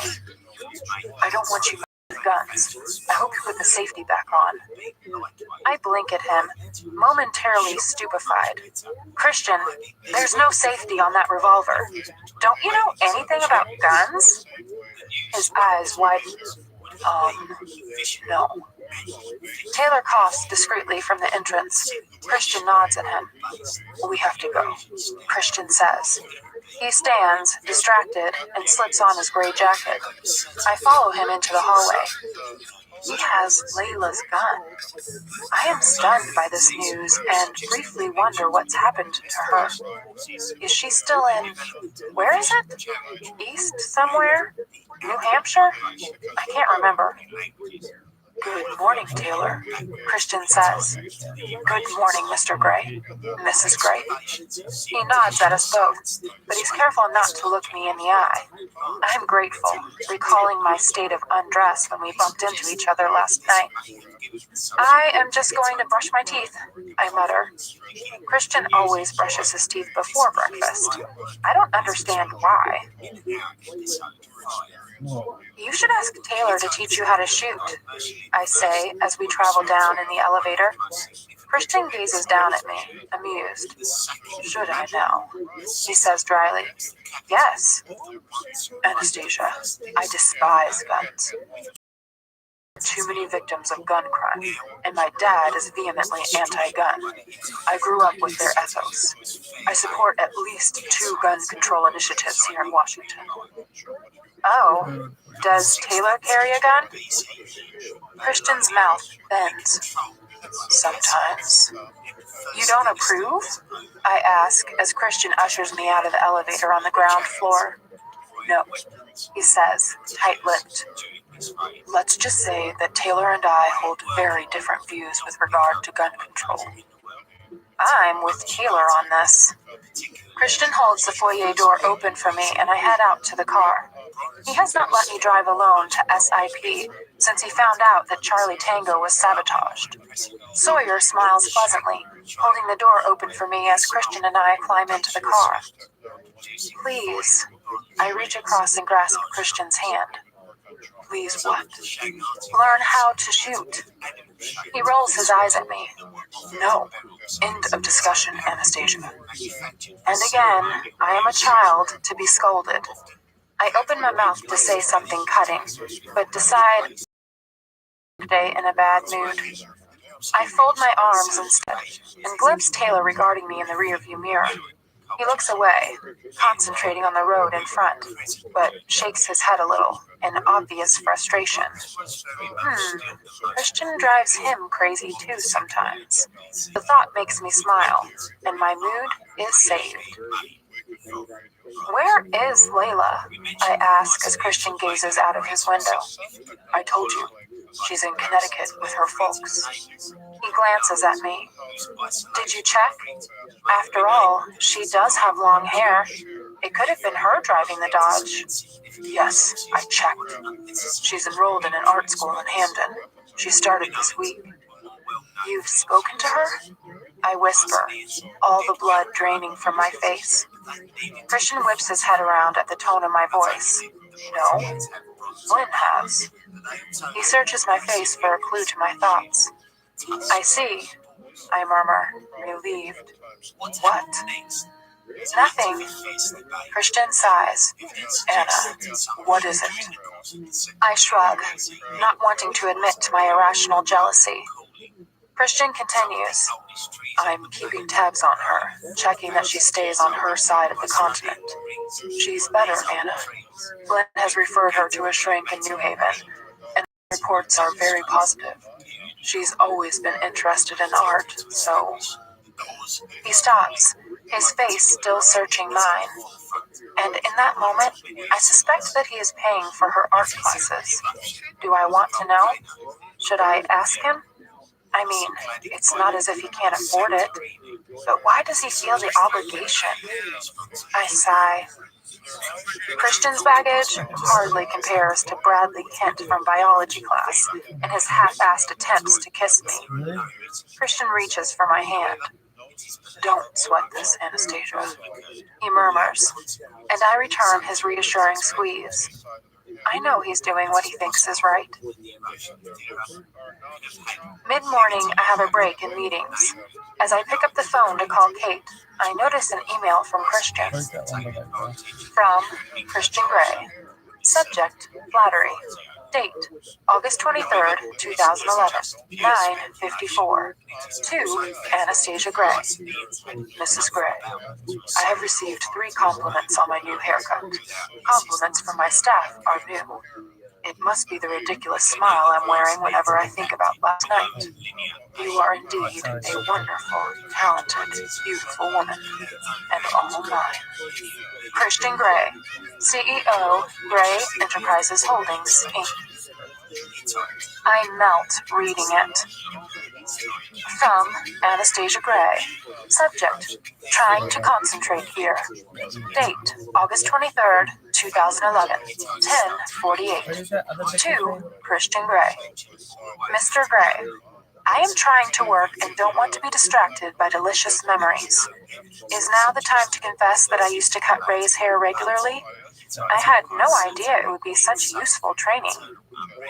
And yes, I am yours, and you, my dear, overbearing husband, who refuses to exercise his constitutional right under the Second Amendment to bear arms, are mine. But don't worry, because I shall protect you. Always. Anastasia Gray, Editor, SIP.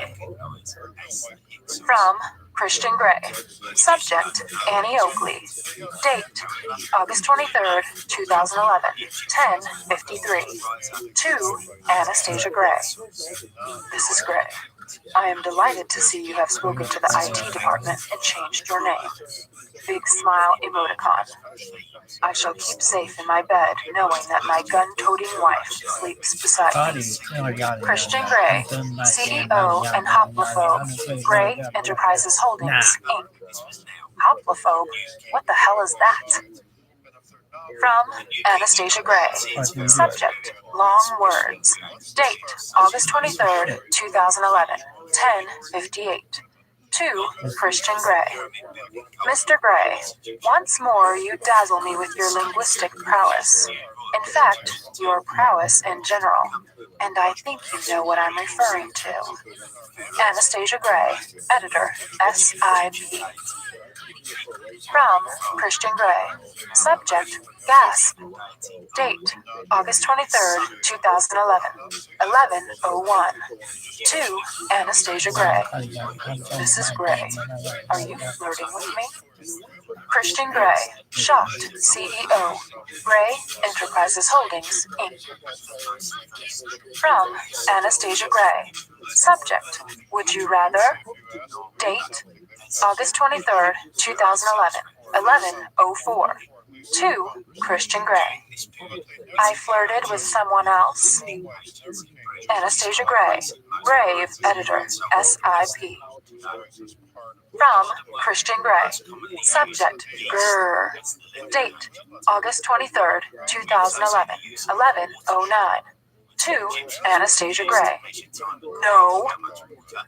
Christian Gray. Possessive CEO. Gray Enterprises Holdings, Inc. From Anastasia Gray. Subject. Wow. Date. August 23rd, 2011.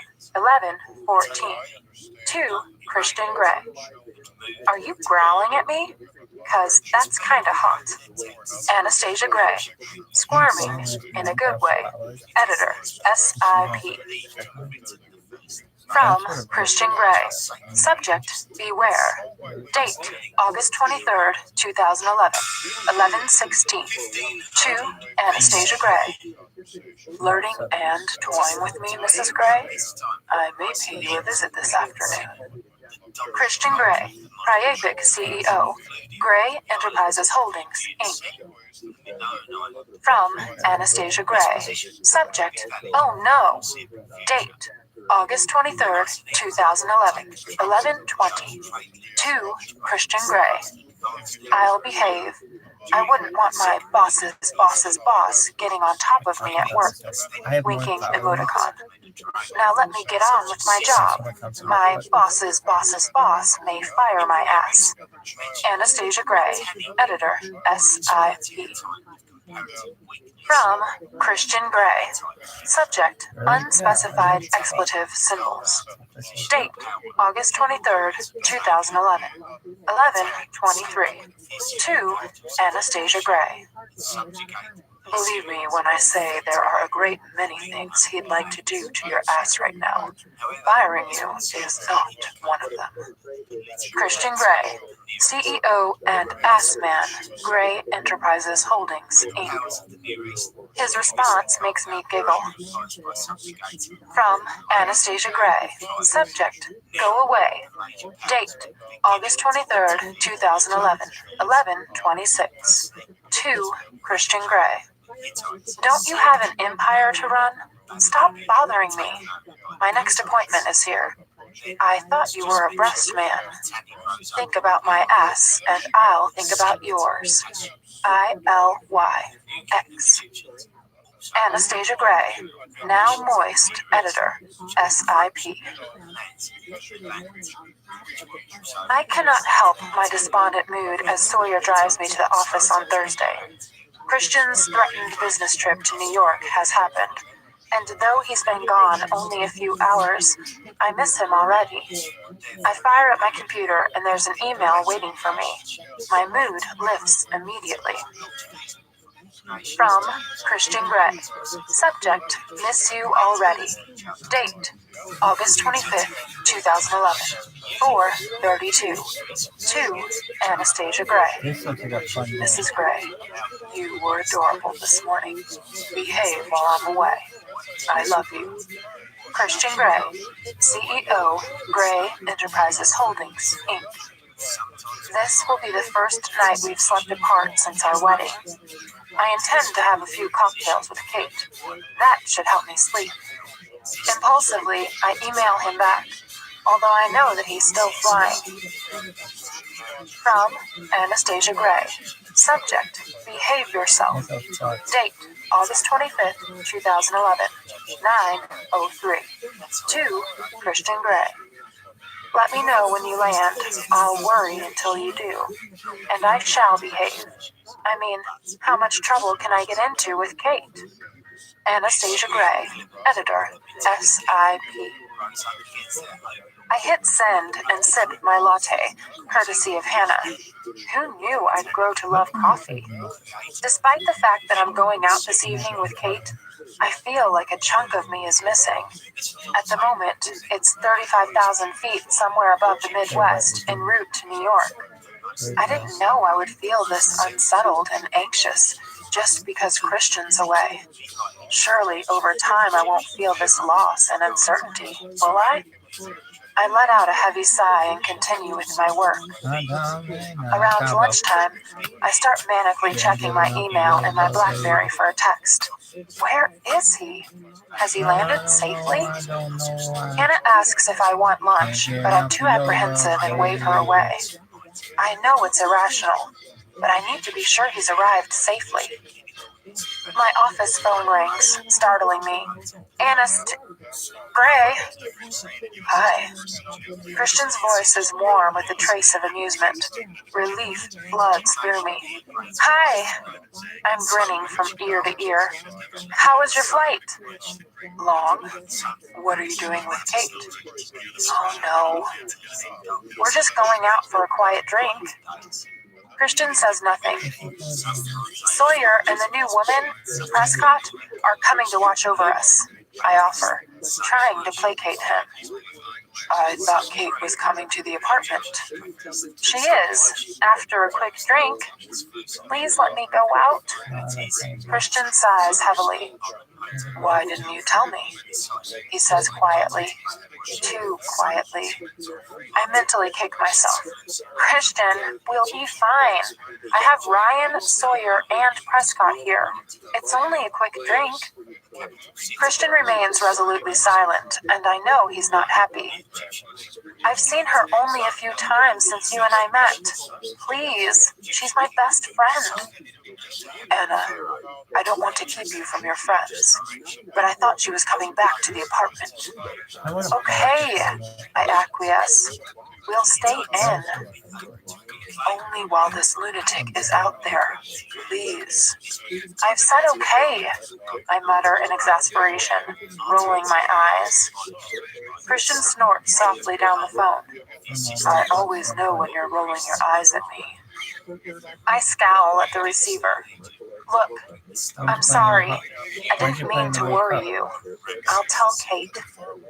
Good. He breathes, his relief evident. I feel guilty for worrying him. Where are you? On the tarmac at JFK. Oh, so you just landed? Yes. You asked me to call the moment I landed. I smile. My subconscious glares at me. See? He does what he says he's going to do. Well, Mr. Gray, I'm glad one of us is punctilious. He laughs. Mrs. Gray, your gift for hyperbole knows no bounds. What am I going to do with you? I am sure you'll think of something imaginative. You usually do. Are you flirting with me? Yes. I sense his grin. I'd better go. Anna, do as you're told, please. The security team knows what they're doing. Yes, Christian, I will. I sound exasperated again. Please, I get the message. I'll see you tomorrow evening. I'll call you later. To check up on me? Yes. Oh, Christian, I scold him. Au revoir, Mrs. Gray. Au revoir, Christian. I love you. He inhales sharply. And I, you, Anna. Neither of us hangs up. Hang up, Christian, I whisper. You're a bossy little thing, aren't you? Your bossy little thing. Mine. He breathes. Do as you're told. Hang up. Yes, sir. I hang up and grin stupidly at the phone. A few moments later, an email appears in my inbox. From Christian Gray. Subject, twitching palms. Date, August 25th, 2011. 13:42 Eastern Daylight Time. To Anastasia Gray. Mrs. Gray, you are as entertaining as ever on the phone. I mean it. Do as you're told. I need to know you're safe. I love you. Christian Gray, CEO, Gray Enterprises Holdings, Inc. Honestly, he's the bossy one. But one phone call and all my anxiety has disappeared.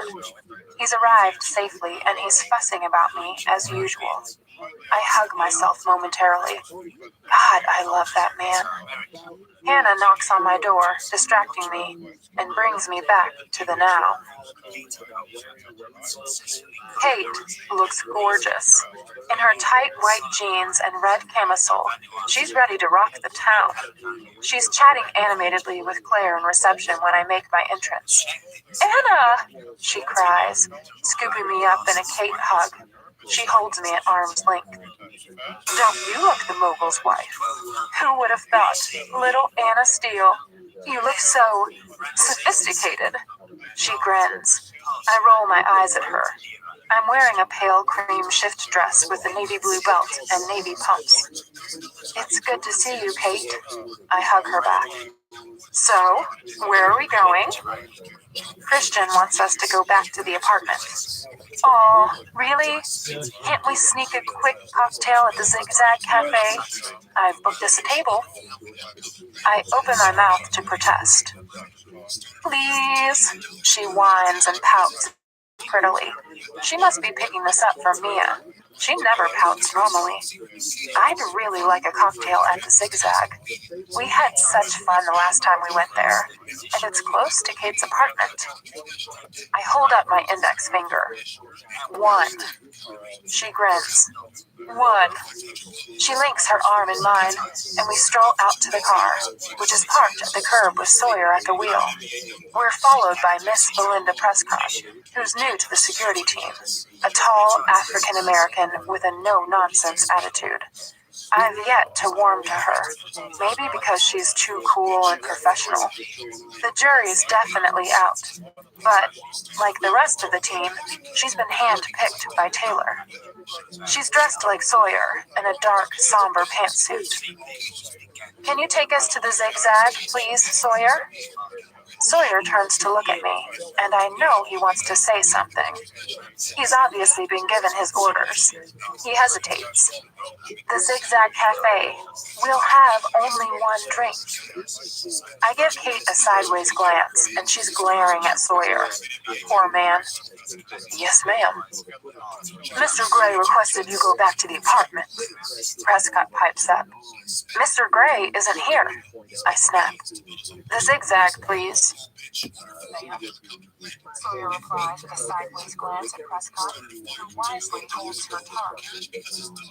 Kate?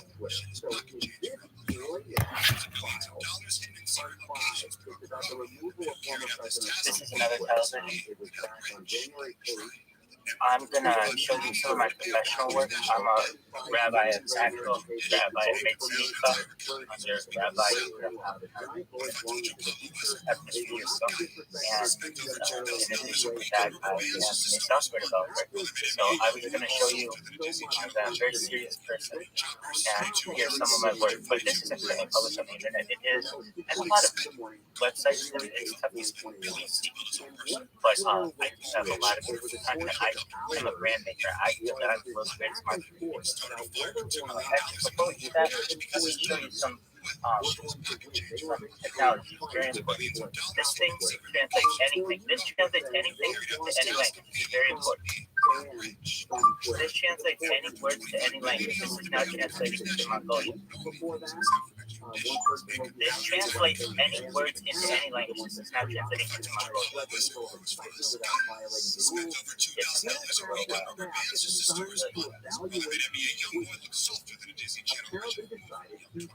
In addition to this, we've got like Bluetooth.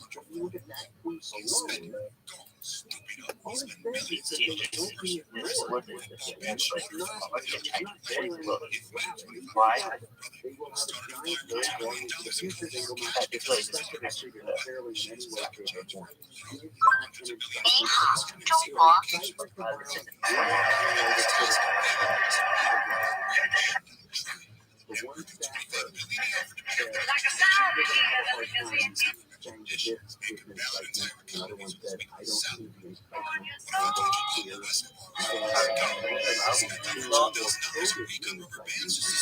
don't want anyone to die, so at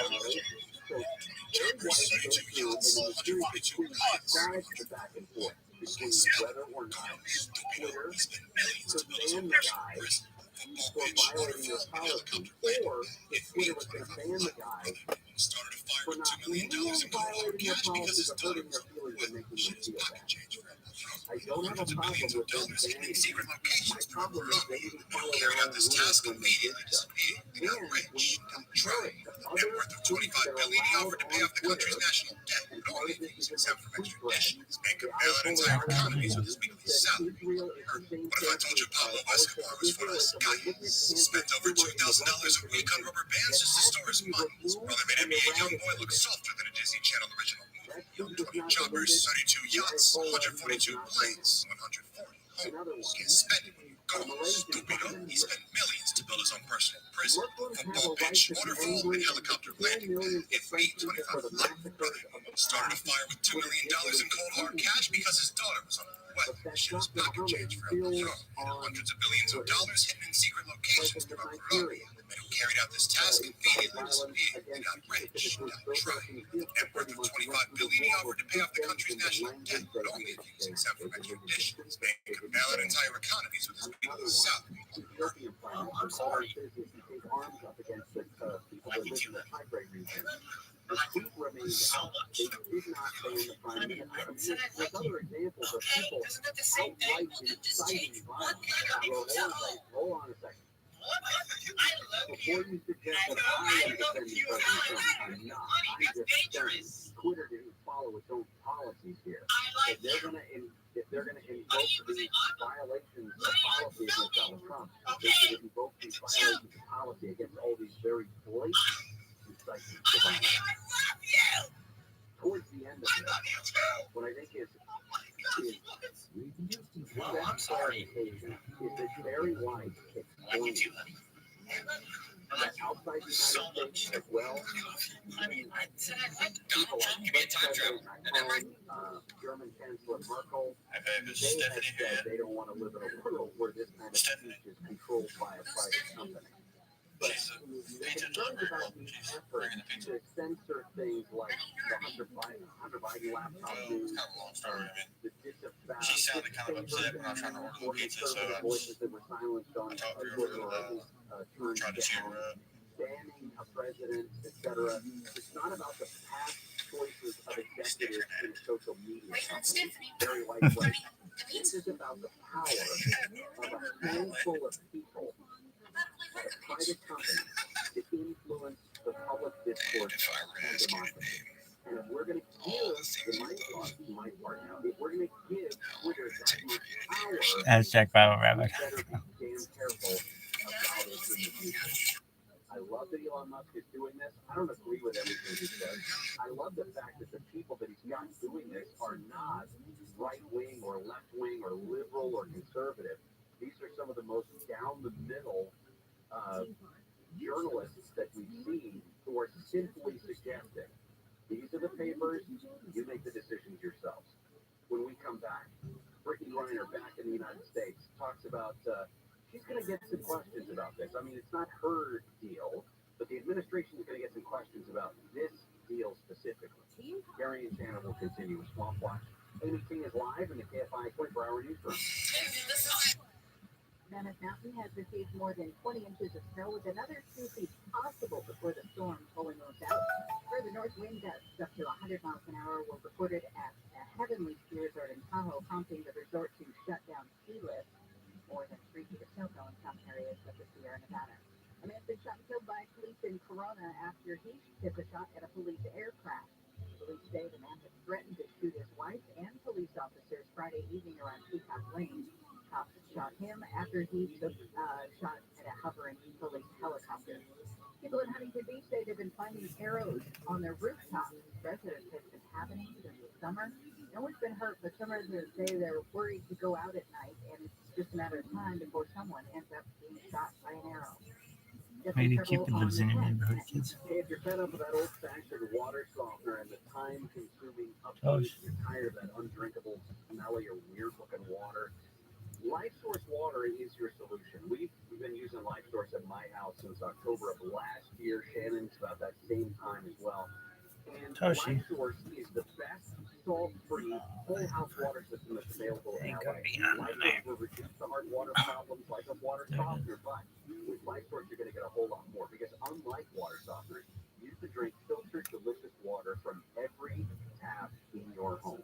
LifeSource is going to eliminate the bad taste and the harsh feel of chemicals like chlorine and other contaminants. And better yet, there's zero maintenance.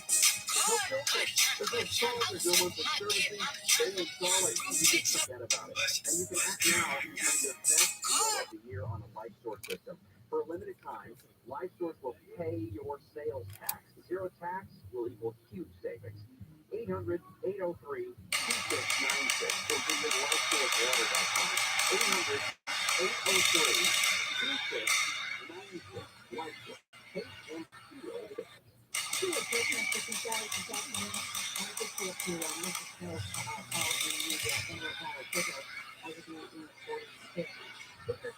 By Sheridan, San Diego Hotel and Marina. At a crash in downtown LA on the 10th. This is an interesting So resume. the Penny Sound, Well, it says here you smoke weed every 101 day. split. Now Every this day of my crash life is is on a the lot way up too. to the 5 and north, but this is Well, all that's fine. the backup on your Penny Sound all the way from the Depot. First right at Hoover Street, we get an area cut Teachers that's have clearing souls. that out of the lane. It's going to be a solar. I go to church. Also I'm a a Christian. reminder of Hollywood, you got 301 Hollywood Boulevard from Avatar, the way of water premiere. Heading to the Studio City, 101 northbound Coldwater Canyon Avenue, get a disabled vehicle in the middle lane, and then laundry from 710 northbound. Juicy drop gummy dip into the food bag. Get you there faster. I'm being on this report. It's sponsored by Discover. What's an egg? For cash in any amount at any time. Talk about amazing. Learn more at discover.com/redeem rewards. Terms apply. This holiday season, 12 strangers, 12 tales, 12 ghosts. A fiction podcast Middle high from school me, Latino Aaron boy, Mancini, interview with starring Nike Malcolm Jones. McDowell. So, Sags his it's jeans the had the bowl afterlife. cut mushroom cooking oven says This is the well, we got a group of actors walking by. a chilling new As well collection as of why they stories were known presented in education. immersive 3D audio starting December 14th, ending on Christmas Day. Listen to 12 Ghosts on the iHeartRadio app or wherever you get your podcast. Keep running secrets. So, test positive for COVID. What's next? Treat yourself. COVID treatments are free. Taken by pills, these medications can stop the illness from getting serious. So, treat yourself. Call a healthcare provider or the statewide COVID hotline at $10 at a burrito. Let me tell you something about Los Angeles. I don't think Los Angeles has anything. I don't think they do. I think that Los Angeles is one gigantic Emperor's New Clothes city, and everybody tells each other that they're living the dream and killing it. Like, there's the famous people for sure, and that's fine. Everyone after that, I don't think there's that many cool bars or restaurants or clubs or anything or anything cool to see, and it's just like, this place kind of sucks. Let me tell you something about Los Angeles.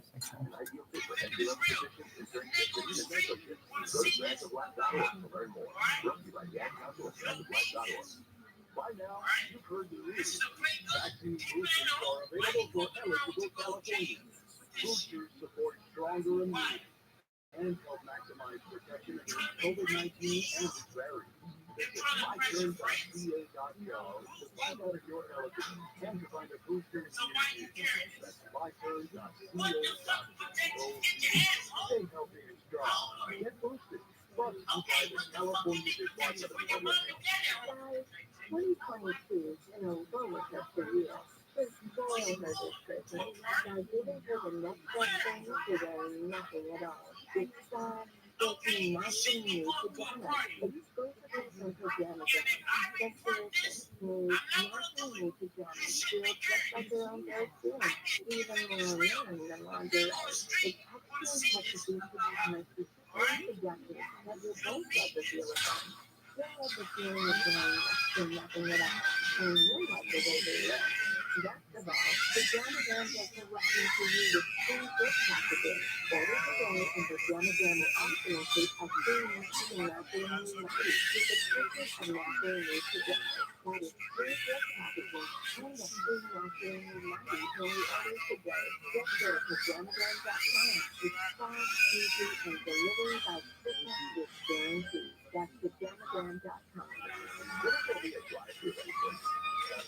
People are coming.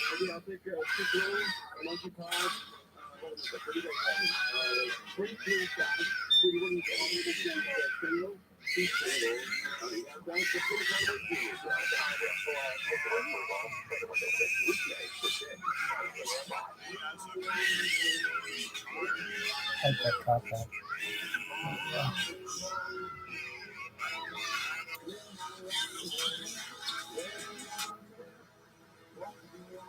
Take your laptops and electronics out the back. We're gonna take it all. Take it all.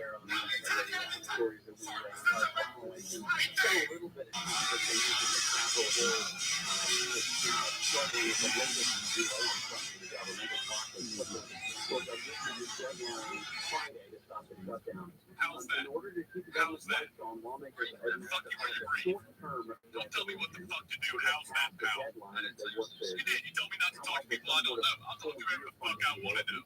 How's that, pal? Yes, your fucking head if you know how.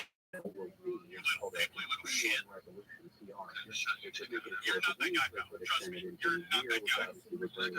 Absolutely. How's that? How's that? You're fucking really brave. Don't tell me what the fuck to do. How's that, pal? You have any kids that you look like that? No, I don't got no kids no more. I gave them up for adoption. Probably like a year ago. That's what I gotta do, you know? This looks like this girl I know, but she's very pretty. Because I'm a gangster. You have any kids that you look like that? Yeah. No, I don't got no kids no more. Oh, No, I gave them up for adoption. how's this person? Probably like a year ago. That's what I gotta do, you know? Because I'm a gangster. Do you know what is the biggest legalized scam in the world?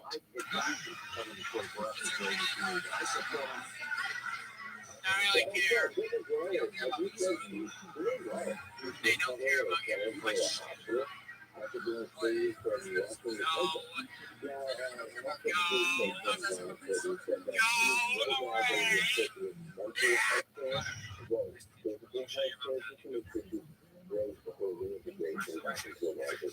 Is it not? Right there?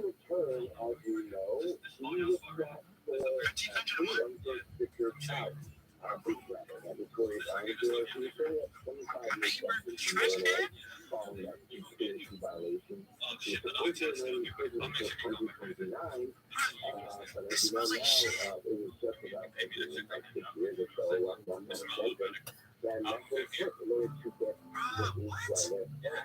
$1,800 for a recycle bin?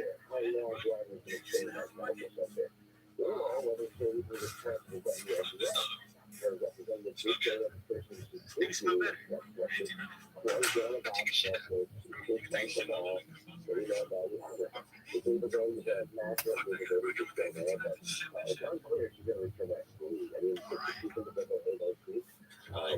So you got the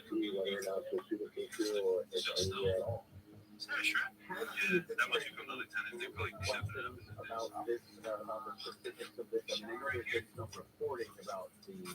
You got the adjustable pressure right here. The water's up right now. They didn't pay the bill, but when they pay the bill, it's adjustable, you know, to all your needs. Because softer hands, brother, you got softer hands. You ain't never worked a day in your goddamn life. Nothing lasts forever. Sorry, I can't be perfect. Now it's just too late, and we can't go back. I'm sorry, Simple plan, you guys.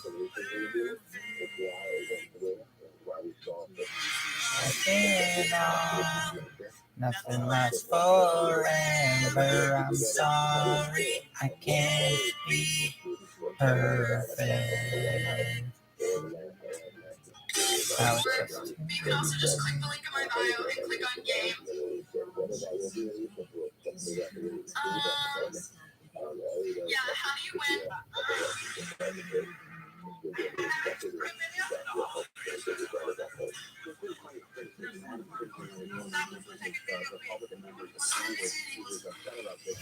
Josh, Josh,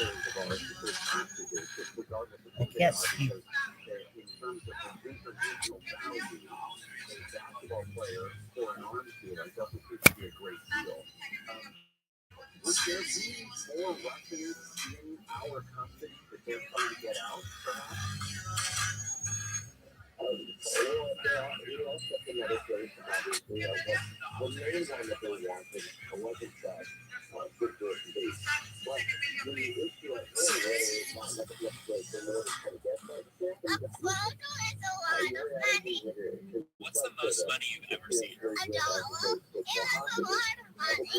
What kind of stuff can you buy with $1? Where do you think money comes from? $1. The dollar store? So, do you know who has the most money?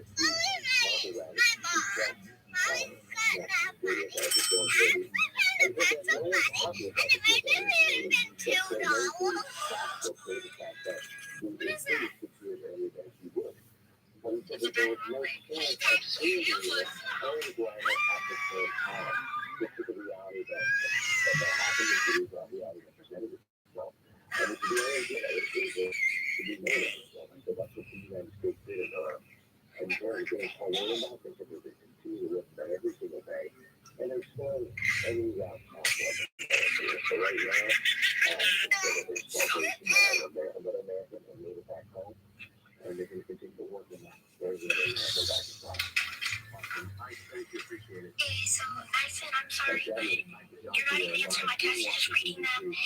Returning, coming up, we're going to talk about the story out of Georgia that is 100% profile, but the fourth lawyer shot dead by the estate husband of one of his clients. Absolute profile. Also, the Golden Globe nominations and a rich Monday. Jerry Sanders will continue level of your holiday time. Don't forget to be good. Library card? Yeah, library card. No. Fuck out of my library.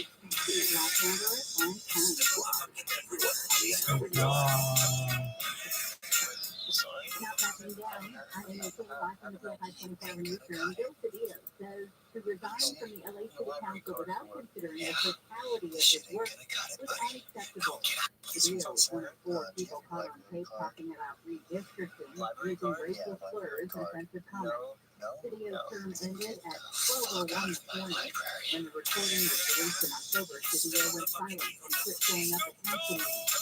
Video shows LA Mayor Karen Bass has made controversial comments in her career, and a simple apology was always enough for her. Headed to LA still refuses to resign despite Paul's city bill from President Biden. ViralRabbi by Steve King's accident attorney. LA Mayor Karen Bass has declared a state of emergency on homelessness. Assault with a deadly weapon is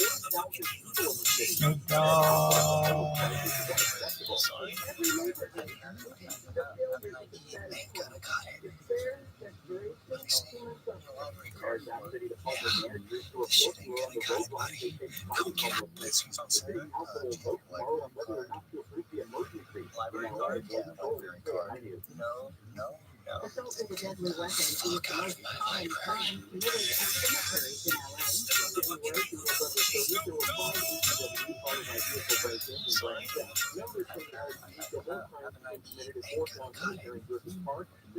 cemeteries in LA. Other crimes around the city include fires, trespassing, and vandalism.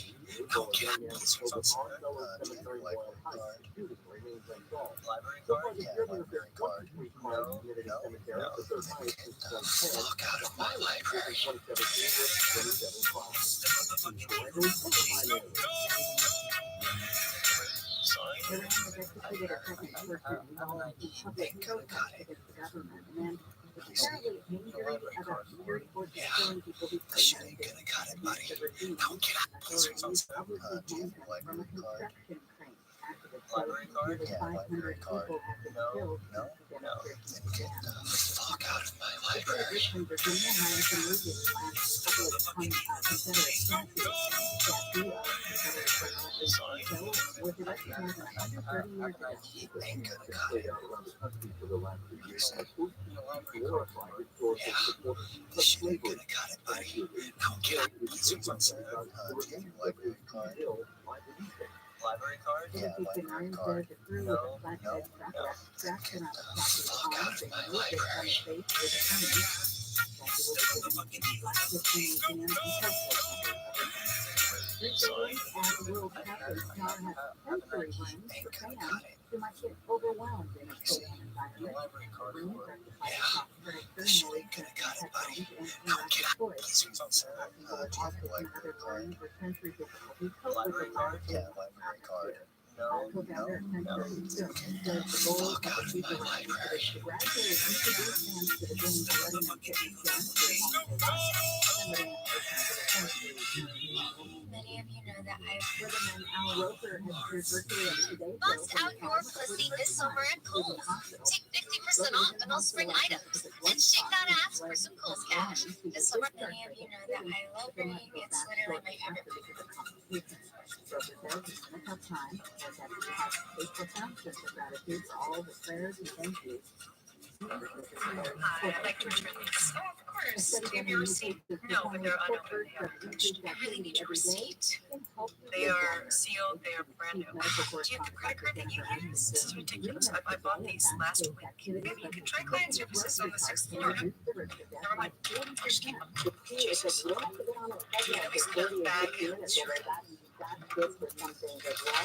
You should just go about your day to day, just throw in some urgency in your face. As concerted studies focused on non-exercisers going about their day-to-day activities, keep their quick of increased activity can also reduce death from perspective. Hi, I'd like to return these. Oh, of course. Do you have your receipt? No, but they're unopened. They are finished. I really need your receipt. They are sealed. They are brand new. Do you have the credit card that you used? This is ridiculous. I bought these last week. Maybe you can try client services on the 6th floor. Never mind. I'll just keep them. Jesus. You know, isn't that bad news? We'll see another chance of solid running into the weekend. It's 51 in Brea, 51 in Forest, 54 in Marina Del Rey, 52 in Bergen. So if I like the report, the Dow up 528 points, the NASDAQ up 139, S&P 500 gained 56. Hi, I'd like to return these. Oh, of course. Do you We're gonna get better. Jacksonville, high 75. Still at 5, no bad right down. Positive energy. It's cool into the line. Cold as well. But if you get on the phone in that same area on the downtown side, we're going to get where it's 60. Also on the side eastbound, 105 to 101 Flicker. Backtrack all the way to the I think 5. everybody knows. You're going to see it back up all the way to Vermont on that chain. Eastbound right Want after a one. lot But for then you Christmas. trying to get way over to the There right is just shoulder one thing. area. I think I know more about America than you do. You know me, it's an American person. I think I know more about America than you do. You know me, it's an American person. I think I know more about America than you do. You know me, it's an American person. I think I know more about America than you do. You know me, it's an American person. I think I know more about America than you do. You know me, it's an American person. I think I know more about America than you do. You know me, it's an American person. I think I know more about America than you do. You know me, it's an American person. I think I know more about America than you do. You know me, it's an American person. I think I know more. How can you really know if what you're being sold is what you really need? But the price is right. We believe an educated customer is the best kind of customer. So give us a call, and we'll help you understand all the options that make sense for your home. If you already have a quote from another company, call us for a second opinion, just to make sure you're getting what you need and at the right price. Quotes and second opinions are always free. So call Service Champions at 833-777-7777. Find us online at servicechampions.com.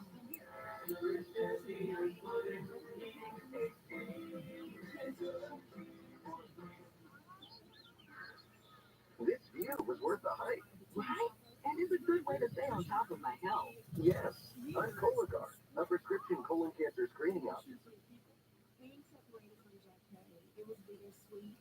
You haven't turned that down in like a long time. Really? Yeah.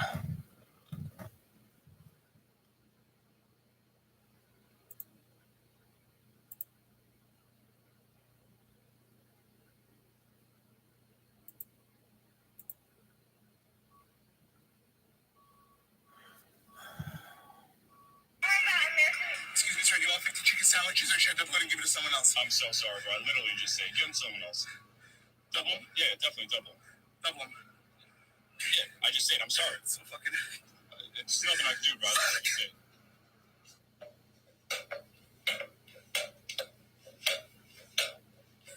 Is that on the ceiling? That says fuck. That's a fun way to juggle.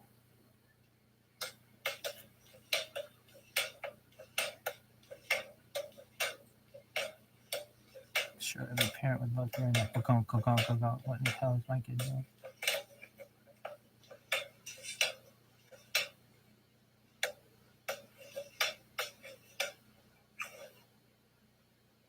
Today I'm paying for a stranger's groceries. Let's get it. I got this one today. It's not me. Yeah. I think my card just declined. That's all I would do. Stop filming. Why are you still filming? Today I'm paying for a stranger's groceries. Let's get it. I got this one today. It's not me. Yeah. I think my card just declined. Stop filming.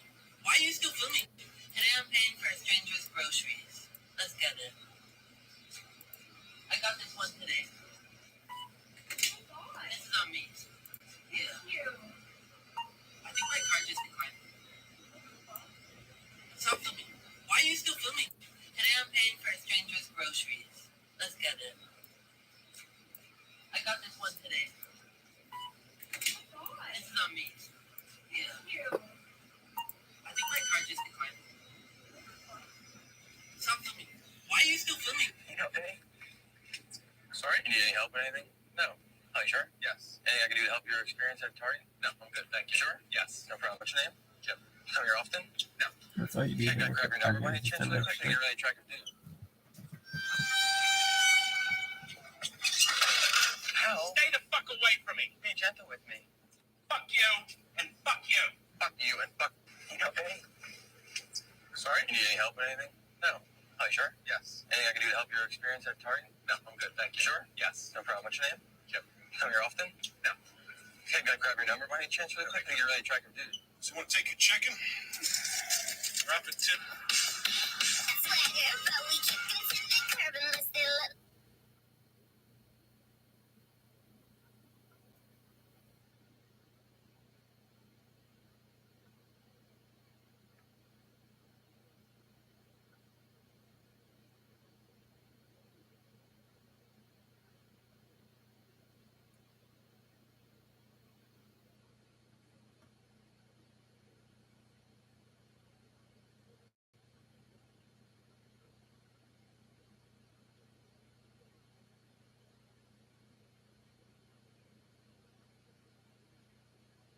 Hey, dude.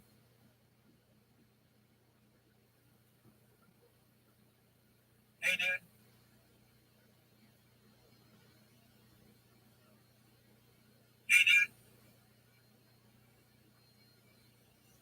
Gotta go like this.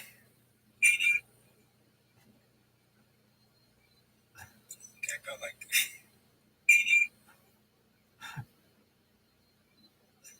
Can't go like this. Can't go like this.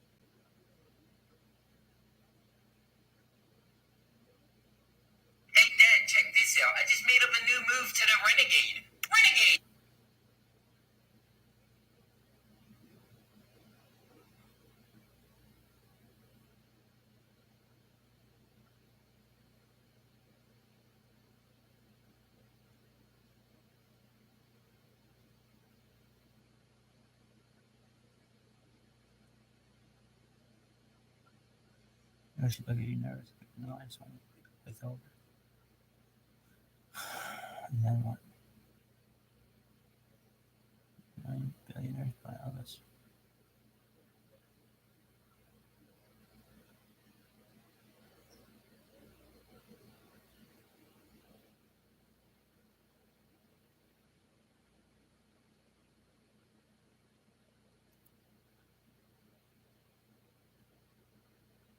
I think they let you delete that.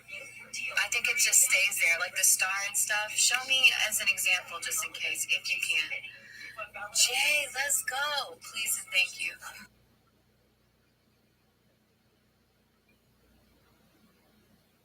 Please and thank you.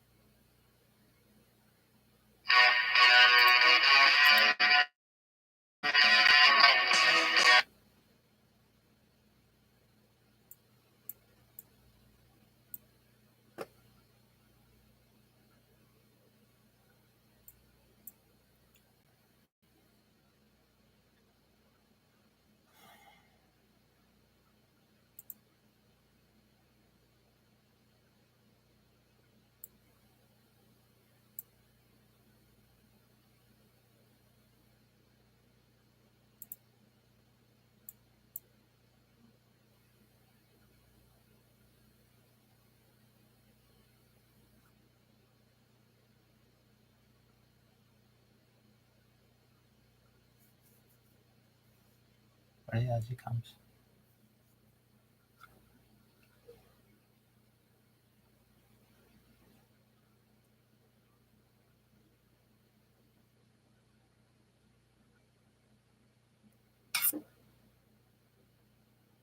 They increase.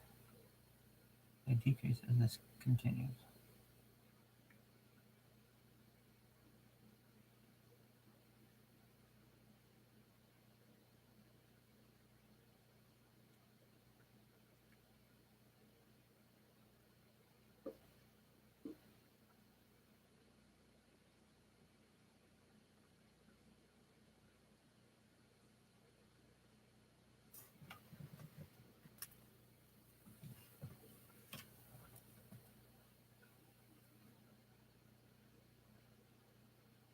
And it's just gonna ghost you.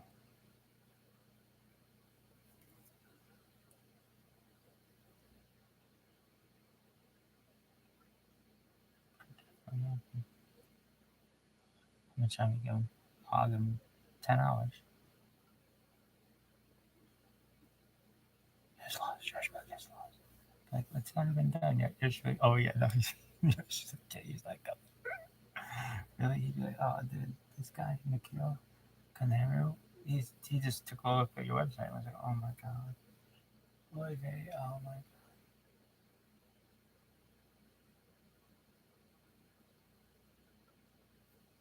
Are you done?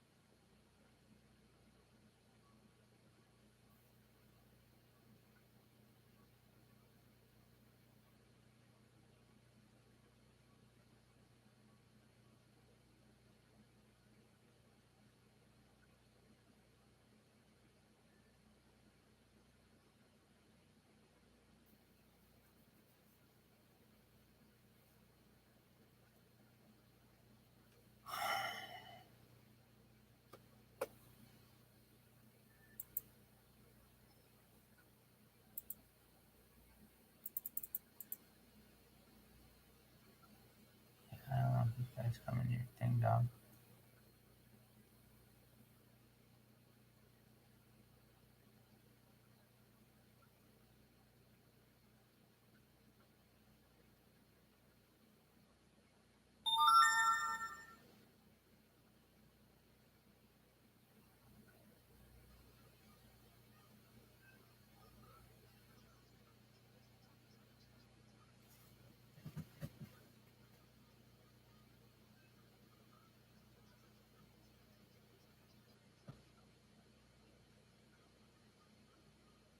Yes, okay, so am I gonna be the one to tell him? Mikey, he's not coming.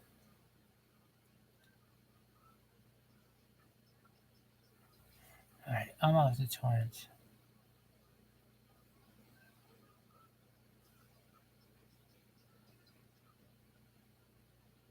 Really? Yeah.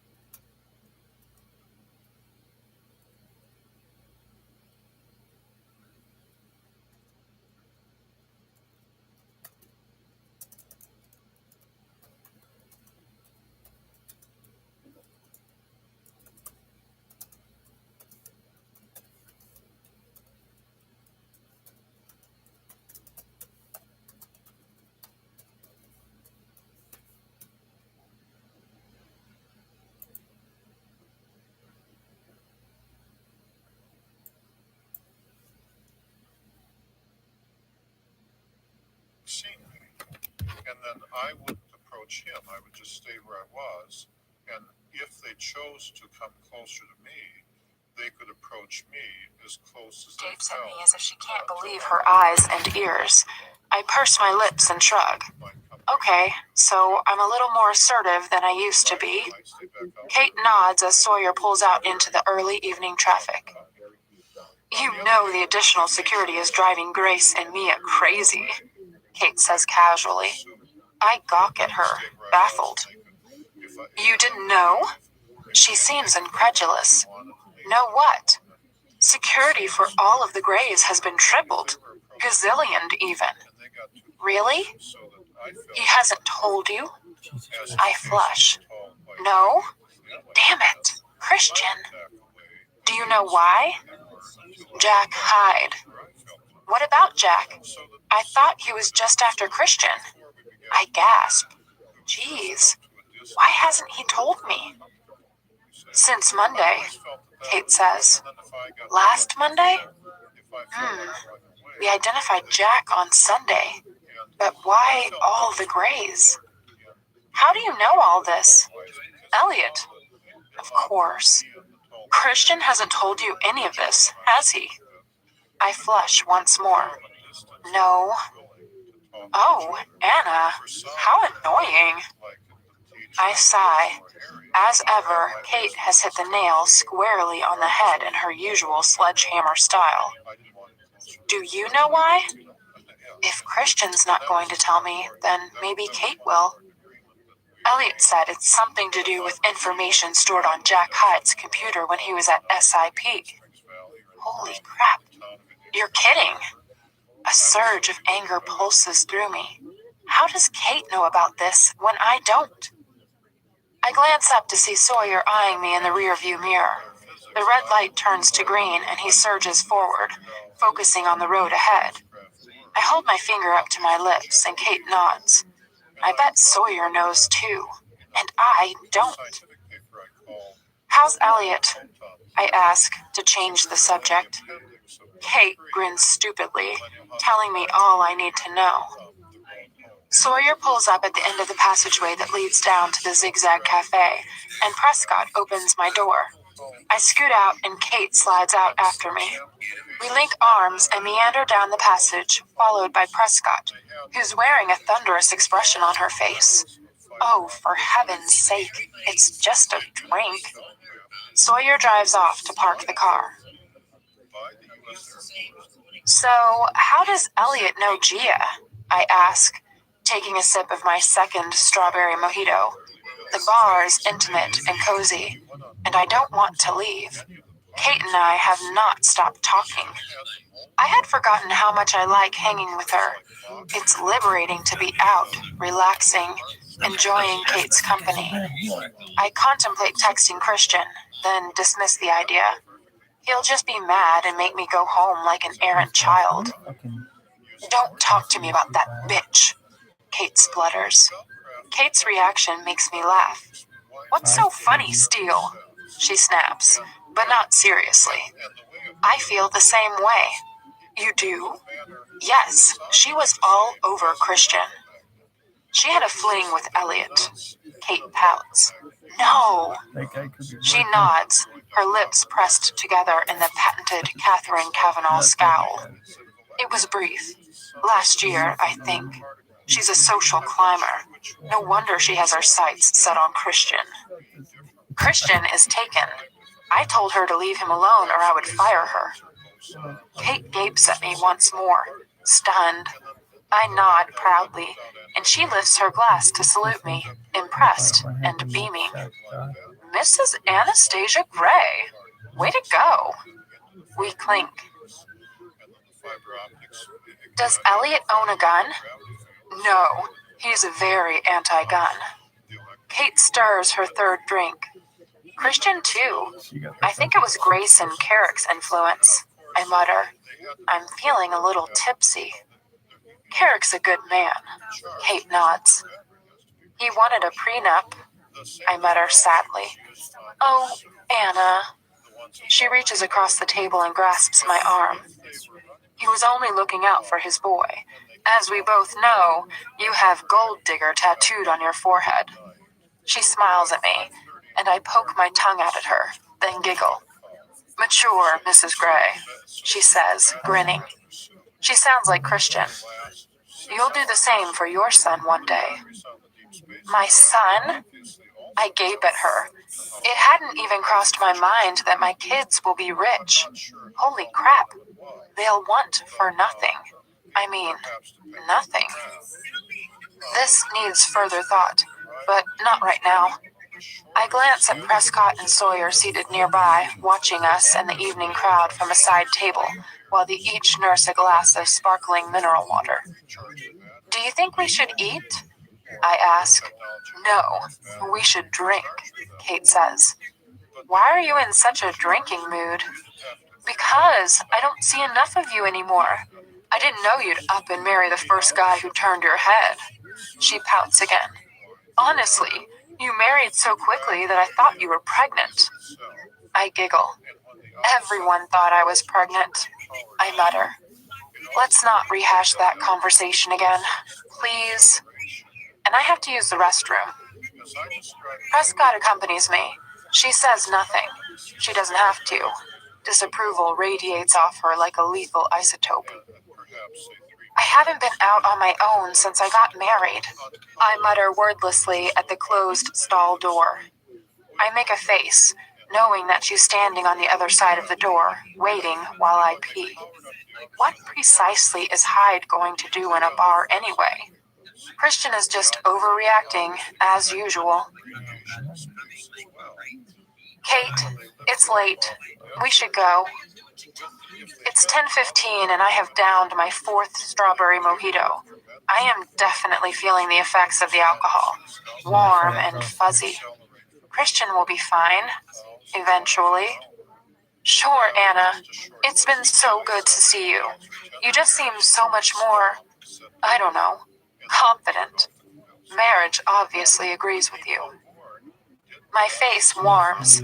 Coming from Miss Catherine Cavanaugh, this is indeed a compliment. It does, I whisper. And because I've probably had too much to drink, tears prick the backs of my eyes. Could I be any happier? In spite of all his baggage, his nature, his 50-ness, I have met and married the man of my dreams. I quickly change the subject to stem my sentimental thoughts, because I know I will cry otherwise. I have really enjoyed this evening. I grasp Kate's hand. Thank you for dragging me out. We hug.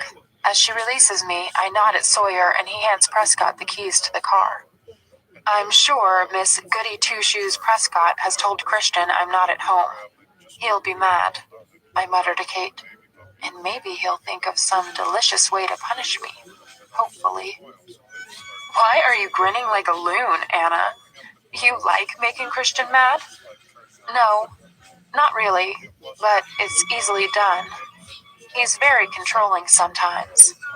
Most of the time.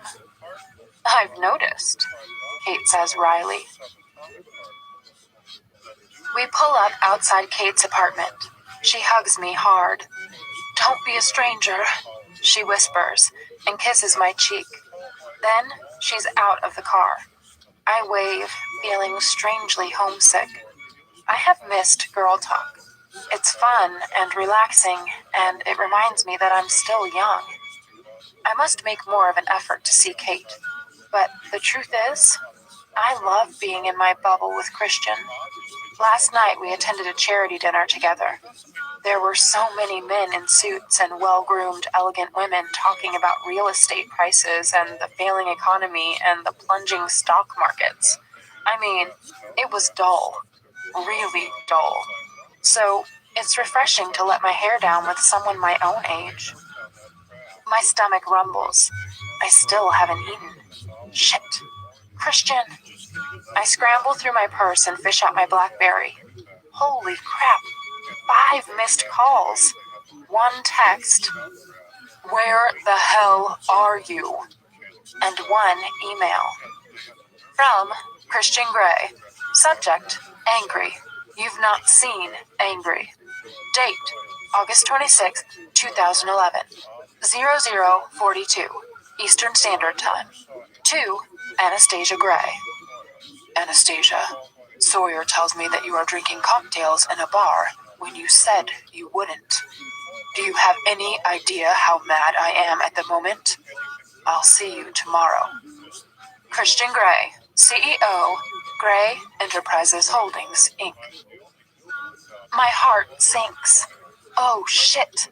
I really am in trouble.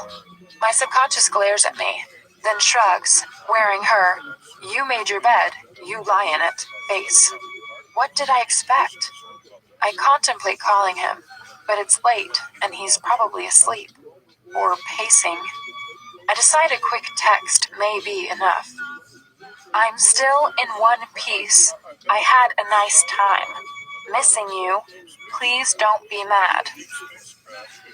I gaze at my BlackBerry, willing him to respond, but it's ominously silent. I sigh. Prescott pulls up outside of Scala, and Sawyer gets out to hold the door open for me. As we stand waiting for the elevator, I take the opportunity to quiz him. What time did Christian call you? Sawyer flushes. About 9:30, ma'am. Why didn't you interrupt my conversation with Kate so I could speak with him? Mr. Gray told me not to.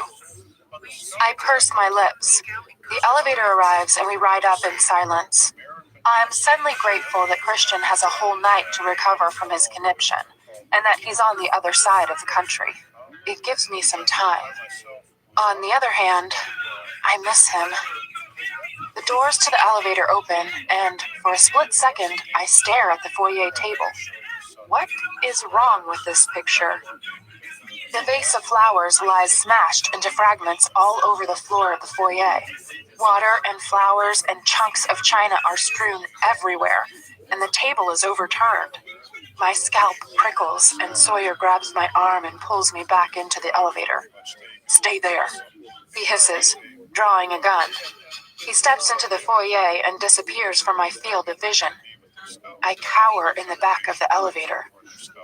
Luke! I hear Ryan call from inside the great room. Code blue! Code blue? You have the perp? Sawyer calls back. Jesus H. Christ! I flatten myself against the elevator wall. What the hell is going on? Adrenaline spikes through my body, and my heart leaps into my throat.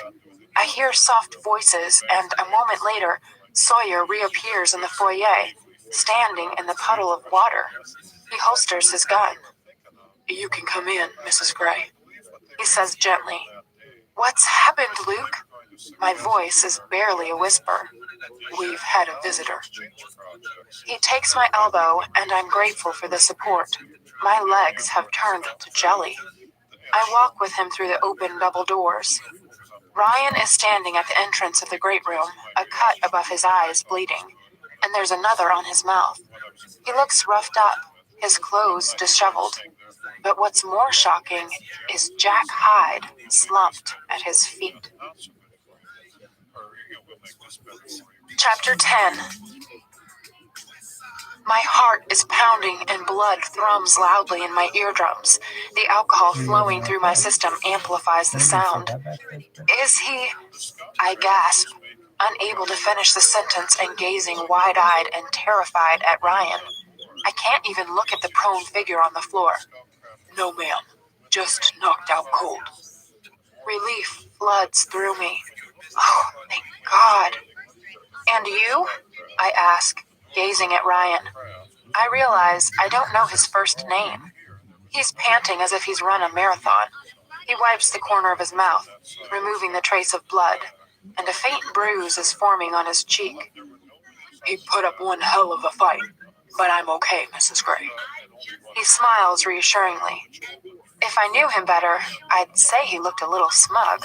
Lady, And Gail? Mrs. Jones? these Oh are no. the kind of Is she questions okay? I would keep Has she myself. been harmed?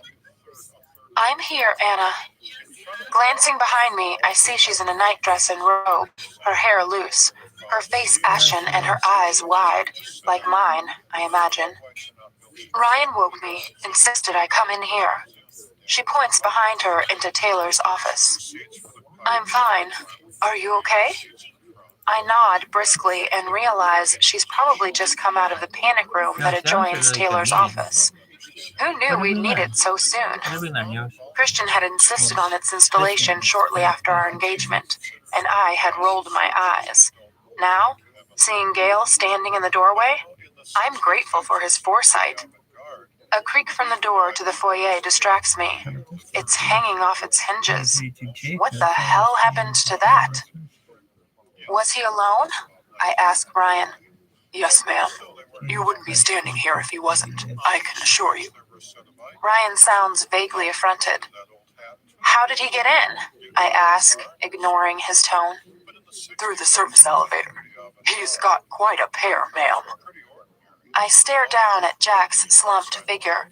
He's wearing a uniform of sorts. Coveralls, I think. When? About 10 minutes ago.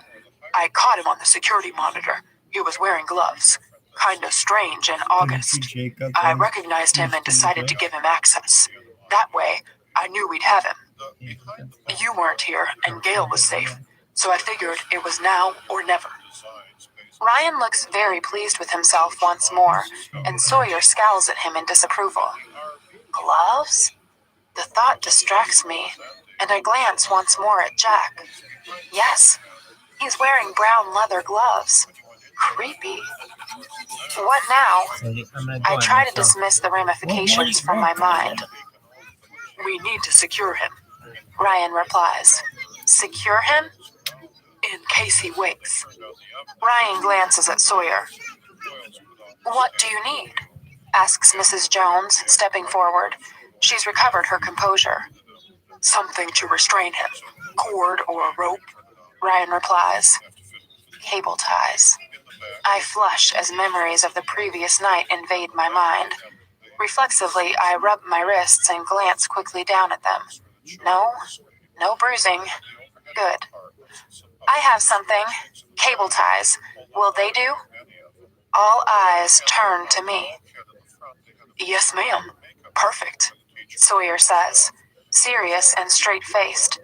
I want the floor to swallow me up, but I turn and head for our bedroom. Sometimes you just have to brazen things out. Perhaps it's the combination of fear and alcohol making me audacious. When I return, Mrs. Jones is surveying the mess in the foyer, and Miss Prescott has joined the security team.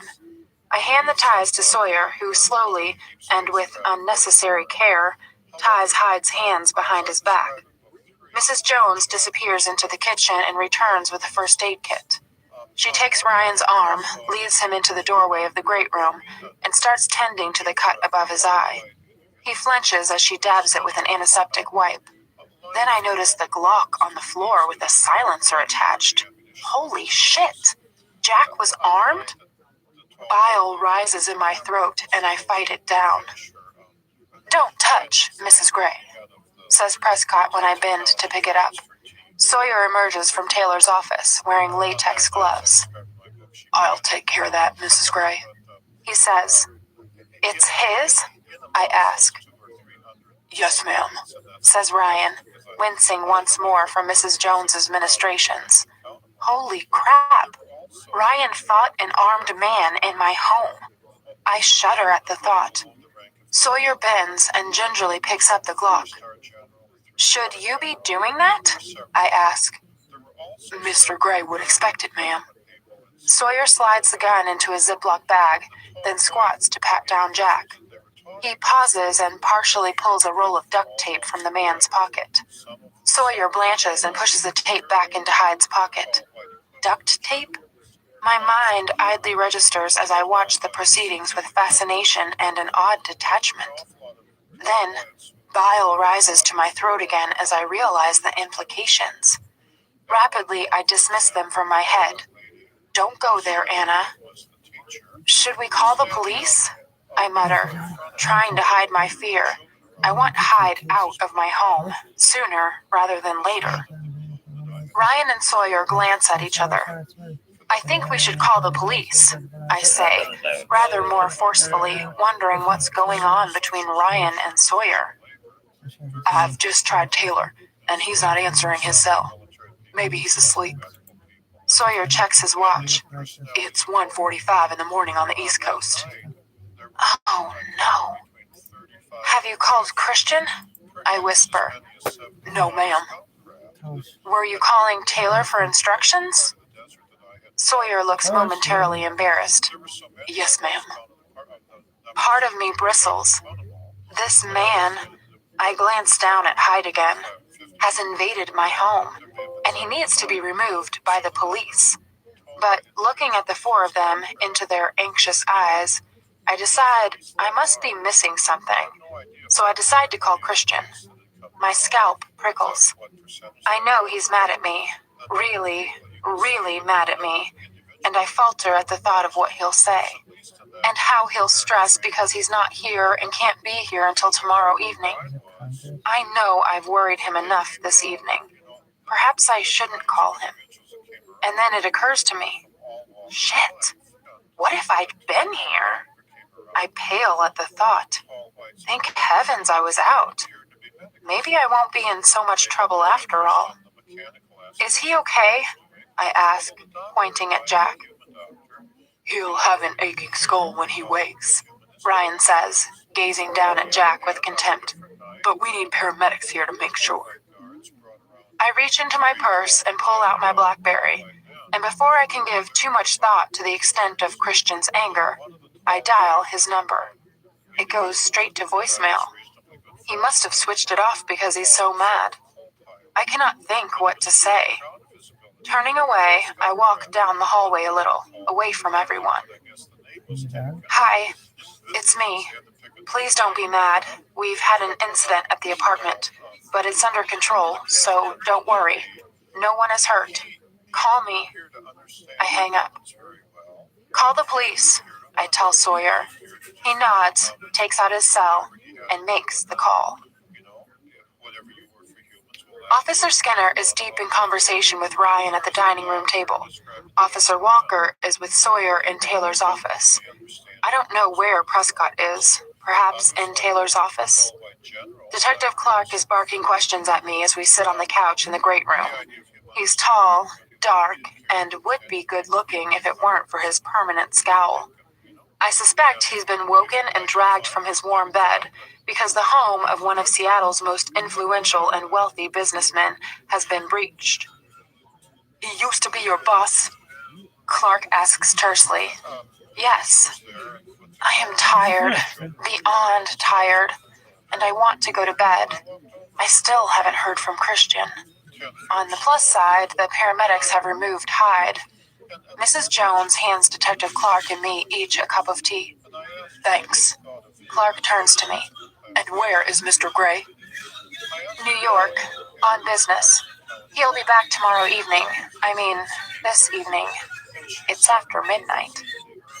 Hyde is known to us, Detective Clark murmurs. I'll need you to come down to the station to make a statement, but that can wait. It's late, and there are a couple of reporters camped out on the sidewalk. Do you mind if I look around? Of course not, I offer, relieved his questioning is finished. I shudder at the thought of the photographers outside. Well, they won't be a problem until tomorrow. I remind myself to call Mom and Ray just in case they hear anything and worry. Mrs. Gray, may I suggest you go to bed?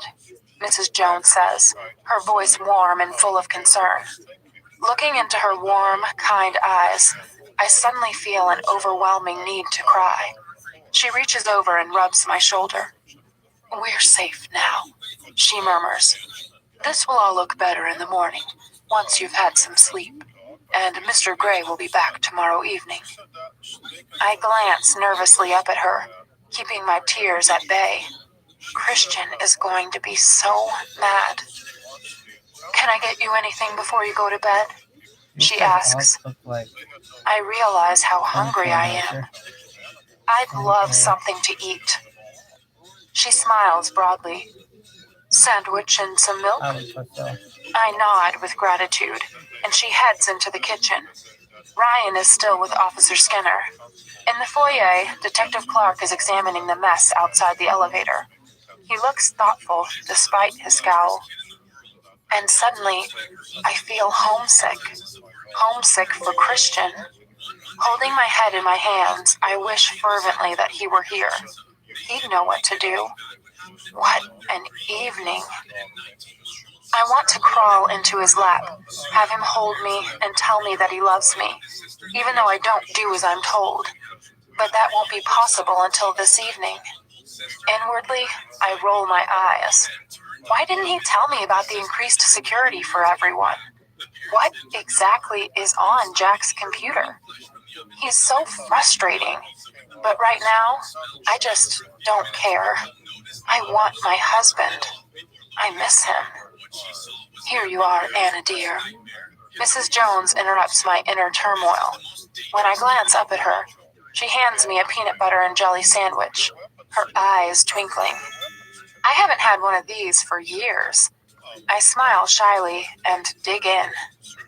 When I finally crawl into bed, I curl up on Christian's side, dressed in his t-shirt. Both his pillow and his t-shirt smell of him. And as I drift off, I silently wish him safe passage home and a good mood. I wake with a start. It's light and my head is aching, throbbing at my temples. Oh no, I hope I don't have a hangover. Cautiously, I open my eyes and notice the bedroom chair has moved, and Christian is sitting in it. He's wearing his tux, and the end of his bow tie is peeping out of the breast pocket. I wonder if I'm dreaming. His left arm is draped over the chair, and in his hand he holds a cut glass tumbler of amber liquid. Brandy? Whiskey? I have no idea. One long leg is crossed at the ankle over his knee. He's wearing black socks and dress shoes. His right elbow rests on the arm of the chair, his hand up to his chin, and he's slowly running his index finger rhythmically back and forth over his lower lip. In the early morning light, his eyes burn with grave intensity, but his general expression is completely unreadable. My heart almost stops. He's here. How did he get here? He must have left New York last night. How long has he been here watching me sleep? Hi, I whisper. He regards me coolly, and my heart stutters once more. Oh no. He moves his long fingers away from his mouth, tosses back the remainder of his drink, and places a glass on the bedside table. I half expect him to kiss me, but he doesn't. He sits back, continuing to regard me, his expression impassive. Hello, he says finally, his voice hushed, and I know he's still mad, really mad. You're back. It would appear so. Slowly, I pull myself up into a sitting position, not taking my eyes off him. My mouth is dry. How long have you been sitting there watching me sleep? Long enough. You're still mad. I can hardly speak the words. He gazes at me as if considering his response. Mad, he says, as if testing the word, weighing up its nuances, its meaning. No, Anna, I am way beyond mad. Holy crap. I try to swallow, but it's hard with a dry mouth. Way beyond mad. That doesn't sound good. He gazes at me, completely impassive, and doesn't respond. A stark silence stretches between us. I reach over to my glass of water and take a welcome sip, trying to bring my erratic heart rate under control. Ryan caught Jack. I try a different tack, and I place my glass beside his on the bedside table. I know, he says icily. Of course he knows. Are you going to be monosyllabic for long? His eyebrows move fractionally, registering his surprise as if he hadn't expected this question. Yes, he says finally. Oh, okay. What to do? Defense, the best form of attack. I'm sorry I stayed out. Are you? No, I mutter after a pause, because it's true. Why say it then? Because I don't want you to be mad at me. He sighs heavily, as if he's been holding this tension for 1,000 hours, and runs his hand through his hair. He looks beautiful. Mad, but beautiful. I drink him in. Christian's back. Angry, but in one piece. I think Detective Clark wants to talk to you. I'm sure he does. Christian, please. Please what? Don't be so cold. His eyebrows rise in surprise once more. Anastasia, cold is not what I'm feeling at the moment. I'm burning. Burning with rage. I don't know how to deal with these. He waves his hand, searching for the word. Feelings. His tone is bitter. Oh, shit. His honesty disarms me. All I want to do is crawl into his lap. It's all I've wanted to do since I came home last night. To hell with this. I move, taking him by surprise and climbing awkwardly into his lap, where I curl up. He doesn't push me away, which is what I'd feared. After a beat, he folds his arms around me and buries his nose in my hair. He smells of whiskey.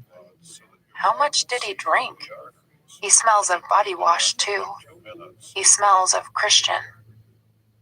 I wrap my arms around his neck and nuzzle his throat, and he sighs once more, deeply this time. Oh, Mrs. Gray, what am I going to do with you? He kisses the top of my head. I close my eyes, relishing the contact with him. How much have you had to drink? He stills. Why?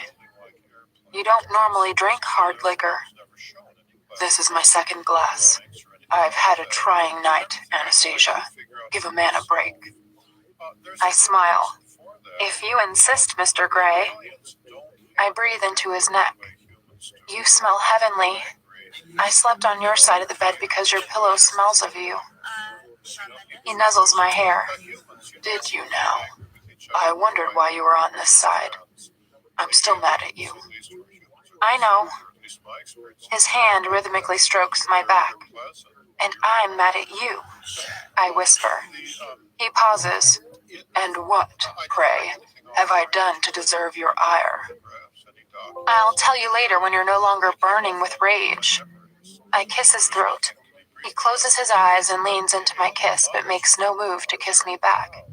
His arms tighten around me, squeezing me. When I think of what might have happened, his voice is barely a whisper, broken, raw. I'm okay. Oh, Anna. It's almost a sob. I'm okay. We're all okay. A bit shaken, but Gail is fine, Ryan is fine, and Jack is gone. He shakes his head. No thanks to you, he mutters. What? I lean back and glare at him. What do you mean? I don't want to argue about it right now, Anna. I blink. Well, maybe I do, but I decide against it. At least he's talking to me. I nestle into him once more. His fingers move to my hair and start playing with it. I want to punish you, he whispers. Really beat the shit out of you. He adds. My heart leaps into my mouth. Fuck. I know, I whisper as my scalp prickles. Maybe I will. I hope not. He hugs me tighter. Anna. You try the patience of a saint. I could accuse you of many things, Mr. Gray, but being a saint isn't one of them. Finally, I am blessed with his reluctant chuckle. Fair point well made as ever, Mrs. Gray.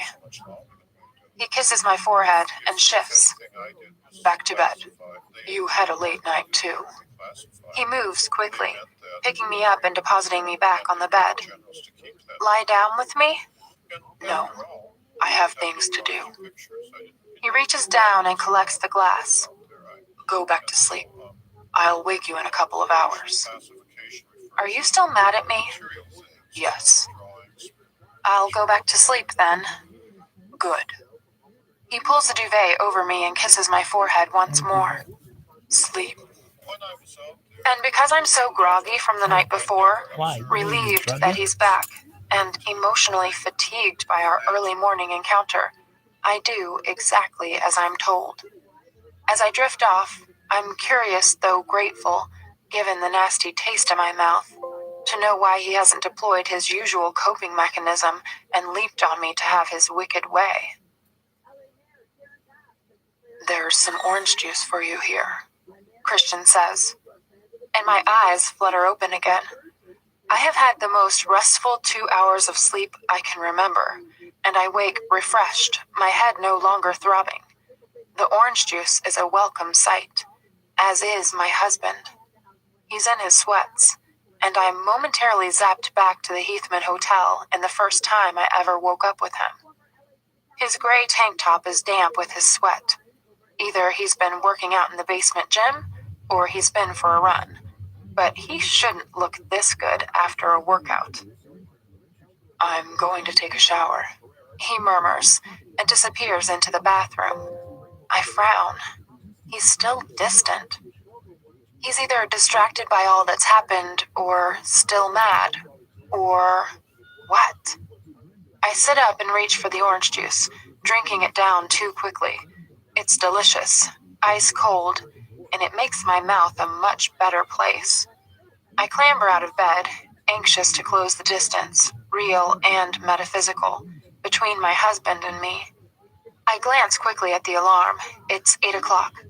I strip off Christian's t-shirt and follow him into the bathroom. He's in the shower, washing his hair, and I don't hesitate. I slip in behind him, and he stiffens the moment I wrap my arms around him, my front to his wet, muscular back. I ignore his reaction, holding him tightly, and press my cheek flat against him, closing my eyes. After a moment, he shifts so we're both under the cascade of hot water and carries on washing his hair. I let the water wash over me as I cradle the man I love. I think of all the times he's fucked me and all the times he's made love to me in here. I frown. He's never been this quiet. Turning my head, I start to trail kisses across his back. His body stiffens again. Anna, he warns. My hands travel slowly down over his taut stomach to his belly. He places both his hands on mine and brings them to an abrupt halt. He shakes his head. Don't, he warns. I release him immediately. He's saying no? My mind goes into freefall. Has this ever happened before? My subconscious shakes her head, her lips pursed. She glares at me over her half-moon glasses, wearing her "you really fucked up this time" look. I feel like I've been slapped, hard, rejected, and a lifetime of insecurity spawns the ugly thought that he doesn't want me anymore. I gasp as the pain sears through me. Christian turns, and I'm relieved to see he's not completely oblivious to my charms. Grasping my chin, he tilts my head back, and I find myself gazing into his wary gray eyes. I'm still fucking mad at you, he says, his voice quiet and serious. Shit. Leaning down, he rests his forehead against mine, closing his eyes. I reach up and caress his face. Don't be mad at me, please. I think you're overreacting, I whisper. He straightens, blanching. My hand falls free to my side. Overreacting? He snarls. Some fucking lunatic gets into my apartment to kidnap my wife, and you think I'm overreacting? The restrained menace in his voice is frightening, and his eyes blaze as he stares at me as if I'm the fucking lunatic. No, that's not what I was referring to. I thought this was about me staying out. He closes his eyes once more as if in pain and shakes his head. Christian, I wasn't here. I try to appease and reassure him. I know, He whispers, opening his eyes. And all because you can't follow a simple fucking request. His tone is bitter, and it's my turn to blanch. I don't want to discuss this now, in the shower. I am still fucking mad at you, Anastasia. You're making me question my judgment. He turns and promptly leaves the shower, grabbing a towel on the way and stalking out of the bathroom, leaving me bereft and chilled under the hot water. Crap, crap, crap. Then, the significance of what he's just said dawns on me. Kidnap? Fuck. Jack wanted to kidnap me? I recall the duct tape and not wanting to think too deeply about why Jack had it. Does Christian have more information? Hurriedly, I wash myself, then shampoo and rinse my hair. I want to know. I need to know. I am not going to let him keep me in the dark about this. Christian's not in the bedroom when I come out. Geez, he dresses quickly. I do the same, throwing on my favorite plum dress and black sandals, and I'm conscious that I've chosen this outfit because Christian likes it. I vigorously towel dry my hair, then braid it and wind it into a bun. Fitting diamond studs into my ears, I dash to the bathroom to apply a little mascara and glance at myself in the mirror. I'm pale. I'm always pale. I take a deep, steadying breath. I need to face the consequences of my rash decision to actually enjoy myself with my friend. I sigh, knowing that Christian won't see it that way. Christian is nowhere to be seen in the great room. Mrs. Jones is busying herself in the kitchen. Good morning, Anna, she says sweetly. Morning. I smile broadly at her. I am Anna again. Tea? Please. Anything to eat? Please, I'd like an omelet this morning. With mushrooms and spinach? And cheese. Coming up. Where's Christian? Mr. Gray's in his study. Has he had breakfast? I glance at the two places set on the breakfast bar. No, ma'am. Thanks. Christian is on the phone, dressed in a white shirt with no tie, looking every bit the relaxed CEO. How deceptive appearances can be. Perhaps he's not going into the office after all. He glances up when I appear in the doorway, but shakes his head at me, indicating that I am not welcome. Shit. I turn and wander dejectedly back to the breakfast bar. Taylor appears, snappily dressed in a somber suit, looking like he's had 8 hours of uninterrupted sleep. Morning, Taylor, I murmur, trying to gauge his mood and see if he'll offer me any visual cues about what has been going on. Good morning, Mrs. Gray, he replies, and I hear the sympathy in those 4 words. I smile compassionately back at him, knowing he had to endure an angry, frustrated Christian returning to Seattle way ahead of schedule. How was the flight? I dare to ask. Long, Mrs. Gray. His brevity speaks volumes. May I ask how you are? He adds, his tone softening. I'm good. He nods. If you'll excuse me. He heads toward Christian's study. Taylor's allowed in, but not me. Here you go. Mrs. Jones places my breakfast in front of me. My appetite has vanished, but I eat anyway, not wishing to offend her. By the time I've finished what I can of my breakfast, Christian has still not emerged from his study. Is he avoiding me? Thanks, Mrs. Jones, I murmur, sliding off the bar stool and making my way to the bathroom to clean my teeth. As I brush them, I'm reminded of Christian's sulk over the wedding vows. He holed up in his study then, too. Is that what this is? Him sulking? I shudder as I recall his subsequent nightmare. Will that happen again? We really need to talk. I need to know about Jack and about the increased security for the Grays. All the details that have been kept from me, but not from Kate. Obviously, Elliot talks to her. I glance at my watch. It's 8:50. I'm late for work. I finish brushing my teeth, apply a little lip gloss, grab my lightweight black jacket, and head back to the great room. I am relieved to see Christian there, eating his breakfast. You're going? He says when he sees me. To work? Yes, of course.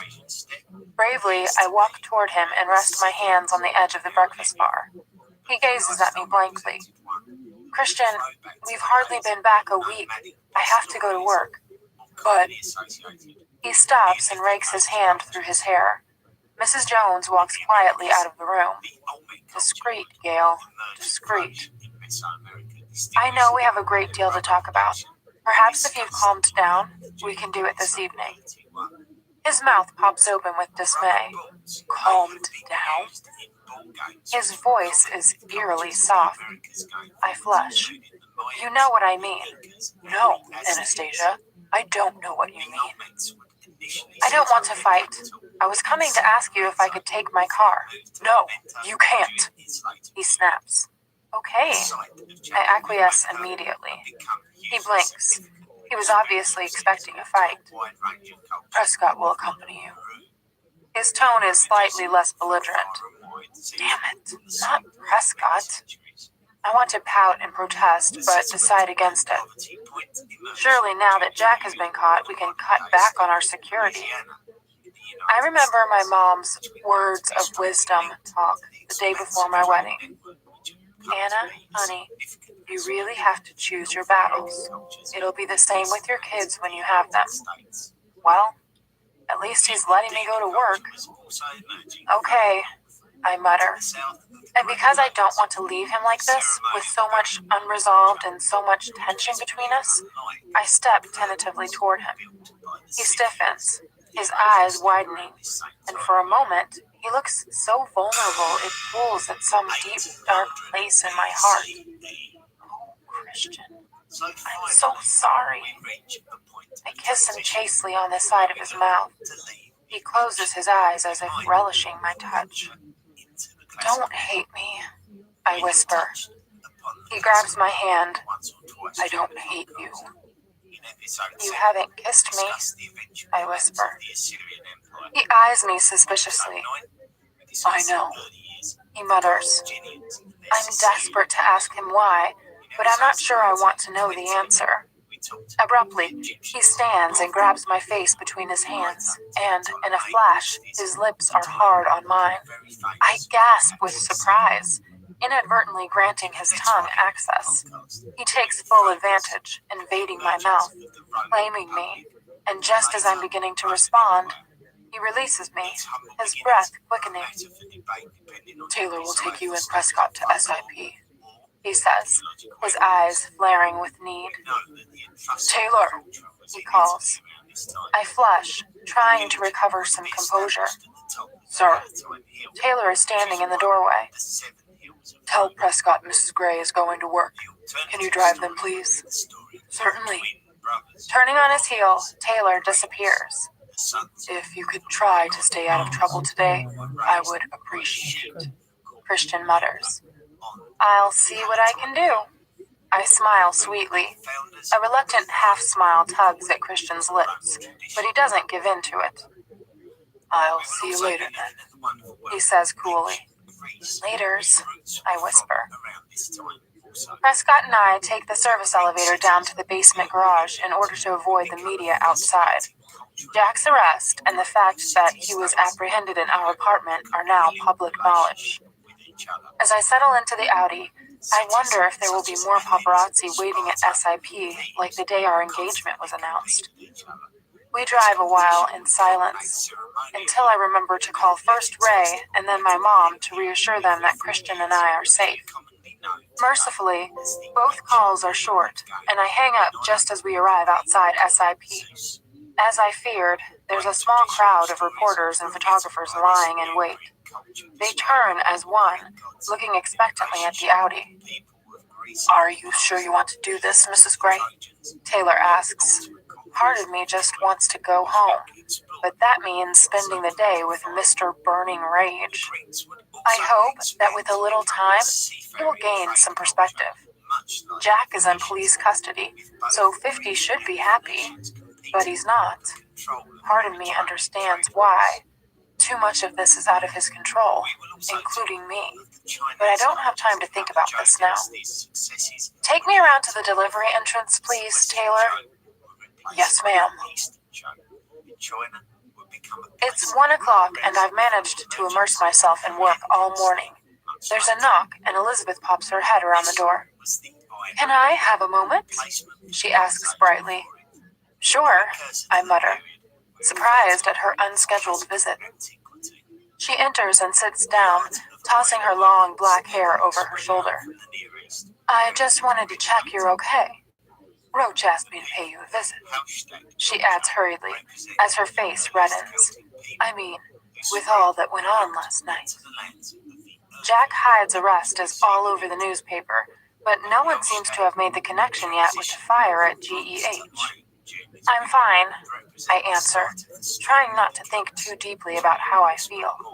Jack wanted to harm me. Well, that's not news. He's tried before. It's Christian I'm more concerned about. I glance quickly at my email. There's still nothing from him. I don't know if I were to send him an email, whether I'd just be provoking Mr. Burning Rage further. Good, Elizabeth answers, and her smile actually touches her eyes for a change. If there's anything I can do, anything you need, let me know. Will do. Elizabeth stands. I know how busy you are, Anna. I'll let you get back to it. Thanks. That has to have been the briefest, most pointless meeting in the Western Hemisphere today. Why did Roach send her here? Perhaps he's worried, given I'm his boss's wife? I shake off the dark thoughts and reach for my BlackBerry in the hope that there might be a message from Christian. As I do, my work email pings. From Christian Gray. Subject, statement. Date, August 26, 2011, 13:04. To Anastasia Gray. Anastasia, Detective Clark will be visiting your office today at 3 p.m. to take your statement. I have insisted that he should come to you, as I don't want you going to the police station. Christian Gray, CEO, Gray Enterprises Holdings, Inc. I gaze at his email for a full 5 minutes, trying to think of a light and witty response to lift his mood. I draw a complete blank, and opt for brevity instead. From Anastasia Gray. Subject, statement. Date, August 26, 2011, 13:12. To Christian Gray. Okay, A, X. Anastasia Gray, editor, SIP. I stare at the screen for another 5 minutes, anxious for his response, but there's nothing. Christian is not in the mood to play today. I sit back. Can I blame him? My poor 50 was probably frantic back in the early hours of this morning. Then a thought occurs to me. He was in his tux when I woke this morning. What time did he decide to come back from New York? He normally leaves functions between 10 and 11. Last night at that hour, I was still at large with Kate. Did Christian come home because I was out, or because of the Jack incident? If he left because I was out having a good time, he would have had no idea about Jack, about the police, nothing, until he landed in Seattle. It's suddenly very important to me to find out. If Christian came back merely because I was out, then he was overreacting. My subconscious sucks her teeth, wearing her harpy face. Okay, I'm glad he's back, so maybe it's irrelevant. But still, Christian must have had one hell of a shock when he landed. No wonder he's so confused today. His earlier words come back to me. I am still fucking mad at you, Anastasia. You're making me question my judgment. I have to know, did he come back because of Cocktailgate, or because of the fucking lunatic? From Anastasia Gray. Subject, your flight. Date, August 26, 2011, 13:24. To Christian Gray. What time did you decide to come back to Seattle yesterday? Anastasia Gray, editor, SIP. From Christian Gray. Subject, your flight. Date, August 26, 2011, 13:26. To Anastasia Gray. Why? Christian Gray, CEO, Gray Enterprises Holdings, Inc. From Anastasia Gray. Subject, your flight. Date, August 26, 2011, 13:29. To Christian Gray. Call it curiosity. Anastasia Gray, editor, SIP. From Christian Gray. Subject, your flight. Date, August 26, 2011, 13:32. To Anastasia Gray. Curiosity killed the cat.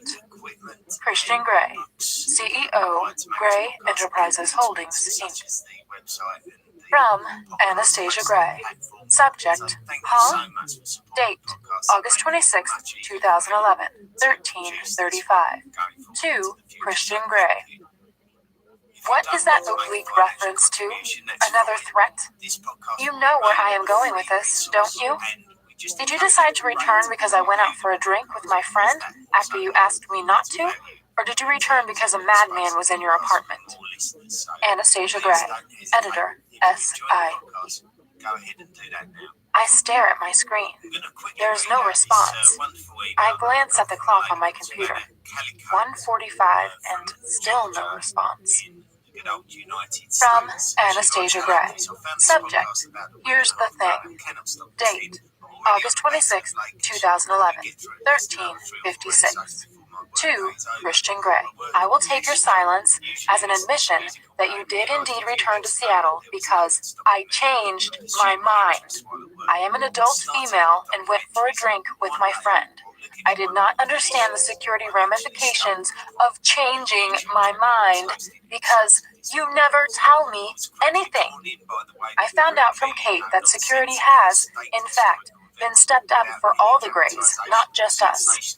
I think you generally overreact where my safety is concerned, and I understand why.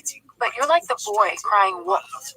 I never have a clue about what is a real concern or merely something that is perceived as a concern by you. I had 2 of the security detail with me. I thought both Kate and I would be safe. Fact is, we were safer in that bar than at the apartment. Had I been fully informed of the situation, I would have taken a different course of action. I understand your concerns are something to do with material that was on Jack's computer here, or so Kate believes. Do you know how annoying it is to find out my best friend knows more about what's going on with you than I do? And I am your wife. So are you going to tell me? Or will you continue to treat me like a child, guaranteeing that I continue to behave like one?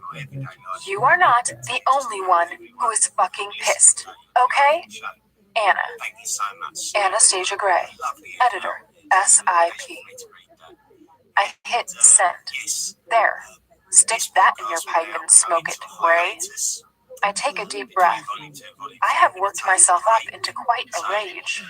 Here I was, feeling sorry and guilty for behaving badly. Well, no longer. From Christian Gray. Subject, here's the thing. Date, August 26, 2011, 13:59. To Anastasia Gray. As ever, Mrs. Gray, you are forthright and challenging in email.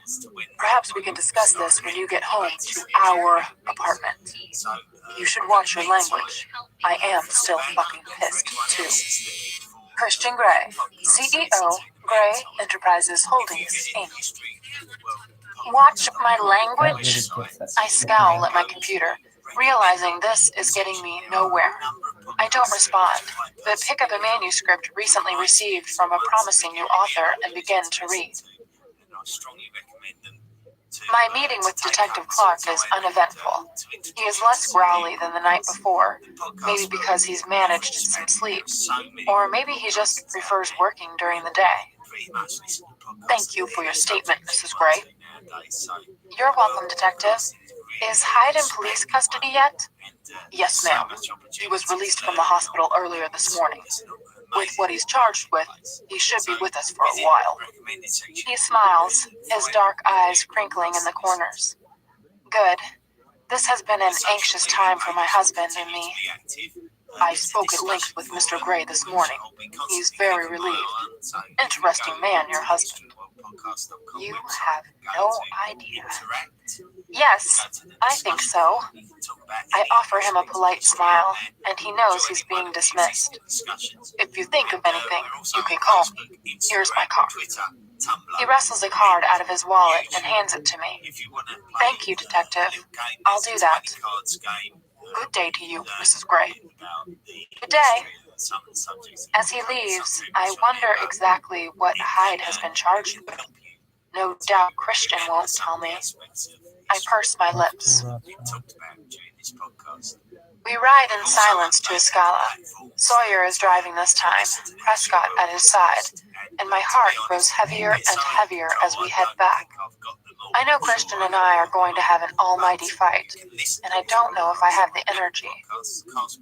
As I ride in the elevator from the garage with Prescott beside me, I try to marshal my thoughts. What do I want to say? I think I said it all in my email. Perhaps he'll give me some answers. I hope so. I can't help my nerves. My heart is pounding, my mouth is dry, and my palms are sweaty. I don't want to fight, but sometimes he's so difficult, and I need to stand my ground. The elevator doors slide open, revealing the foyer, and it's once more neat and tidy. The table is upright, and a new vase is in place with a gorgeous array of pale pink and white peonies. I quickly check the paintings as we wander through. The Madonnas all look to be intact. The broken foyer door is fixed and operational once more, and Prescott kindly opens it for me. She's been so quiet today. I think I prefer her this way. I drop my briefcase in the hall and head into the great room. I stop. Holy fuck. Good evening, Mrs. Gray. Christian says softly. He's standing by the piano, dressed in a tight black t-shirt and jeans. Those jeans.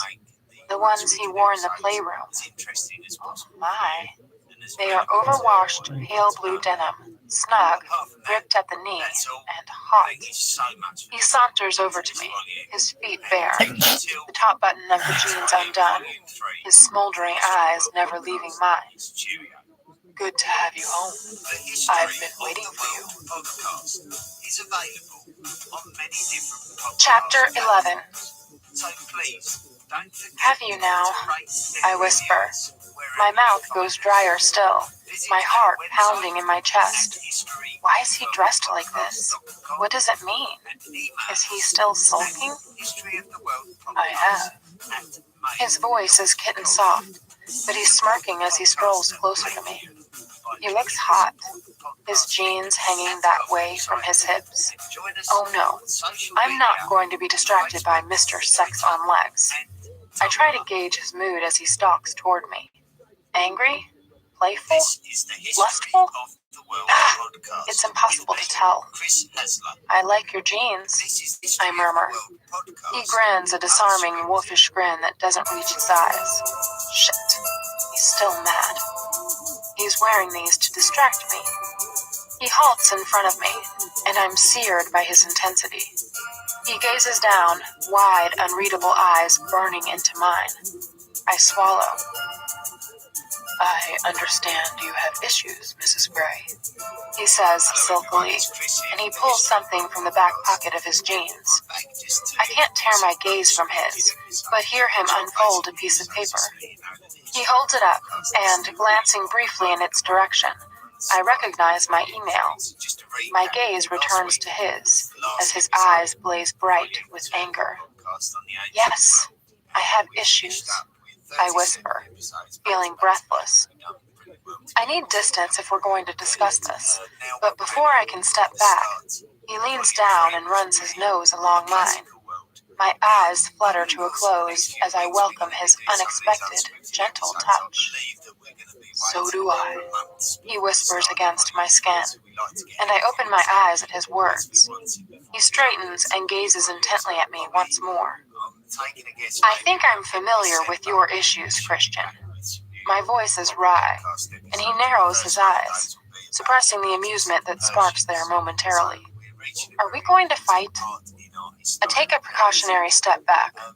I must physically distance myself from him, from his smell, his look, his distracting body in those hot jeans. He frowns as I move away. Why did you fly back from New York? I whisper. Let's get this over and done with. You know why. His tone carries a warning ring. Because I went out with Kate? Because you went back on your word, and you defied me, putting yourself at unnecessary risk. Went back on my word? Is that how you see it? I gasp, ignoring the rest of his sentence. Yes. Holy crap. Talk about overreaction. I start to roll my eyes, but stop when he scowls at me. Christian, I changed my mind. I explain slowly, patiently, as if he's a child. I'm a woman. We're renowned for it. That's what we do. He blinks at me as if he doesn't comprehend this. If I had thought for 1 minute that you would cancel your business trip, words fail me. I realize I don't know what to say. I am momentarily catapulted back to the argument over our vows. I never promised to obey you, Christian. But I hold my tongue, because deep down, I'm glad he came back. In spite of his fury, I'm glad he's here in one piece, angry and smoldering in front of me. You changed your mind? He can't hide his contemptuous disbelief. Yes. And you didn't think to call me? He glares at me, incredulous, before continuing. What's more, you left the security details short here and put Ryan at risk. Oh, I hadn't thought about that. I should have called, but I didn't want to worry you. If I had, I'm sure you would have forbidden me to go, and I've missed Kate. I wanted to see her. Besides, it kept me out of the way when Jack was here. Ryan shouldn't have let him in. This is so confusing. If Ryan hadn't, Jack would still be at large. Christian's eyes gleam wildly, then shut, his face tightening as if in pain. Oh no. He shakes his head, and before I know it, he has folded me in his arms, pulling me hard against him. Oh, Anna, he whispers as he tightens his hold on me so that I can barely breathe. If something were to happen to you. His voice is barely a whisper. It didn't, I managed to say. But it could have. I've died 1,000 deaths today thinking about what might have happened. I was so mad, Anna. Mad at you, mad at myself, mad at everyone. I can't remember being this angry except... He stops again. Except, I prompt, once in your old apartment, when Layla was there. Oh, I don't want to think about that. You were so cold this morning, I murmur. My voice cracks on the last word as I remember the hideous feeling of rejection in the shower. His hands move to the nape of my neck, loosening their grip on me, and I take a deep breath. He pulls my head back. I don't know how to deal with this anger. I don't think I want to hurt you, he says, his eyes wide and wary. This morning, I wanted to punish you badly, and... He stops, lost for words, I think, or too afraid to say them. You were worried you'd hurt me? I finish his sentence for him, not believing that he'd hurt me for a minute, but relieved, too. A small, vicious part of me feared it was because he didn't want me anymore. I didn't trust myself, he says quietly. Christian, I know you'd never hurt me. Not physically, anyway. I clasp his head between my hands. Do you? He asks, and there is skepticism in his voice. Yes, I knew what you said was an empty, idle threat. I know you're not going to beat the shit out of me. I wanted to. No, you didn't. You just thought you did. I don't know if that's true. he murmurs. Think about it, I urge, wrapping my arms around him once more and nuzzling his chest through the black t-shirt. About how you felt when I left. You've told me often enough what that did to you, how it altered your view of the world, of me. I know what you've given up for me. Think about how you felt about the cuff marks on our honeymoon. He stills, and I know he's processing this information. I tighten my arms around him, my hands on his back, feeling his taut, toned muscles beneath his t-shirt. Gradually, he relaxes as the tension slowly ebbs away. Is this what's been worrying him? That he'll hurt me? Why do I have more faith in him than he has in himself? I don't understand. Surely we've moved on. He's normally so strong, so in control. But without that, he's lost. Oh, 50, 50, 50. I'm sorry. He kisses my hair. I turn my face up to his, and his lips find mine. Searching, taking, giving, begging. For what? I don't know. I just want to feel his mouth on mine, and I return his kiss passionately. You have such faith in me, he whispers after he breaks away. I do.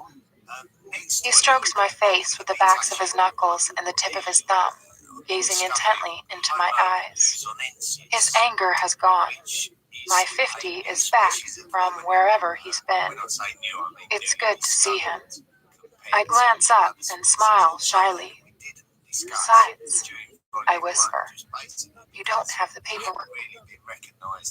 His mouth drops open in amused shock, and he clutches me to his chest again.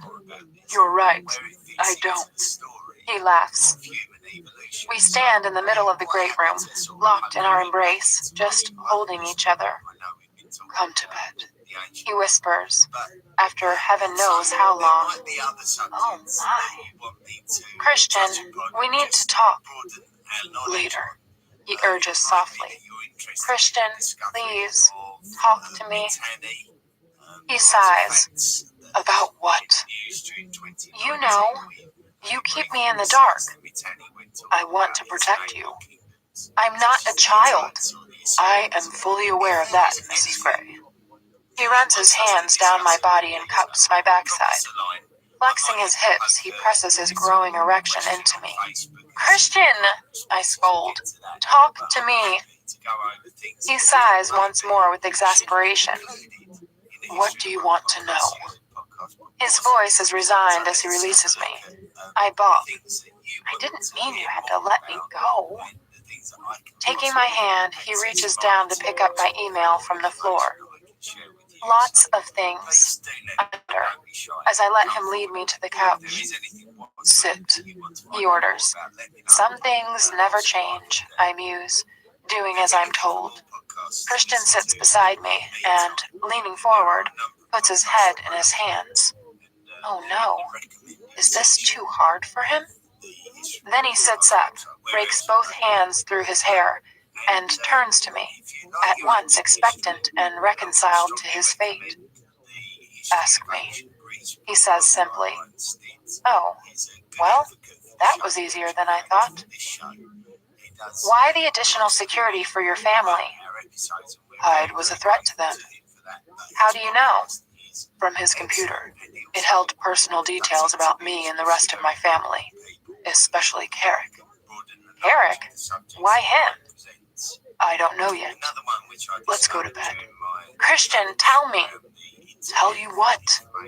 You are so exasperating. So are you. He glares. You didn't ramp up the security when you first found out there was information about your family on the computer. So, what happened? Why now? Christian narrows his eyes at me. I didn't know he was going to attempt to burn down my building, or... He stops. We thought it was an unwelcome obsession, but, you know. Shrugs. When you're in the public eye, people are interested. It was random stuff. News reports on me from when I was at Harvard, my rowing, my career. Reports on Carrick, following his career, following my mom's career. And to some extent, Elliot and Mia. How strange. You said or, I prompt. Or what? You said attempt to burn down my building, or like you were going to say something else. Are you hungry? What? I frown at him, and my stomach rumbles. Did you eat today? His voice is sterner, and his eyes frost. I'm betrayed by my flesh. As I thought. His voice is clipped. You know how I feel about you not eating. Come, he says. He stands and holds out his hand. Let me feed you. And he shifts again, this time his voice full of sensual promise. Feed me? I whisper, as everything south of my navel liquefies. Hell. This is such a typically mercurial diversion from what we've been discussing. Is that it? Is that all I'm getting out of him for now? Leading me over to the kitchen, Christian grabs a bar stool and hefts it around to the other side of the island. Sit, he says. Where's Mrs. Jones? I ask, noticing her absence for the first time as I perch on the stool.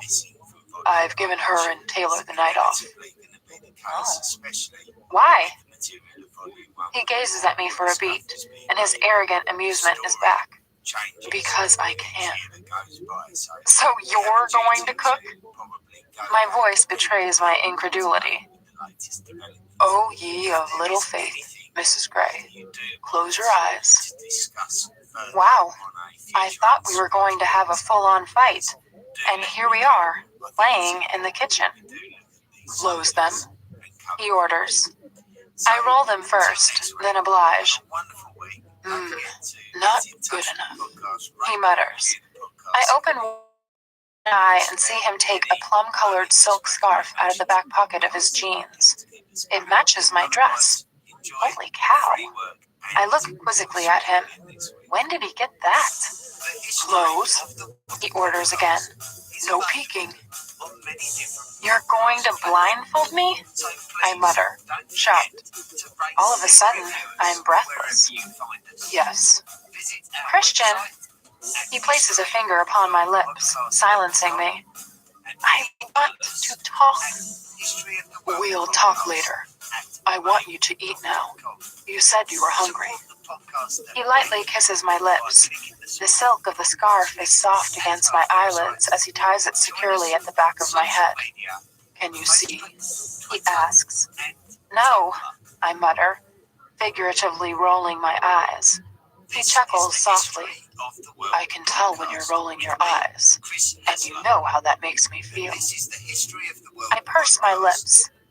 Can we just get this over and done with? I snap. Such impatience, Mrs. Gray.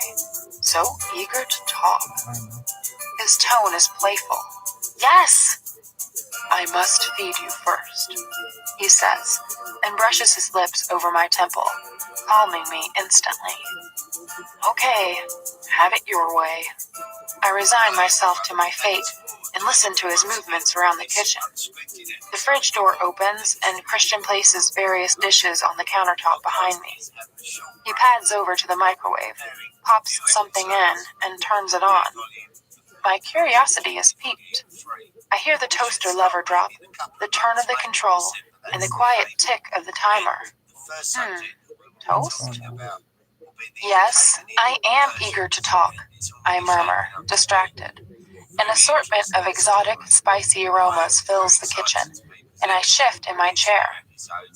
Be still, Anastasia, he murmurs, and he's close to me again. I want you to behave, he whispers. Oh my. And don't bite your lip. Gently, he tugs my bottom lip free of my teeth, and I can't help my smile. Next, I hear the sharp pop of a cork being drawn from a bottle, and the gentle glug of wine being poured into a glass. Then a moment of silence, followed by a quiet click and the soft hiss of white noise from their surround sound speakers as they come to life. A loud twang of a guitar begins a song I don't know. Christian turns the volume down to background level. A man starts to sing, his voice deep, low, and sexy. A drink first, I think, Christian whispers, diverting me from the song. Head back. I tip my head back. Further, he prompts. I oblige, and his lips are on mine. Cool, crisp wine flows into my mouth. I swallow reflexively. Oh my. Memories flood back of not so long ago. Me trussed up on my bed in Vancouver before I graduated, with a hot, angry Christian not appreciating my email. Have times changed? Not much, except now I recognize the wine. Christian's favorite, a Sancerre. I murmur in appreciation. You like the wine? He whispers, his breath warm on my cheek. I'm bathed in his proximity, his vitality, the heat radiating from his body, even though he doesn't touch me. Yes, I breathe. More. I always want more with you. I almost hear his grin. It makes me grin too. Mrs. Gray, are you flirting with me? Yes. His wedding ring clinks against the glass as he takes another sip of wine. Now that is a sexy sound. This time, he pulls my head right back, cradling me. He kisses me once more, and greedily I swallow the wine he gives me. He smiles as he kisses me again. Hungry? I think we've already established that, Mr. Gray. The troubadour on the iPod is singing about wicked games. How apt. The microwave pings, and Christian releases me. I sit upright. The food smells spicy. Garlic, mint, oregano, rosemary, and lamb, I think. The door to the microwave opens, and the appetizing smell grows stronger. Shit! Christ! Christian curses, and a dish clatters onto the countertop. Oh, 50. You okay? Yes! He snaps, his voice tight. A moment later, he is standing beside me once more. I just burned myself. Here. He eases his index finger into my mouth. Maybe you could suck it better. Oh. Clasping his hand, I draw his finger slowly from my mouth. There. I soothe, and leaning forward, I blow, cooling his finger, then kiss it gently twice. He stops breathing. I reinsert it into my mouth and suck gently. He inhales sharply, and the sound travels straight to my groin. He tastes as delicious as ever, and I realize that this is his game, the slow seduction of his wife. I thought he was mad, and now? This man, my husband, is so confusing, but this is how I like him. Playful, fun, sexy as hell. He's given me some answers, but I'm greedy. I want more, but I want to play too.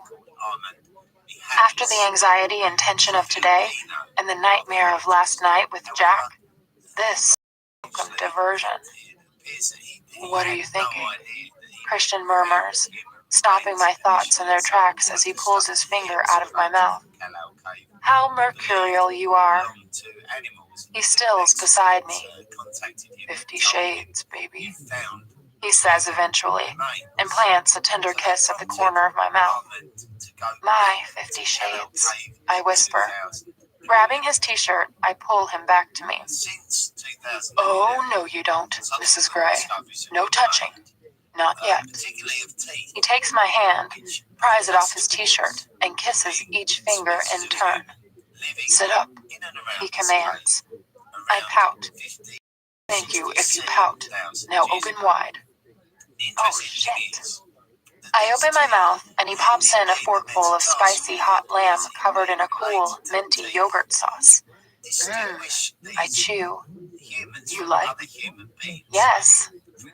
He makes an appreciative noise, and I know he's eating and enjoying too.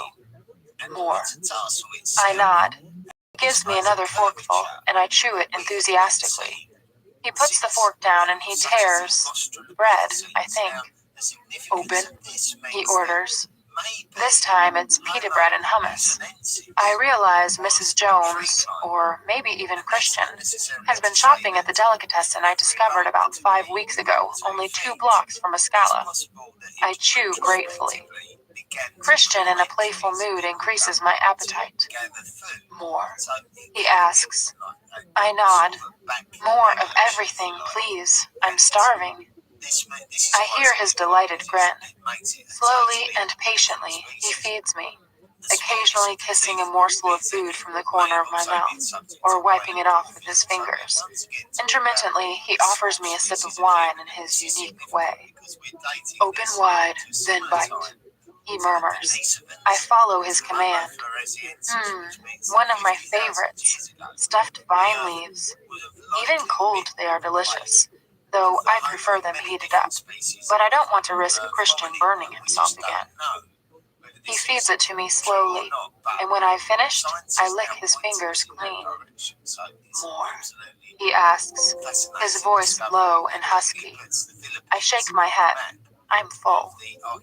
Good, he whispers against my ear, because it's time for my favorite course. You. He scoops me up in his arms, surprising me so much I squeal. Can I take the blindfold off? No. I almost pout, then remember his threat and think better of it. Playroom. He murmurs.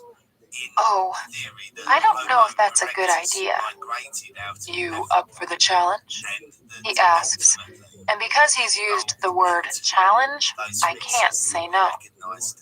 Bring it on, I murmur, desire and something that I don't want to name thrumming through my body. He carries me through the door, then up the stairs to the 2nd floor. I think you've lost weight, he mutters disapprovingly. I have?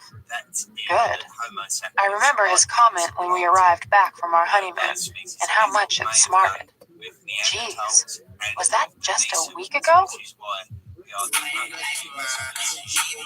Outside the playroom, he slides me down his body and sets me on my feet, but keeps his arm wrapped around my waist. Briskly, he unlocks the door. It always smells the same, polished wood and citrus. It's actually become a comforting smell. Releasing me, Christian turns me around until I'm facing away from him.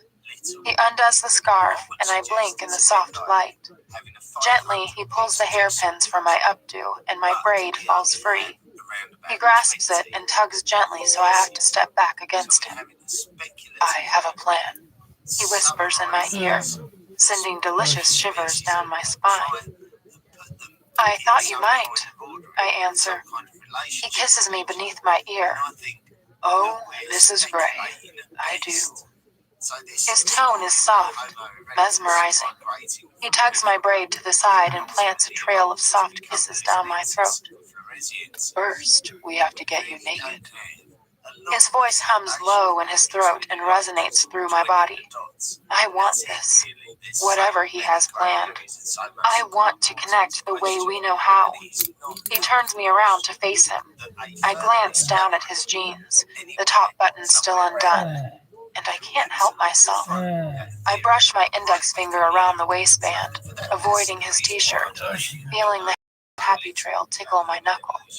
He inhales sharply, and I look up to meet his eyes. I stop at the unfastened button. His eyes darken to a deeper gray. Oh my. You should these on, I whisper. I fully intend to, Anastasia. And he moves, grabbing me with one hand on the back of my neck and the other around my backside. He pulls me against him, then his mouth is on mine, and he's kissing me like his life depends on it. Whoa. He walks me backward, our tongues entwined, until I feel the wooden cross behind me. He leans into me, the contours of his body pressing into mine. Let's get rid of this dress, he says, peeling my dress up my thighs, my hips, my belly, deliciously slowly, the material skimming over my skin, skimming over my breasts. Lean forward, he says. I comply, and he pulls my dress over my head and discards it on the floor, leaving me in my sandals, panties, and bra. His eyes blaze as he grasps both my hands and raises them over my head. He blinks once and tilts his head to one side, and I know he's asking for my permission. What is he going to do to me? I swallow, then nod, and a trace of an admiring, almost proud smile touches his lips. He clips my wrists into the leather cuffs on the bar above and produces the scarf once more. Think you've seen enough. He wraps it around my head, blindfolding me again, and I feel a frisson run through me as all my other senses heighten. The sound of his soft breathing, my own excited response, the blood pulsing in my ears, Christian's scent mixed with the citrus and polish in the room. All are brought into sharper focus because I can't see. His nose touches mine. I'm going to drive you wild, he whispers. His hands grasp my hips and he moves down, removing my panties as his hands glide down my legs.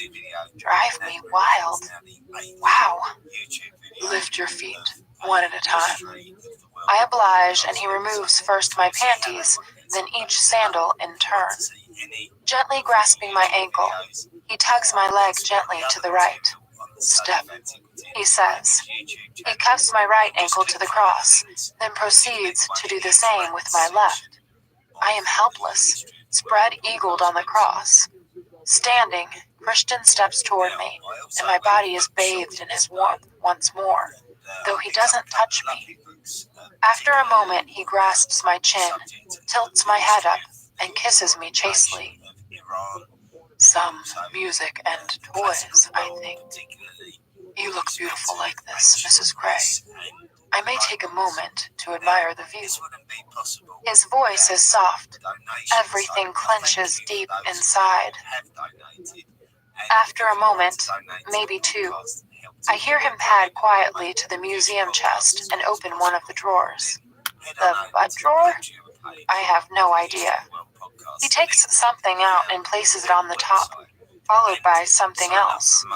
The speakers spring to life, and after a moment, the strains of a single piano playing a soft, lilting melody fill the room.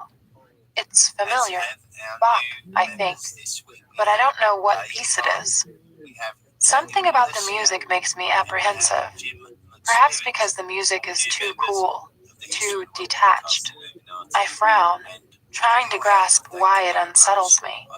But Christian grasps my chin, startling me, and tugs gently so that I release my bottom lip. I smile, trying to reassure myself. Why do I feel uneasy? Is it the music? Christian runs his hand from my chin, along my throat, and down my chest to my breast.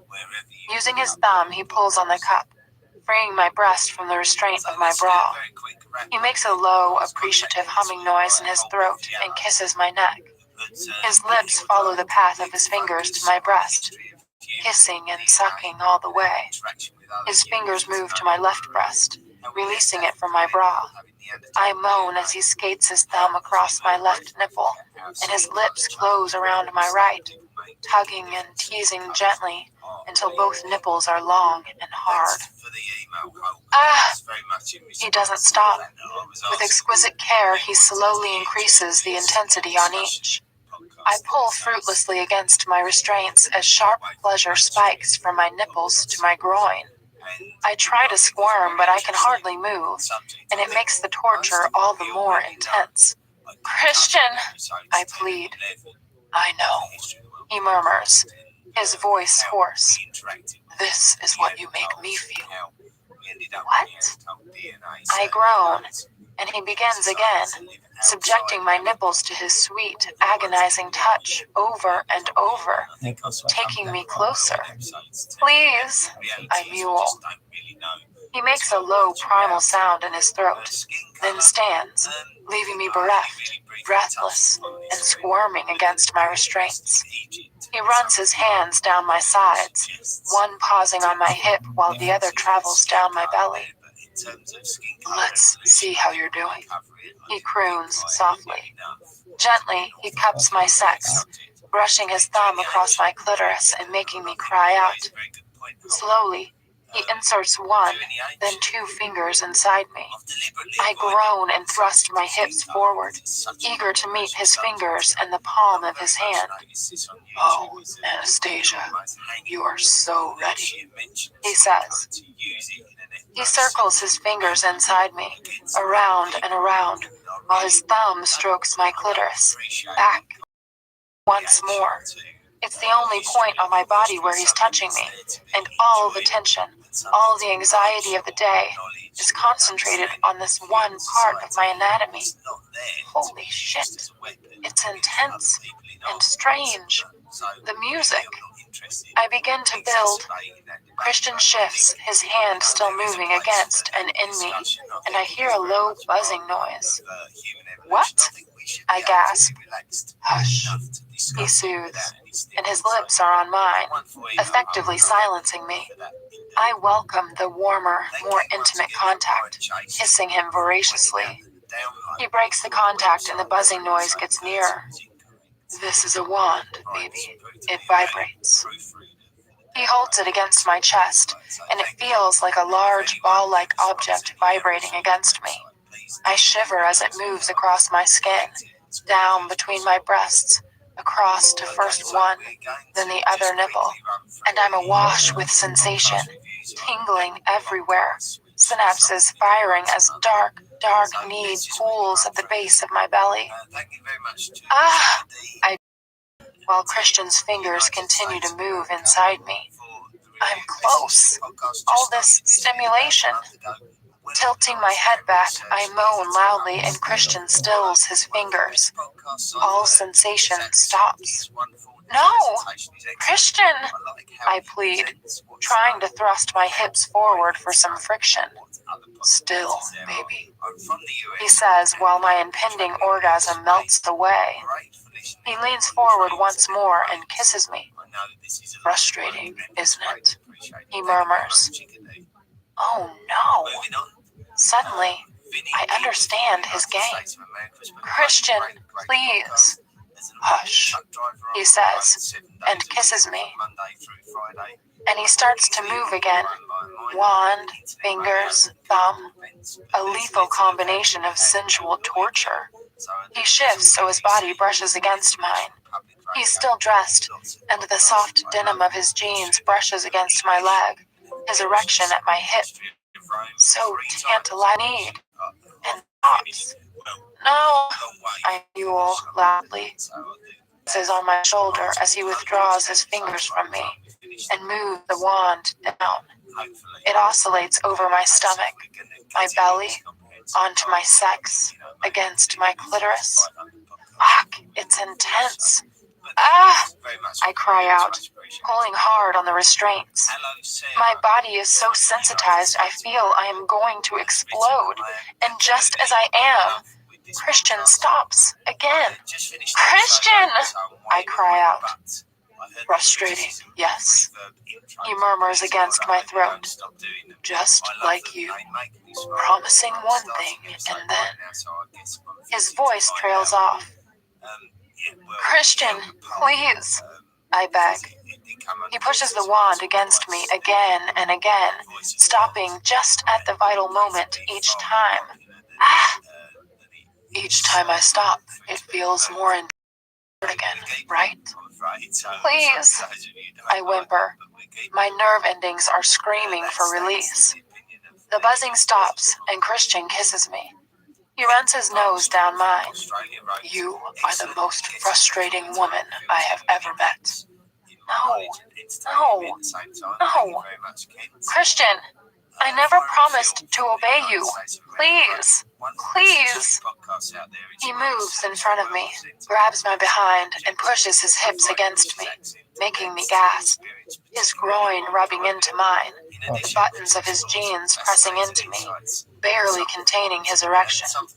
With one hand, he pulls off the blindfold and grasps my chin, and I blink up into his scorching eyes.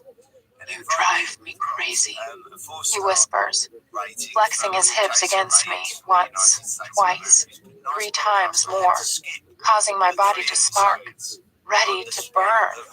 And again, he denies me. I want him so badly. I need him so badly. I close my eyes and mutter a prayer. I can't help but feel I'm being punished. I'm helpless, and he's ruthless. Tears spring to my eyes. I don't know how far he's going to take this.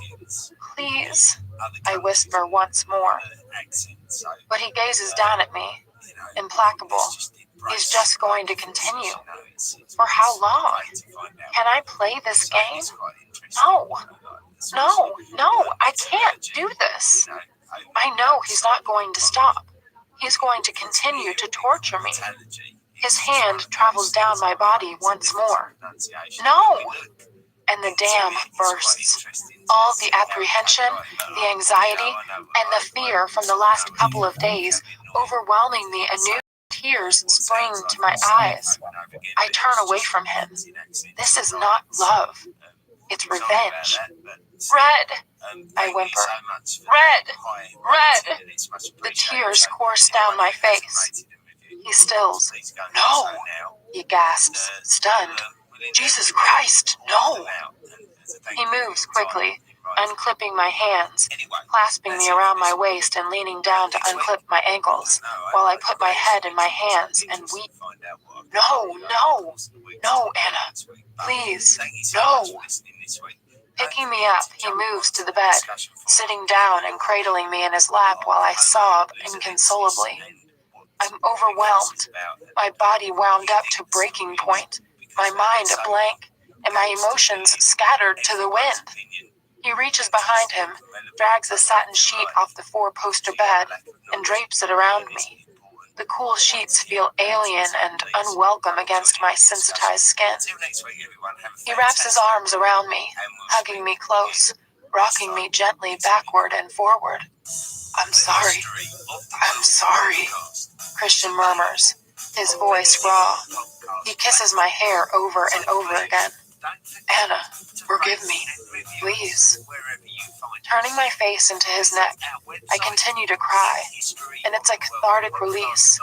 So much has happened over the last few days. Fires and computer rooms, car chases, careers planned out for me, slutty architects, armed lunatics in the apartment, arguments, his anger, and Christian has been away. I hate Christian going away. I use the corner of the sheet to wipe my nose and gradually become aware that the clinical tones of Bach are still echoing around the room. Please switch the music off? I sniff. Yes, of course. Christian shifts, not letting me go, then pulls the remote out of his back pocket. He presses a button and the piano music ceases, to be replaced by my shuddering breaths. Better, he asks. I nod, my sobs easing. Christian wipes my tears away gently with his thumb. Not a fan of Bach's Goldberg variations, he asks. Not that piece. He gazes down at me, trying and failing to hide the shame in his eyes. I'm sorry, he says again. Why did you do that? My voice is barely audible as I try to process my scrambled thoughts and feelings. He shakes his head sadly and closes his eyes. I got lost in the moment, he says unconvincingly. I frown at him and he sighs. Anna, orgasm denial is a standard tool in... You never... He stops. I shift in his lap and he winces. Oh, I flush. Sorry, I mutter.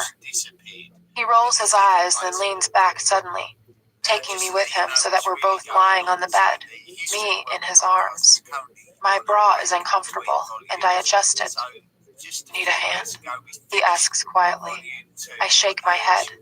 I don't want him to touch my breasts. He shifts so he's looking down at me, and tentatively raising his hand, he strokes his fingers gently down my face. Tears pool in my eyes again.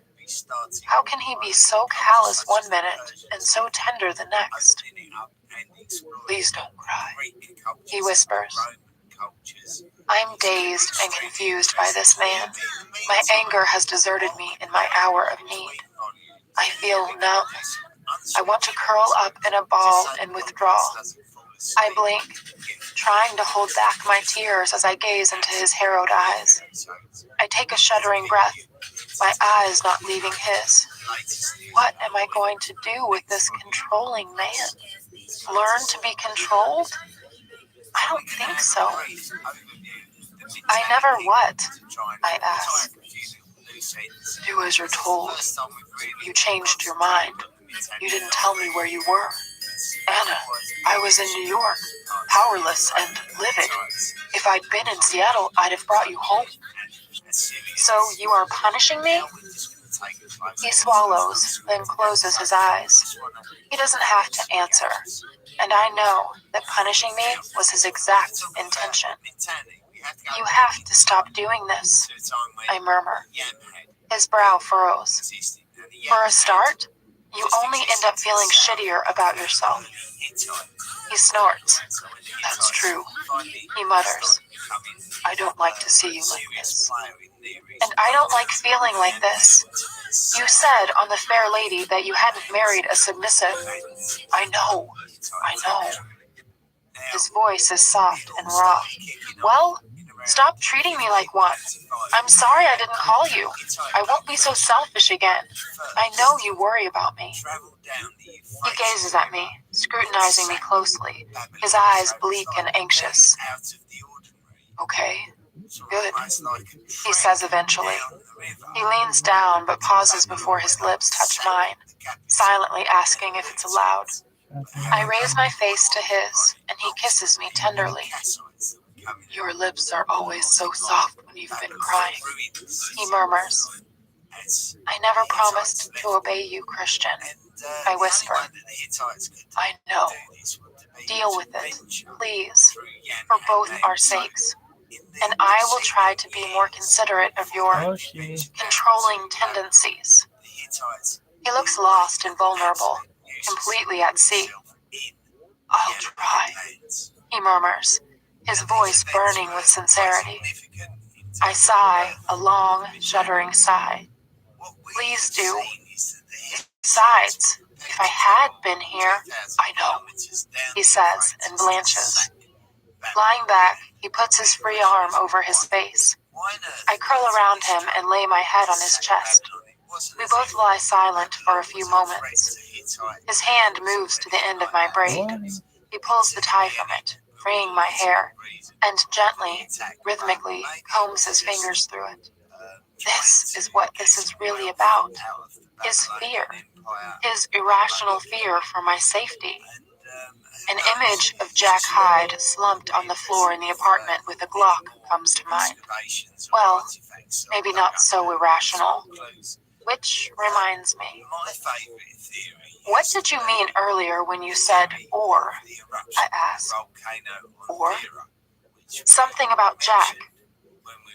He peers down at me. You don't give up, do you? I rest my chin on his sternum, enjoying the soothing caress of his fingers in my hair. Give up? Never. Tell me. I don't like being kept in the dark. You seem to have some overblown idea that I need protecting. You don't even know how to shoot. I do. Do you think I can't handle whatever it is you won't tell me, Christian? I've had your stalker ex-sub pull a gun on me, your pedophile ex-lover harass me, and don't look at me like that, I snap when he scowls at me.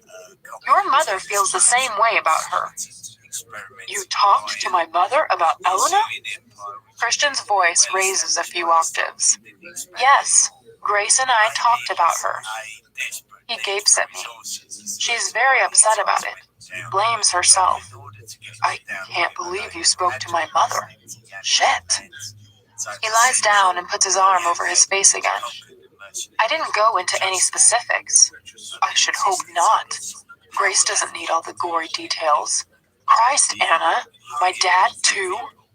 No. I shake my head vehemently. I don't have that kind of relationship with Carrick. His comments about the prenup still sting. Anyway, you're trying to distract me, again. Jack, what about him? Christian lifts his arm briefly and gazes at me, his expression unreadable. Sighing, he puts his arm back over his face. Hyde is implicated in Charlie Tango's sabotage. The investigators found a partial print. Just partial, so they couldn't make a match. But then you recognized Hyde in the server room. He has convictions as a minor in Detroit, and the prints matched his. My mind reels as I try to absorb this information. Jack brought down Charlie Tango? But Christian is on a roll. This morning, a cargo van was found in the garage here. Hyde was the driver. Yesterday, he delivered some shit to that new guy who's moved in. The guy we met in the elevator. I don't remember his name. Me neither, Christian says. But that's how Hyde managed to get into the building legitimately. He was working for a delivery company. And? What's so important about the van? Christian says nothing. Christian, tell me. The cops found things in the van. He stops again and tightens his hold around me. What things? He's quiet for several moments, and I open my mouth to prompt him, but he speaks. A mattress, enough horse tranquilizer to take down a dozen horses, and a note. His voice has softened to barely a whisper, while horror and revulsion roll off him. Holy fuck. Note? My voice mirrors his, addressed to me. What did it say? Christian shakes his head, indicating he doesn't know or that he won't divulge its contents. Oh. Hyde came here last night with the intention of kidnapping you. Christian freezes, his face taut with tension.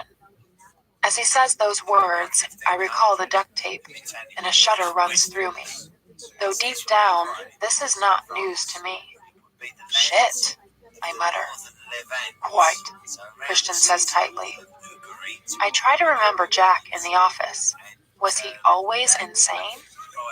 How did he think he could get away with this? I mean, he was pretty creepy, but this unhinged? I don't understand why, I murmur. It doesn't make sense to me. I know. The police are digging further, and so is Welch. But we think Detroit is the connection. Detroit? I gaze at him, confused. Yeah, there's something there. I still don't understand. Christian lifts his face and gazes at me, his expression unreadable. Anna, I was born in Detroit. Chapter 12. I thought you were born here in Seattle, I murmur. My mind races. What does this have to do with Jack? Christian raises the arm covering his face, reaches behind him, and grabs one of the pillows. Placing it under his head, he settles back and gazes at me with a wary expression. After a moment, he shakes his head. No. Elliot and I were both adopted in Detroit. We moved here shortly after my adoption. Grace wanted to be on the West Coast, away from the urban sprawl, and she got a job at Northwest Hospital. I have very little memory of that time. Mia was adopted here. So Jack is from Detroit? Yes. Oh. How do you know? I ran a background check when you went to work for him. Of course you did. Do you have a manila file on him too? I smirk. Christian's mouth twists as he hides his amusement. I think it's pale blue. His fingers continue to run through my hair. It's soothing. What does it say in his file?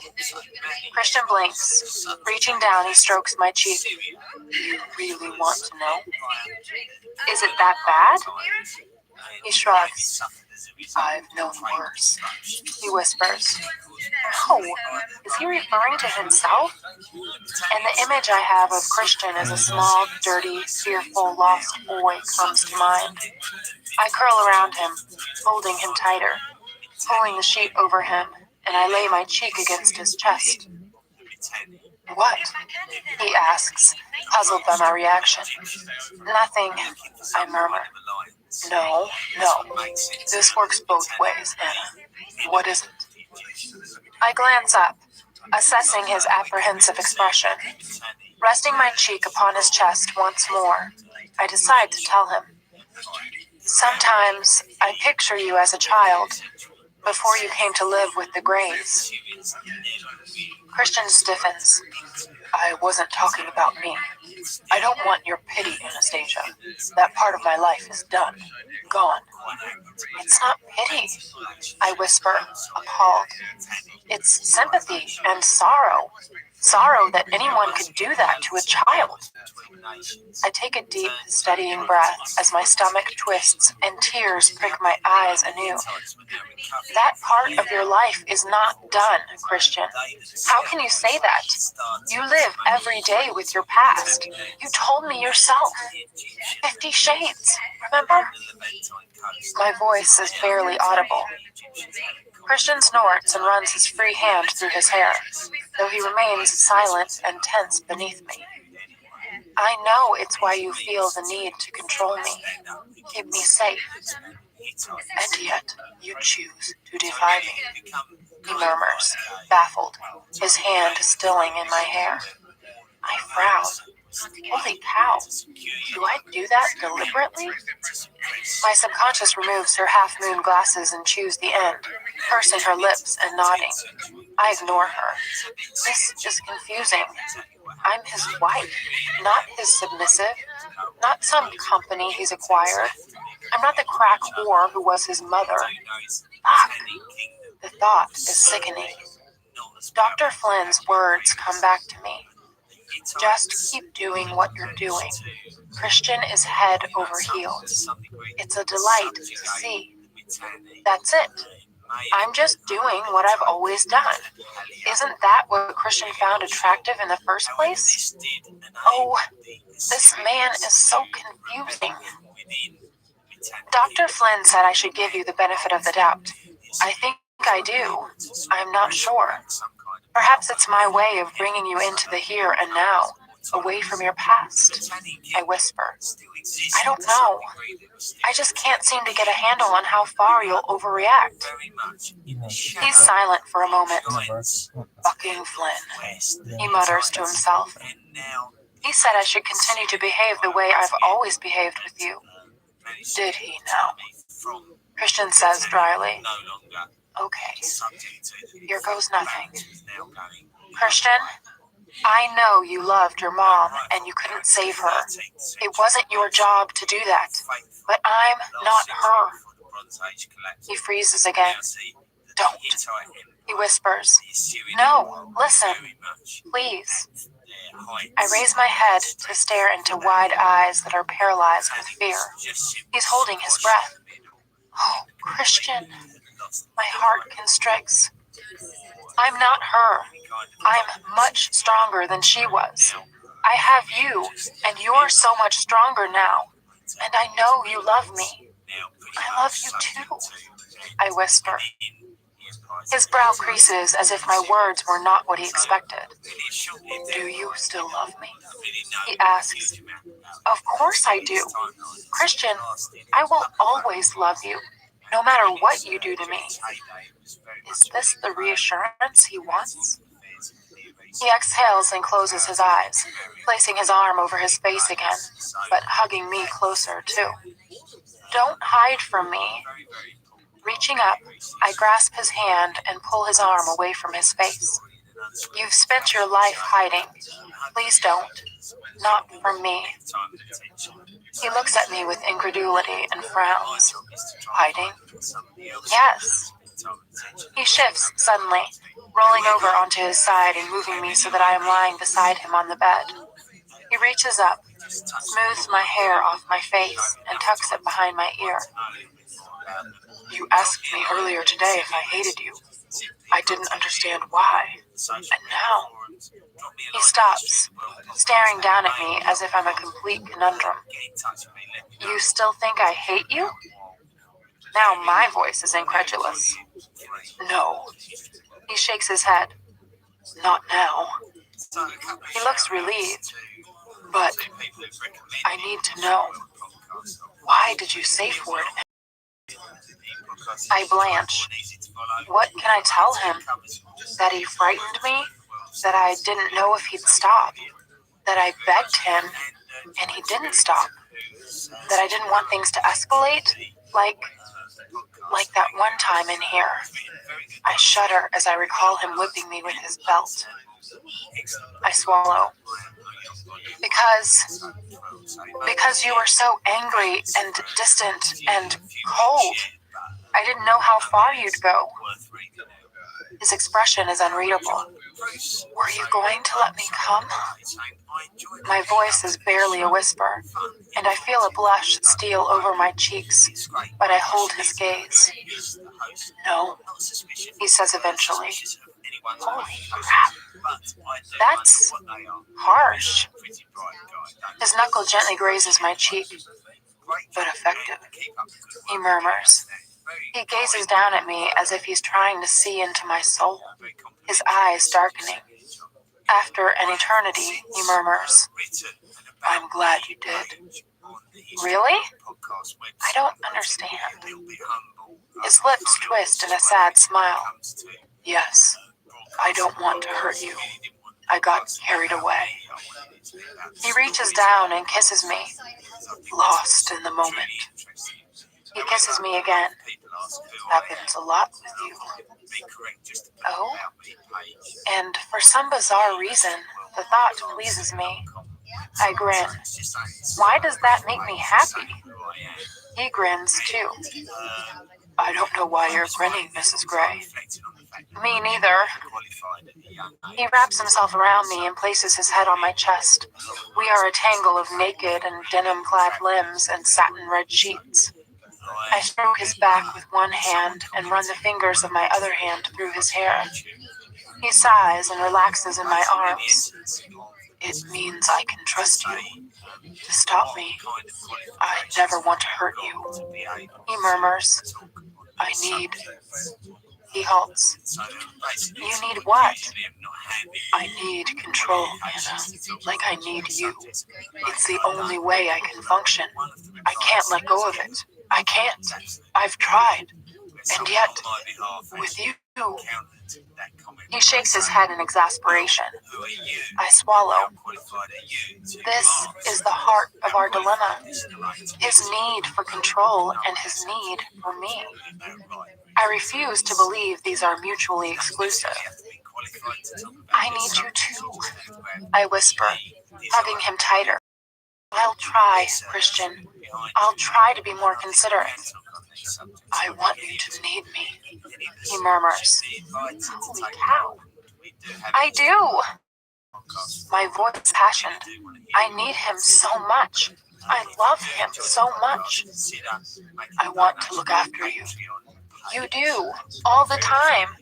I missed you so much while you were away. You did? He sounds so surprised. Yes, of course. I hate you going away. I sense his smile. You could have come with me. Christian, please, let's not rehash that argument. I want to work. He sighs as I run my fingers gently through his hair. I love you, Anna. I love you too, Christian. I will always love you. We both lie still in the quiet after our storm. Listening to the steady beat of his heart, I drift, exhausted, into sleep. I wake with a start, disoriented. Where am I? The playroom. The lights are still on, softly illuminating the blood-red walls. Christian moans again, and I realize this is what woke me. No, he groans. He sprawled out beside me, his head back, his eyes screwed shut, his face contorted in anguish. Holy shit, he's having a nightmare. No, he cries out again. Christian, wake up! I struggle to sit up, picking off the sheet. Kneeling beside him, I grab his shoulders and shake him as tears spring to my eyes. Christian, please, wake up! His eyes spring open. He stares vacantly up at me. Christian, you're having a nightmare. You're home. You're safe. He blinks, looks around frantically, and frowns as he takes in our surroundings. And his eyes are back on mine. Anna, he breathes, and with no preamble whatsoever, he grabs my face with both hands, pulls me down onto his chest, and kisses me. Hard. His tongue invades my mouth, and he tastes of desperation and need. Barely giving me a chance to breathe, he rolls over, his lips locked to mine so that he's pressing me into the hard mattress of the four-poster. One of his hands clasps my jaw, the other spreads out on top of my head, keeping me still as his knee parts my legs, and he nestles, still clothed in his jeans, between my thighs. Anna, he gasps, as if he can't believe I'm there with him. He gazes down at me for a split second. Oh, I moan, and all the pent-up sexual tension of earlier erupts, flushing my system with desire and need. Demons, he urgently kisses my face, my eyes, my cheeks, along my jaw. I'm here, I whisper, trying to calm him, our heated, panting breath mingling. I wrap my arms around his shoulders as I grind my pelvis against his in welcome. Oh, Anna, he pants, his voice rough and low. I need you. Me too, I whisper urgently, my body desperate for his touch. I want him. I want him now. I want to heal him. I want to heal me. I need this. His hand reaches down and tugs on the button of his fly, fumbling momentarily, then freeing his erection. Holy shit. I was asleep less than a minute ago. He shifts, staring down at me for a split second, suspended above me. Yes, please, I breathe, my voice hoarse and needy. And in one swift move, he buries himself inside me. Ah! I cry out, not from any pain, but from surprise at his alacrity. He groans, and his lips find mine again as he pushes into me, over and over, his tongue possessing me, too. He moves frantically, held by his fear, his lust, his desire, his love? I don't know, but I meet him thrust for thrust, welcoming him. Anna, he growls, almost inarticulately, and he comes powerfully, pouring himself into me, his face strained, his body rigid, but collapses with his full weight onto me, panting, and he leaves me hanging. Again. Holy shit. This is not my night. I hold him, drawing in a lungful of air and practically writhing in need beneath him. He eases out of me and holds me for minutes.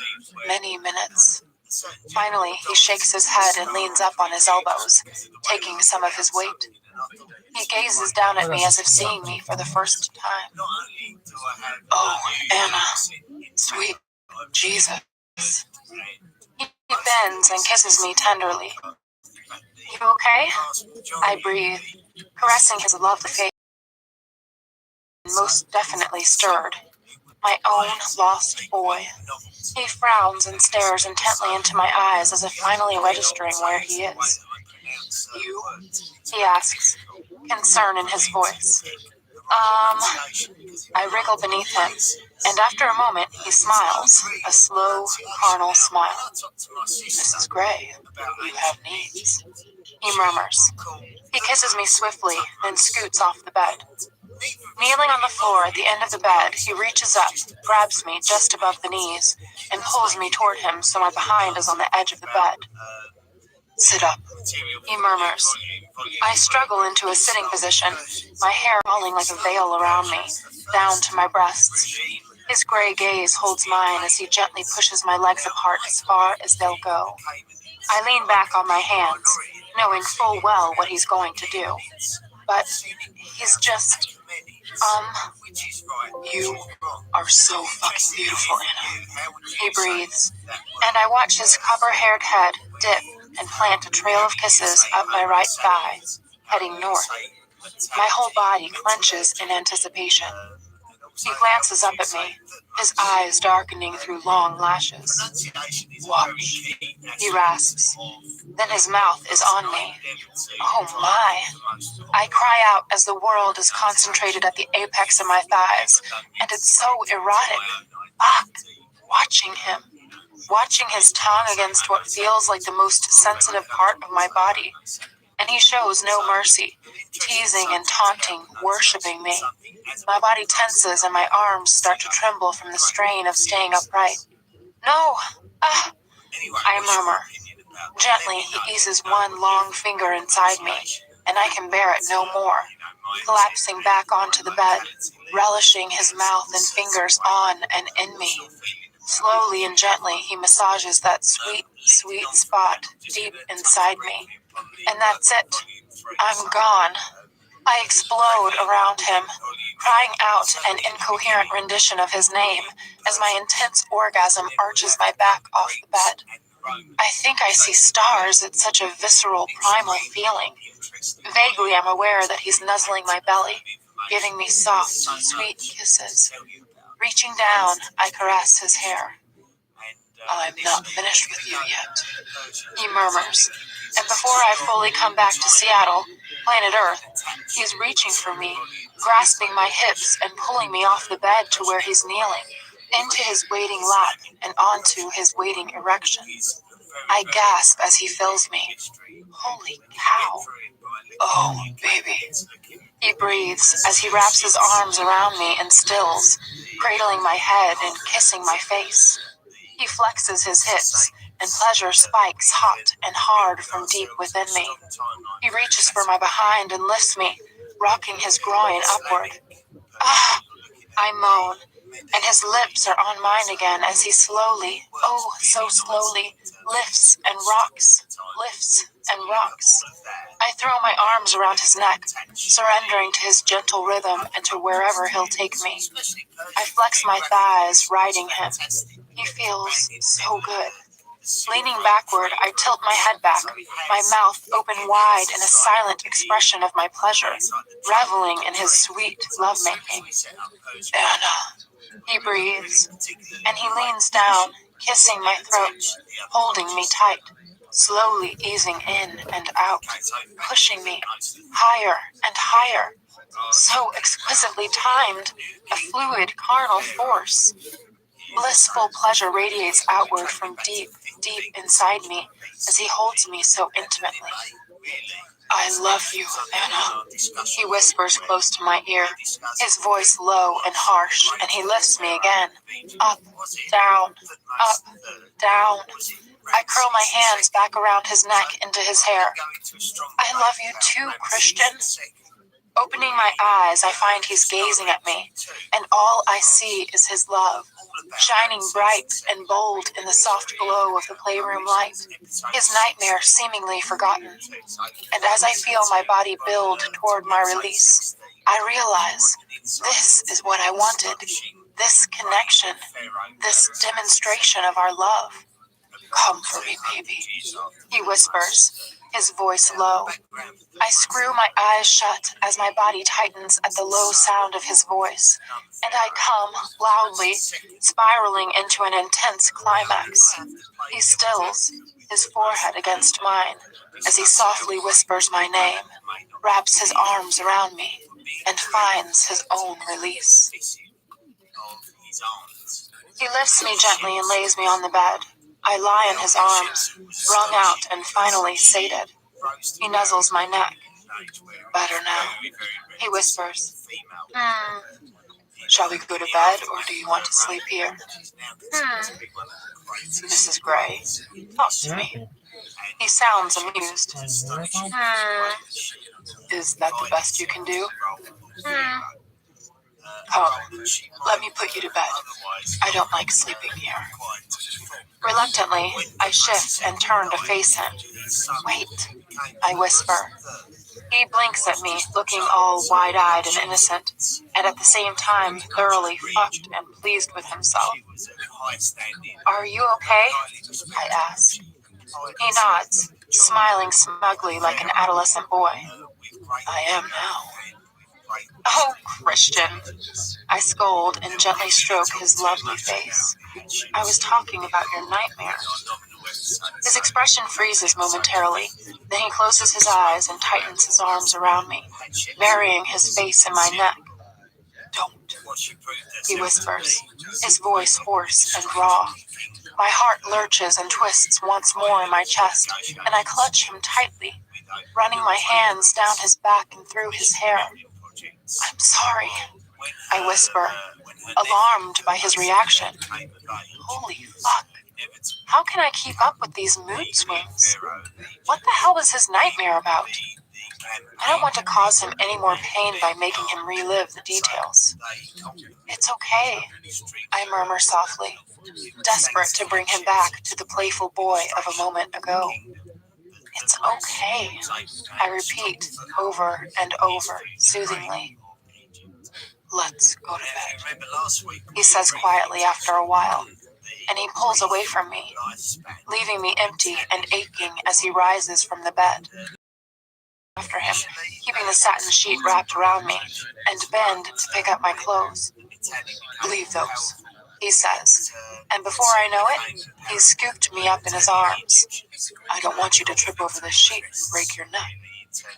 I put my arms around him, marveling that he's recovered his composure, and nuzzle him as he carries me downstairs to our bedroom. My eyes spring open. Something is wrong. Christian is not in bed, though it's still dark. Glancing at the radio alarm, I see it's 3:20 in the morning. Where's Christian? Then I hear the piano. Quickly slipping out of bed, I grab my robe and the hallway to the great room. The tune he's playing is so sad, a mournful lament that I've heard him play before. I pause in the doorway and watch him in a pool of light, while the achingly sorrowful music fills the room. He finishes, then starts the piece again. Why such a plaintive tune? I wrap my arms around myself and listen spellbound as he plays, but my heart aches. Christian, why so sad? Is it because of me? Did I do this? When he finishes, only to start a third time, I can bear it no longer. He doesn't look up as I near the piano, but shifts to one side so I can sit beside him on the piano bench. He continues to play, and I put my head on his shoulder. He kisses my hair but doesn't stop playing until he's finished the piece. I peek up at him and he's staring down at me, warily. Did I wake you? He asks. Only because you were gone. What's that piece called? It's Chopin. It's one of his preludes in E minor. Christian pauses. It's called Suffocation. Reaching over, I take his hand. You're really shaken by all this, aren't you? He snorts. A deranged asshole gets into my apartment to kidnap my wife. She won't do as she's told. She drives me crazy. She safe words on me. He closes his eyes briefly, and when he opens them again, they are stark and raw. Yeah, I'm pretty shaken up. I squeeze his hand. I'm sorry. He presses his forehead against mine. I dreamed you were dead, he whispers. What? Lying on the floor, so cold, and you wouldn't wake up. Oh, 50. Hey, it was just a bad dream. Reaching up, I clasp his head in my hands. His eyes burn into mine, and the anguish in them is sobering. And I'm cold without you in bed. Come back to bed, please. I take his hand and stand, waiting to see if he'll follow me. Finally, he stands too. He's wearing his pajama bottoms, and they hang in that way he has. And I want to run my fingers along the inside of his waistband, but I resist and lead him back to the bedroom. When I wake, he's curled around me, sleeping peacefully. I relax and enjoy his enveloping heat, his skin on my skin. I lie very still, not wanting to disturb him. Boy, what an evening. I feel like I've been run over by a train. The freight train that is my husband. Hard to believe that the man lying beside me, looking so serene and young in his sleep, was so tortured last night. And so tortured me last night. I gaze up at the ceiling, and it occurs to me that I always think of Christian as strong and dominating. Yet the reality is, he's so fragile, my lost boy. And the irony is that he looks upon me as fragile, and I don't think I am. Compared to him, I'm strong. But am I strong enough for both of us? Strong enough to do what I'm told and give him some peace of mind? I sigh. He's not asking that much of me. I flit through our conversation of last night. Did we decide anything other than to both try harder? The bottom line is that I love this man for both of us.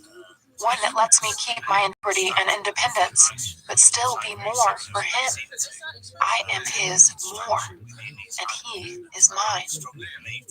I resolve to make a special effort this weekend not to give him cause for concern. Christian stirs and lifts his head off my chest, looking sleepily at me. Good morning, Mr. Gray. I smile. Good morning, Mrs. Gray. Did you sleep well? He stretches out beside me. Once my husband stopped making that terrible racket on the piano, yes, I did. He smiles his shy smile, and I melt. Terrible racket. I'll be sure to email Miss Kathy and let her know. Kathy? My piano teacher.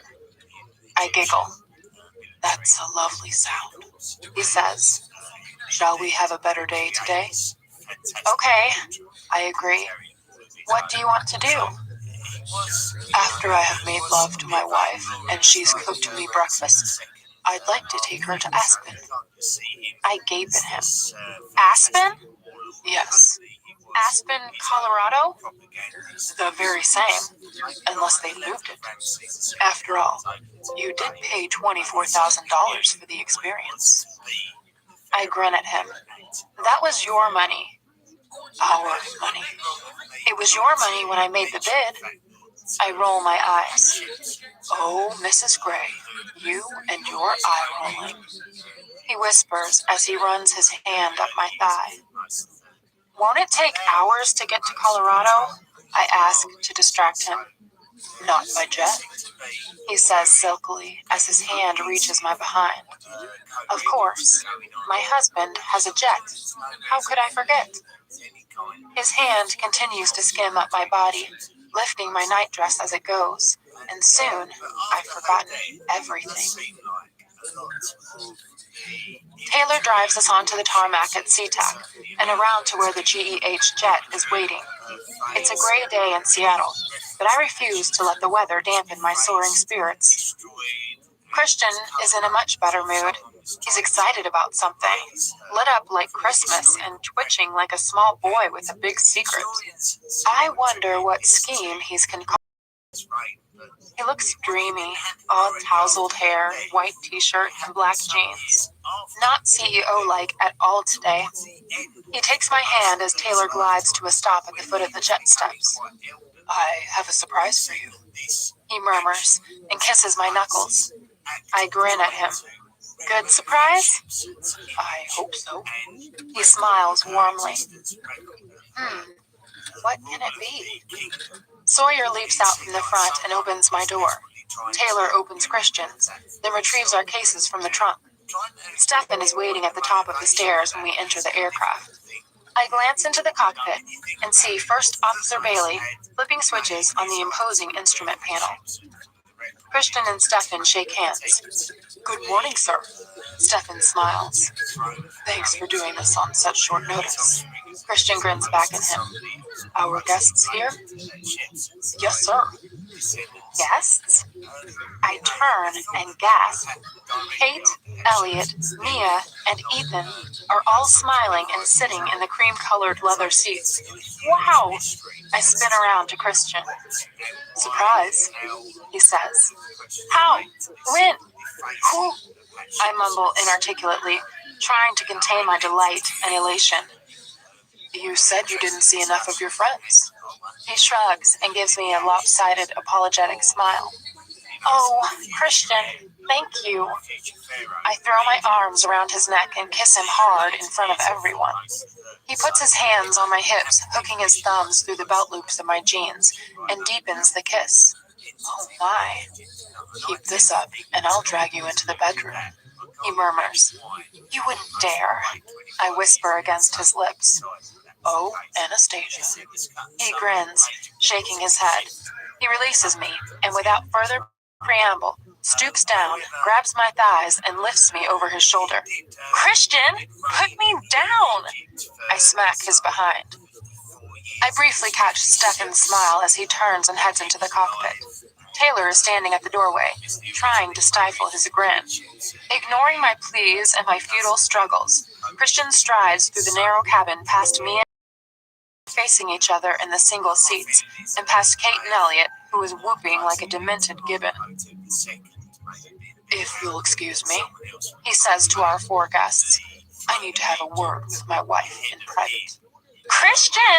I shout. Put me down! All in good time, baby. I have a brief view of Mia, Kate, and Elliot laughing. Damn it! This is not funny! It's embarrassing! Ethan gawks at us, mouth open and utterly shocked, as we disappear into the cabin. Christian closes the cabin door behind him and releases me, letting me slide down his body slowly, so that I feel every hard sinew and muscle. He gives me his boyish grin, thoroughly pleased with himself. That was quite a show, Mr. Gray. I regard him with faux indignation. That was fun, Mrs. Gray. And his grin widens. Oh boy, he looks so young. Are you going to follow through? I arch brow, unsure how I feel about this. I mean, the others will hear us, for heaven's sake. Suddenly, I feel shy. Glancing anxiously at the bed, I feel a blush steal across my cheeks as I recall our wedding night. We talked so much yesterday, did so much yesterday. I feel as if we leaped some unknown hurdle. But that's the problem. It's unknown. My eyes find Christian's intense but amused gaze, and I'm unable to keep a straight face.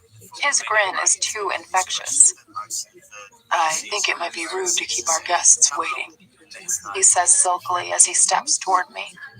When did he start to care what people think? I step back against the cabin wall and he imprisons me, the heat from his body place. He leans down and runs his nose along mine. Good surprise, he whispers, and there's a hint of anxiety in his voice. Oh, Christian, fantastic surprise. I run my hands up his chest, curl them around his neck, and kiss him. When did you organize this? I ask when I pull away from him, stroking his hair. Last night, when I couldn't sleep, I emailed Elliot and Mia, and here they are. It's very thoughtful. Thank you. I'm sure we'll have a great time. I hope so. I thought it would be easier to avoid the press in Aspen than at home. The paparazzi. He's right. If we'd stayed in Escala, we'd have been imprisoned. A shiver runs down my spine as I recollect the snapping cameras and dazzling flashes of the few photographers Taylor sped through this morning. Come, We'd better take our seats. Stefan will be taking off shortly. He offers me his hand, and together we walk back into the cabin. Elliot cheers as we enter. That sure was speedy in-flight service, he calls mockingly. Christian ignores him. Please, be seated, ladies and gentlemen, as we'll shortly begin taxiing for takeoff. Stefan's voice echoes calmly and authoritatively around the cabin. The brunette woman, Natalie, who was on the flight for our wedding night, appears from the galley and gathers up the discarded coffee cups. Natalia. Her name's Natalia. Good morning, Mr. Gray, Mrs. Gray, she says with a purr. Why does she make me uncomfortable? Maybe it's that she's a brunette. By his own admission, Christian doesn't usually employ brunettes because he finds them attractive. He gives Natalia a polite smile as he slides in behind the table and sits down facing Elliot and Kate. I swiftly hug Kate and Mia and give Ethan and Elliot a wave before sitting down and buckling up beside Christian. He puts his hand on my knee and gives it an affectionate squeeze. He seems relaxed and happy, even though we're with company. Idly, I wonder why he can't always be like this, not controlling at all. Hope you packed your hiking boots, he says, his voice warm. We're not going skiing? That would be a challenge in August, he says, amused. Oh, of course. Do you ski, Anna? Elliot interrupts us. No. Christian moves his hand from my knee to clasp my hand. I'm sure my little brother can teach you. Elliot winks at me. He's pretty fast on the slopes, too. And I can't help my blush. When I glance up at Christian, he's gazing impassively at Elliot, but I think he's trying to suppress his mirth. The plane surges forward and starts taxiing toward the runway. Natalia runs through the plane's safety procedures in a clear, ringing voice. She's dressed in a neat navy short-sleeved shirt and matching pencil skirt. Her makeup is immaculate. She really is quite pretty. My subconscious raises a plucked to within an inch of its life eyebrow at me. You okay? Kate asks me pointedly. I mean, following the Hyde business? I nod.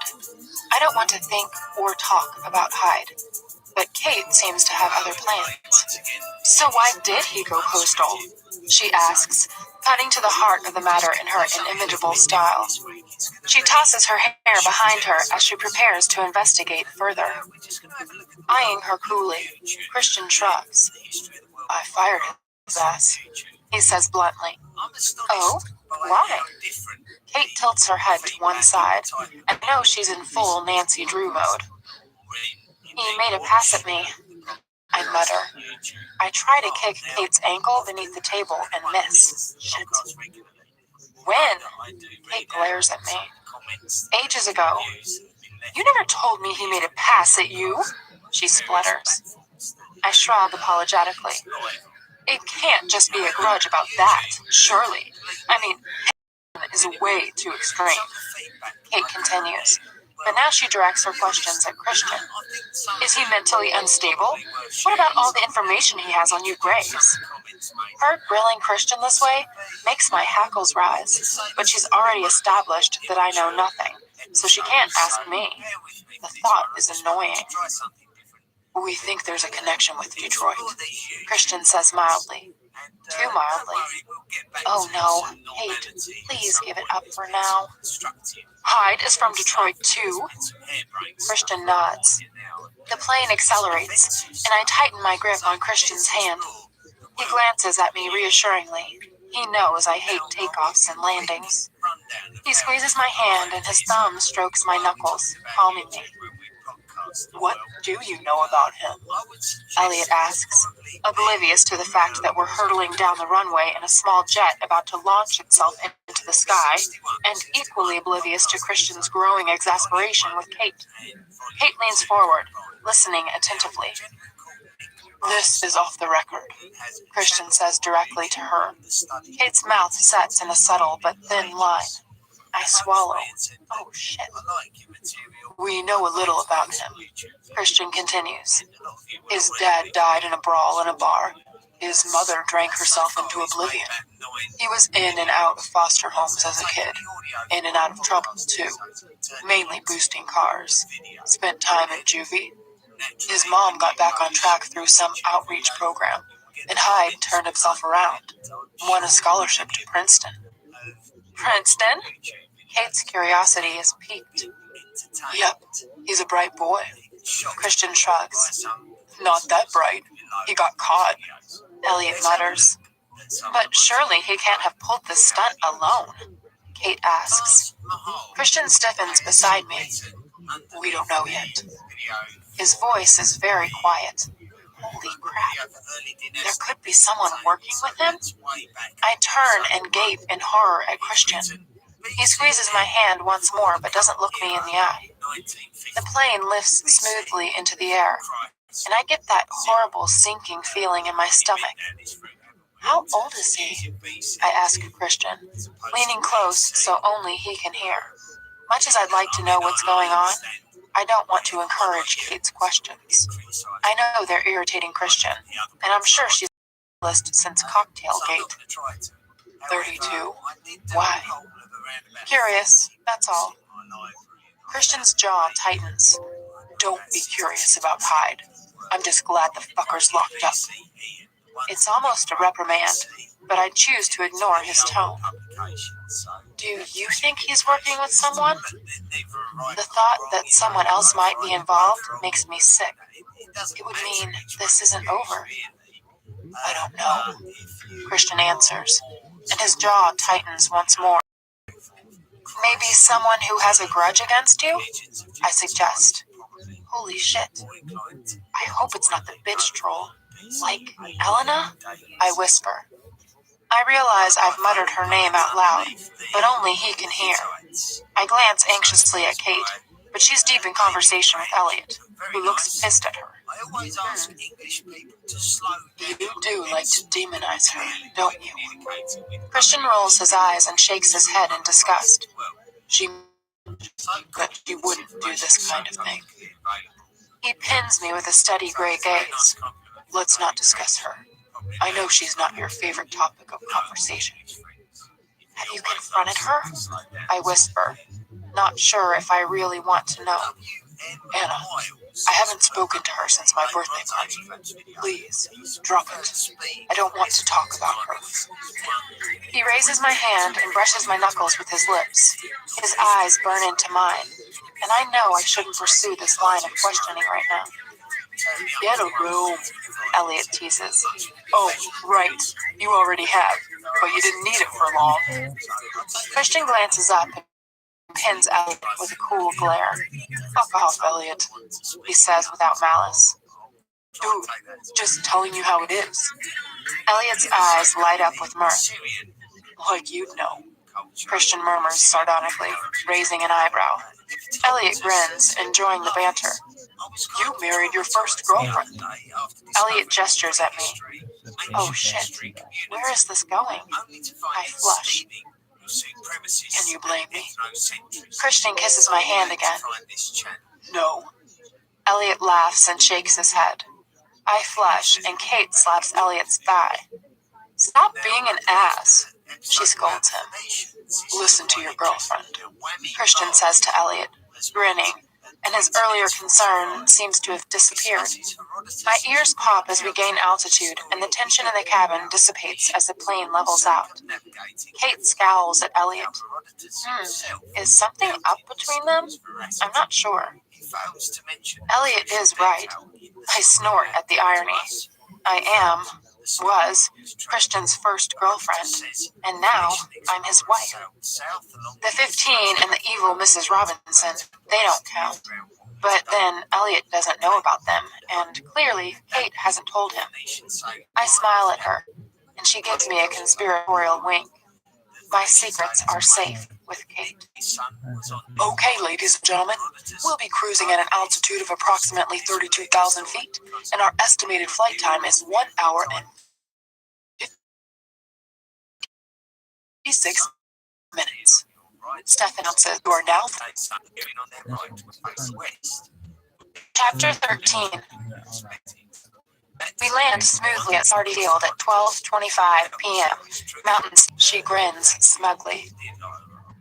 Enjoy your weekend until where Taylor is with the vehicle. Minivan? Says Christian in surprise. Last minute, Christian says, immediately placated. Taylor returns to the plane to retrieve our luggage. Want to make out in the back of the van? Christian murmurs to me, a mischievous gleam in his eye. I giggle. Who is this man, and what has he done with Mr. Unbelievably Angry of the last couple of days? Come on, you two! Get in! Mia says from behind us, oozing impatience beside Ethan. We climb in, stagger to the double seat in the back, and sit down. I snuggle against Christian, and he puts his arm around the back of my seat. Comfortable? He murmurs, as Mia and Ethan take the seat in front of us.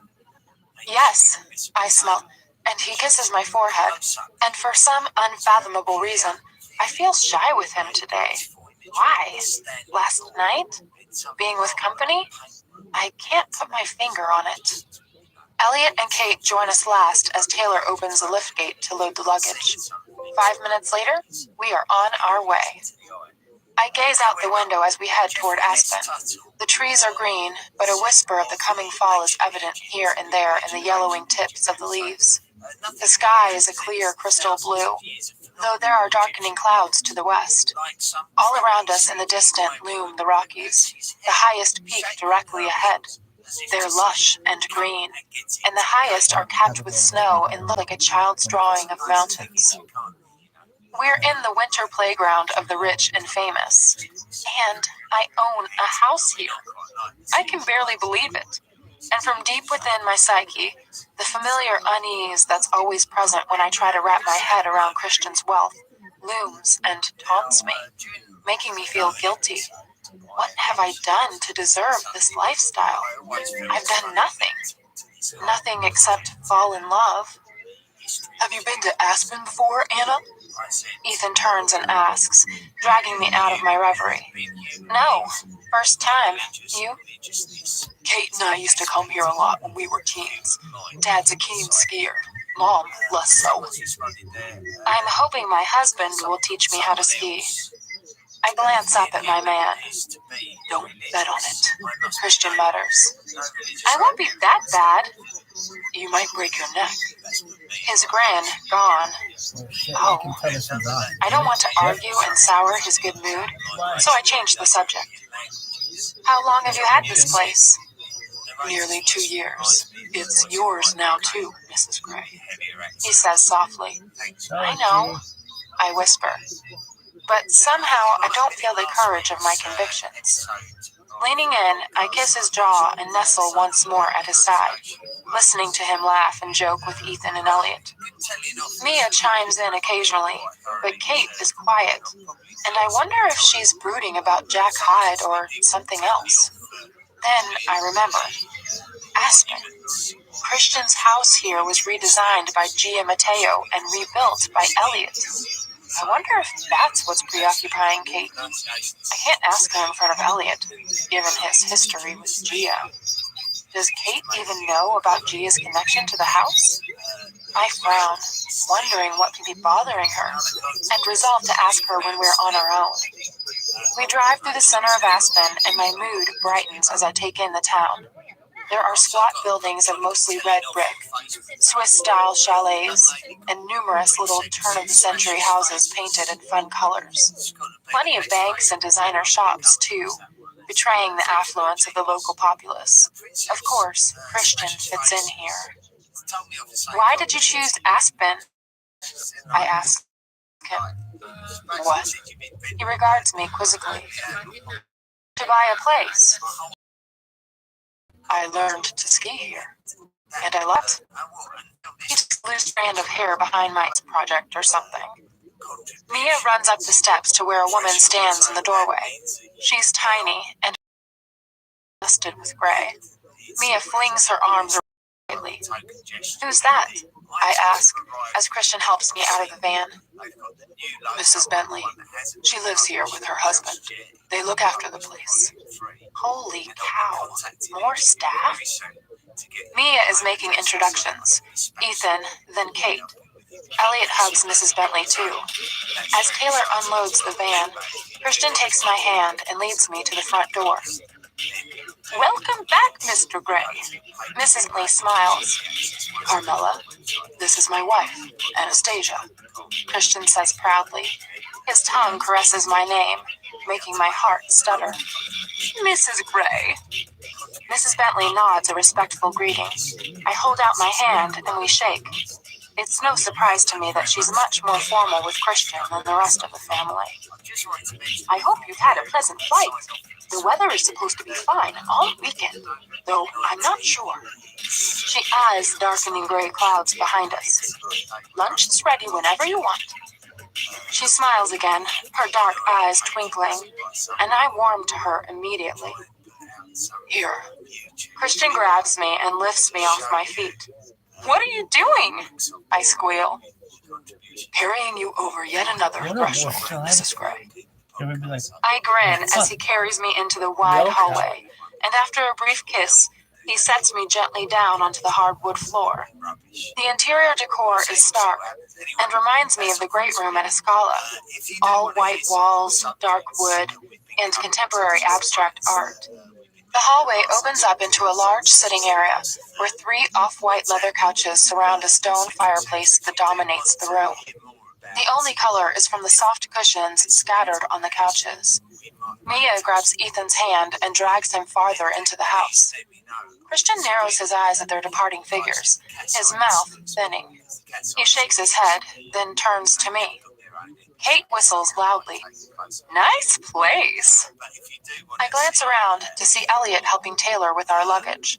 I wonder again if she knows that Gia had a hand in this place. Tour?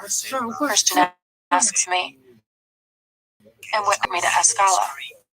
I was overwhelmed then. You got used to it. My subconscious hisses at me.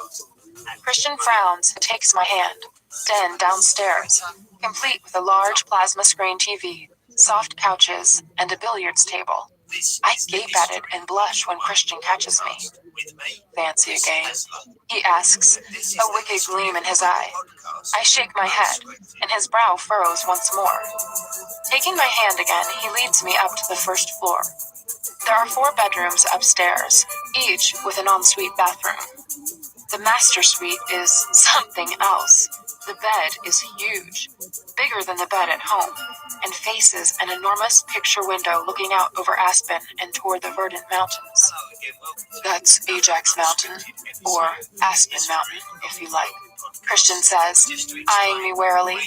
He's standing in the doorway, his thumbs hooked through the belt loops on his black jeans. I nod. You're very quiet, he murmurs. It's lovely, Christian. And suddenly, I'm aching to be back at Escala. In 5 long strides, he's standing in front of me, tugging at my chin and releasing my lower lip from the grip of my teeth. What is it?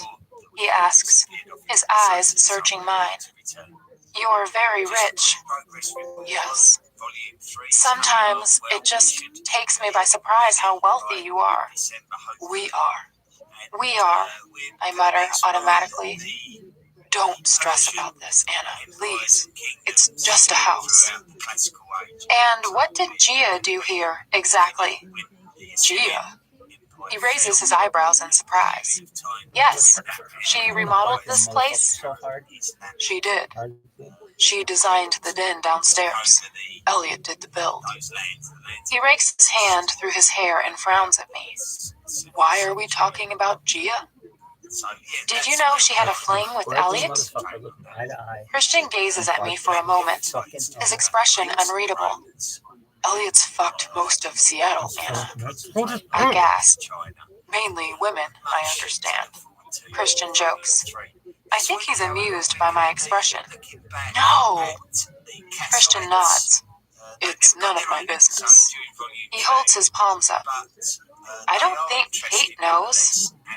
I'm not sure he broadcasts that information. Kate seems to be holding her own. I'm shocked. Sweet, unassuming, blonde, blue-eyed Elliot? I stare in disbelief. Christian tilts his head to one side, scrutinizing me. This can't just be about Gia or Elliot's promiscuity. I know. I'm sorry. After all that's happened this week, it's just... I shrug, feeling tearful all of a sudden. Christian seems to sag with relief. Pulling me into his arms, he holds me tightly, his nose in my hair. I know. I'm sorry too. Let's relax and enjoy ourselves, okay? You can stay here and read, watch god-awful TV, shop, go hiking, fishing even, whatever you want to do. And forget what I said about Elliot. That was indiscreet of me. Goes some way to explain why he's always teasing you, I murmur, nuzzling his chest. He really has no idea about my past. I told you, my family assumed I was gay. Celibate, but gay. I giggle and begin to relax in his arms. I thought you were celibate. How wrong I was. I wrap my arms around him, marveling at the ridiculousness of Christians being gay. Mrs. Gray, are you smirking at me? Maybe a little, I acquiesce. You know, what I don't understand is why you have this place. What do you mean? He kisses my hair. You have the boat, which I get. You have the place in New York for business. But why here? It's not like you shared it with anyone. Christian stills and is silent for several beats. I was waiting for you, he says softly, his eyes dark gray and luminous. That's such a lovely thing to say. It's true. I didn't know it at the time. He smiles his shy smile. I'm glad you waited. You are worth waiting for, Mrs. Gray. He tips my chin up with his finger, leans down. So are you. I smile. Though I feel like I cheated. I didn't have to wait long for you at all. He grins. Am I that much of a prize? Christian, you are the state lottery, the cure for cancer, and the 3 wishes from Aladdin's lamp, all rolled into one. He raises a brow. When will you realize this? I scold him. You were a very eligible bachelor, and I don't mean all this. I wave dismissively at our plush surroundings. I mean in here. I place my hand over his heart, and his eyes widen. My confident, sexy husband has gone, and I'm facing my lost boy. Believe me, Christian, please. I whisper, and clasp his face, pulling his lips to mine. He grunts, and I don't know if it's hearing what I've said, or his usual primal response. I claim him, my lips moving against his, my tongue invading his mouth. When we're both breathless, he pulls away, eyeing me doubtfully. When are you going to get it through your exceptionally thick skull that I'd love you? I ask, exasperated. He swallows. One day, he says. This is progress. I smile and am rewarded with his answering shy smile. Come, let's have some lunch. The other wondering where we are. We can discuss what we all want to do. Oh no, Kate says suddenly. All eyes turn to her. Look, she says, pointing to the picture window. Outside, rain has started pouring down. We are sitting around the dark wood table in the kitchen, having consumed an Italian feast of a mixed antipasto, prepared by Mrs. Bentley, and a bottle or 2 of Frascati. I'm replete, and a little buzzed from the alcohol. There goes our hike, Elliot mutters, sounding vaguely relieved. Kate scowls at him. Something is definitely up with them. They have been relaxed with all of us, but not with each other. We could go into town, Mia pipes up. Ethan smirks at her. Perfect weather for fishing, Christian suggests. I'll go fish, Ethan says. Let's split up. Mia claps her hands. Girls, shopping. Boys, outdoor. Christian asks. I don't mind, I lie. Kate catches my eye and mouths, shopping. Perhaps she wants to talk. But I'm more than happy to go shopping. I smile wryly at Kate and Mia. Christian smirks. He knows I hate shopping. I can stay here with you, if you'd like, he murmurs, and something dark unfurls in my belly at his tone. No, you go fish, I answer. Christian needs boy time. Sounds like a plan, Kate says, rising from the table.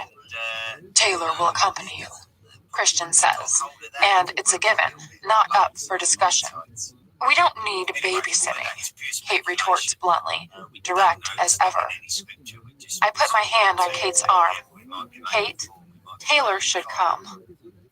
She frowns, then shrugs, and for once in her life holds her tongue. I smile timidly at Christian. His expression remains impassive. Oh, I hope he's not mad at Kate. Elliot frowns. I need to pick up the battery for my watch in town. He glances quickly at Kate, and I spot his slight blush. She doesn't notice because she is pointedly ignoring him. Take the Audi, Elliot. When you come back, we can go fishing, Christian says. Yeah, Elliot mutters, but he seems distracted. Good plan. In here! Grabbing my hand, Mia hauls me into a designer boutique that's all pink silk and faux French distressed rustic furniture. Kate follows us while Taylor waits outside, sheltering under the awning from the rain. Aretha is belting out Say a Little Prayer over the store's hi-fi system. I love this. I should put it on Christian's iPod. This will look wonderful on you, Anna. Mia holds up a scrap of silver material. Here, try it on. It's a bit short. You'll look fantastic in it. Christian will love it. You think? Mia beams at me. Anna, you have legs to die for, and if we go clubbing tonight... She smiles, sensing an easy kill. You'll look hot for your husband. I blink at her, slightly shocked. We're going clubbing? I don't do clubbing. Kate laughs at my expression. She seems more relaxed now that she's away from Elliot. We should throw some shapes this evening, she says. Go, try it on, Mia orders, and reluctantly I head for the changing room. While I wait for Kate and Mia to emerge from the dressing room, I stroll to the shop window and look out, unseeing, across the main street. The Soul compilation continues. Dionne Warwick is singing Walk On By, another great song, one of my mother's favorites. I glance down at the dress in my hand. Dress is perhaps an overstatement. It's backless and very short, but Mia has declared it a winner, perfect for dancing the night away. Apparently, I need shoe too, and a large chunky necklace, which we'll source next. Rolling my eyes, I reflect once more on how lucky I am to have Caroline Acton, my own personal shopper. Window, I'm distracted by the sight of Elliot. He has appeared on the other side of the leafy main street, climbing out of a large Audi. He dives into a store as if to duck out of the rain. Looks like a jewelry store. Maybe he's looking for that watch battery. He emerges a few minutes later and not alone, with a woman. Fuck! He's talking to Gia. What the hell is she doing here? As I watch, they hug briefly and she holds her head back, laughing animatedly at something he says. He kisses her on the cheek and then runs to the waiting car. She turns and heads down the street, and I gape after her. What was that about? I turn anxiously toward the dressing rooms, but there's still no sign of Kate or Mia. I glance at Taylor, where he's waiting outside the store. He catches my eye, then shrugs. He's witnessed Elliot's little encounter too. I blush, embarrassed to have been caught snooping. Turning back, Mia and Kate emerge, both of them laughing. Kate looks at me quizzically. "What's wrong, Anna?" she asks. "You've gone cold on the dress. You look sensational in it." No. "Are you okay?" Kate's eyes widen. "I'm fine. Shall we pay?" I head to the cashier, joining Mia, who has chosen 2 skirts. "Good afternoon, ma'am." The young sales assistant, who has more gloss coating her lips than I have ever seen in one place, smiles at me. "That'll be $850. What? For this scrap of material?" I blink at her and meekly hand over my black Amex. "Mrs. Gray." Miss Lipgloss purrs. I follow Kate and Mia in a daze for the next 2 hours, warring with myself. Should I tell Kate? My subconscious firmly shakes her head. Yes, I should tell her. No, I shouldn't. It could just have been an innocent meeting. Shit! What should I do? "Well, do you like the shoes, Anna?" Mia has her fists on her hips. Yeah, sure."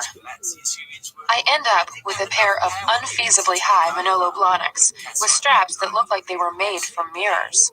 They match the dress perfectly and set Christian back just over $1,000. I'm luckier with the long silver chain that Kate insists I buy. It's a bargain at $84. "Getting used to having money?" Kate asks, not unkindly, as we walk back to the car. Mia has skipped ahead. "You know this isn't me, Kate.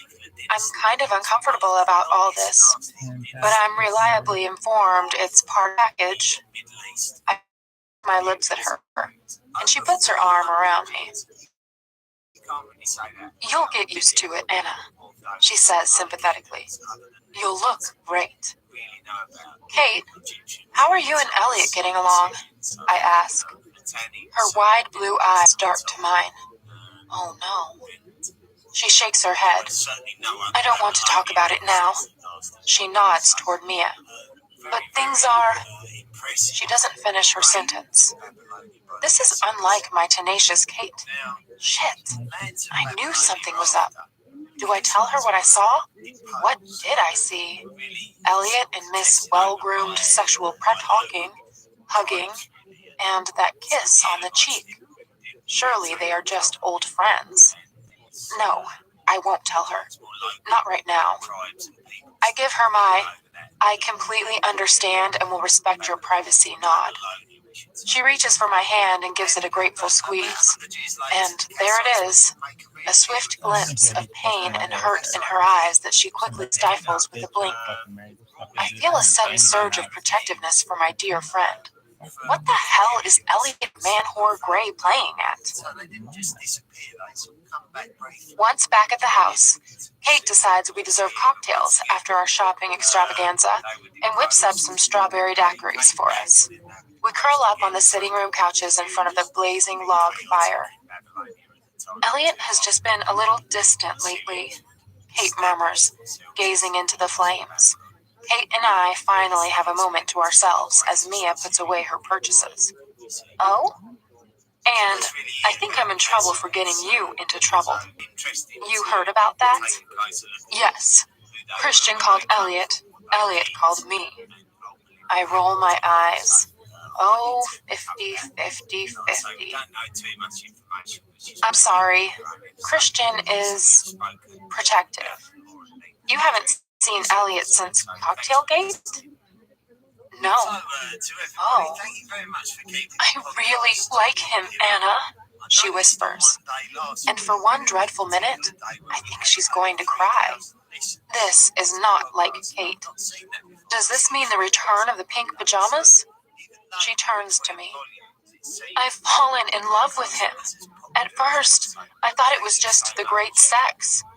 But he's charming and kind and warm and funny. I could see us growing old together. You know, kids, grandkids, the works. You're happily ever after, I whisper. She nods sadly. Maybe you should talk to him. Try to find some alone time here. Find out what's eating him. Who's eating him? My subconscious snarls. I slap her down, shocked at the waywardness of my own thoughts. Perhaps you guys could go for a walk tomorrow morning? We'll see. Kate, I hate seeing you like this. She smiles weakly, and I lean over to hug her. I resolve not to mention Gia, though I might mention it to the man whore himself. How can he mess with my friend's affections like this? Mia returns, and we move on to safer territory. The fire hisses and spits sparks onto the hearth as I feed it the last log. We're almost out of wood. Even though it's summer, the fire is very welcome on this wet day. Mia, do you know where the wood for the fire is kept? I ask as she sips her daiquiri. I think it's in the garage. I'll go find some.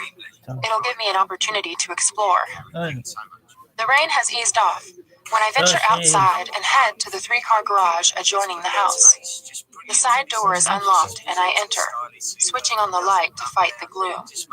The fluorescent strips ping noisily to life.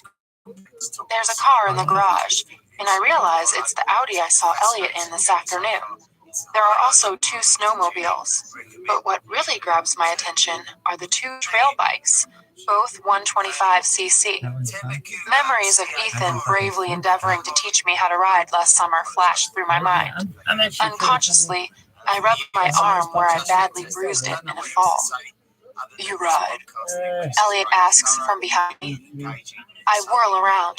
You're back. It would appear so. He grins, and I realize that Christian might say the same thing to me, but without the huge, heart-melting grin. Well, he asks, man whore? Sort of. Do you want a go? I snort. No. I don't think Christian would be very happy if I did. Christian's not here. Elliot smirks. Oh, it's a family trait, and waves his arm to indicate we're alone. He strolls toward the nearest bike and swings a long, denim-clad leg over the saddle, sitting astride and grabbing the handlebars. Christian has, issues about my safety? I shouldn't. You always do what he says? Elliot has a wicked sparkle in his baby blue eyes, and I see a glimmer of the bad boy. The bad boy Kate has fallen in love with. The bad boy from Detroit. No, I arch an admonishing brow at him. But I'm trying to put that right. He has enough to worry about without adding me to the mix. Is he back? I don't know. You didn't go fishing? It shakes his head. I had some business to deal with in town. Business? Holy shit. Groomed blonde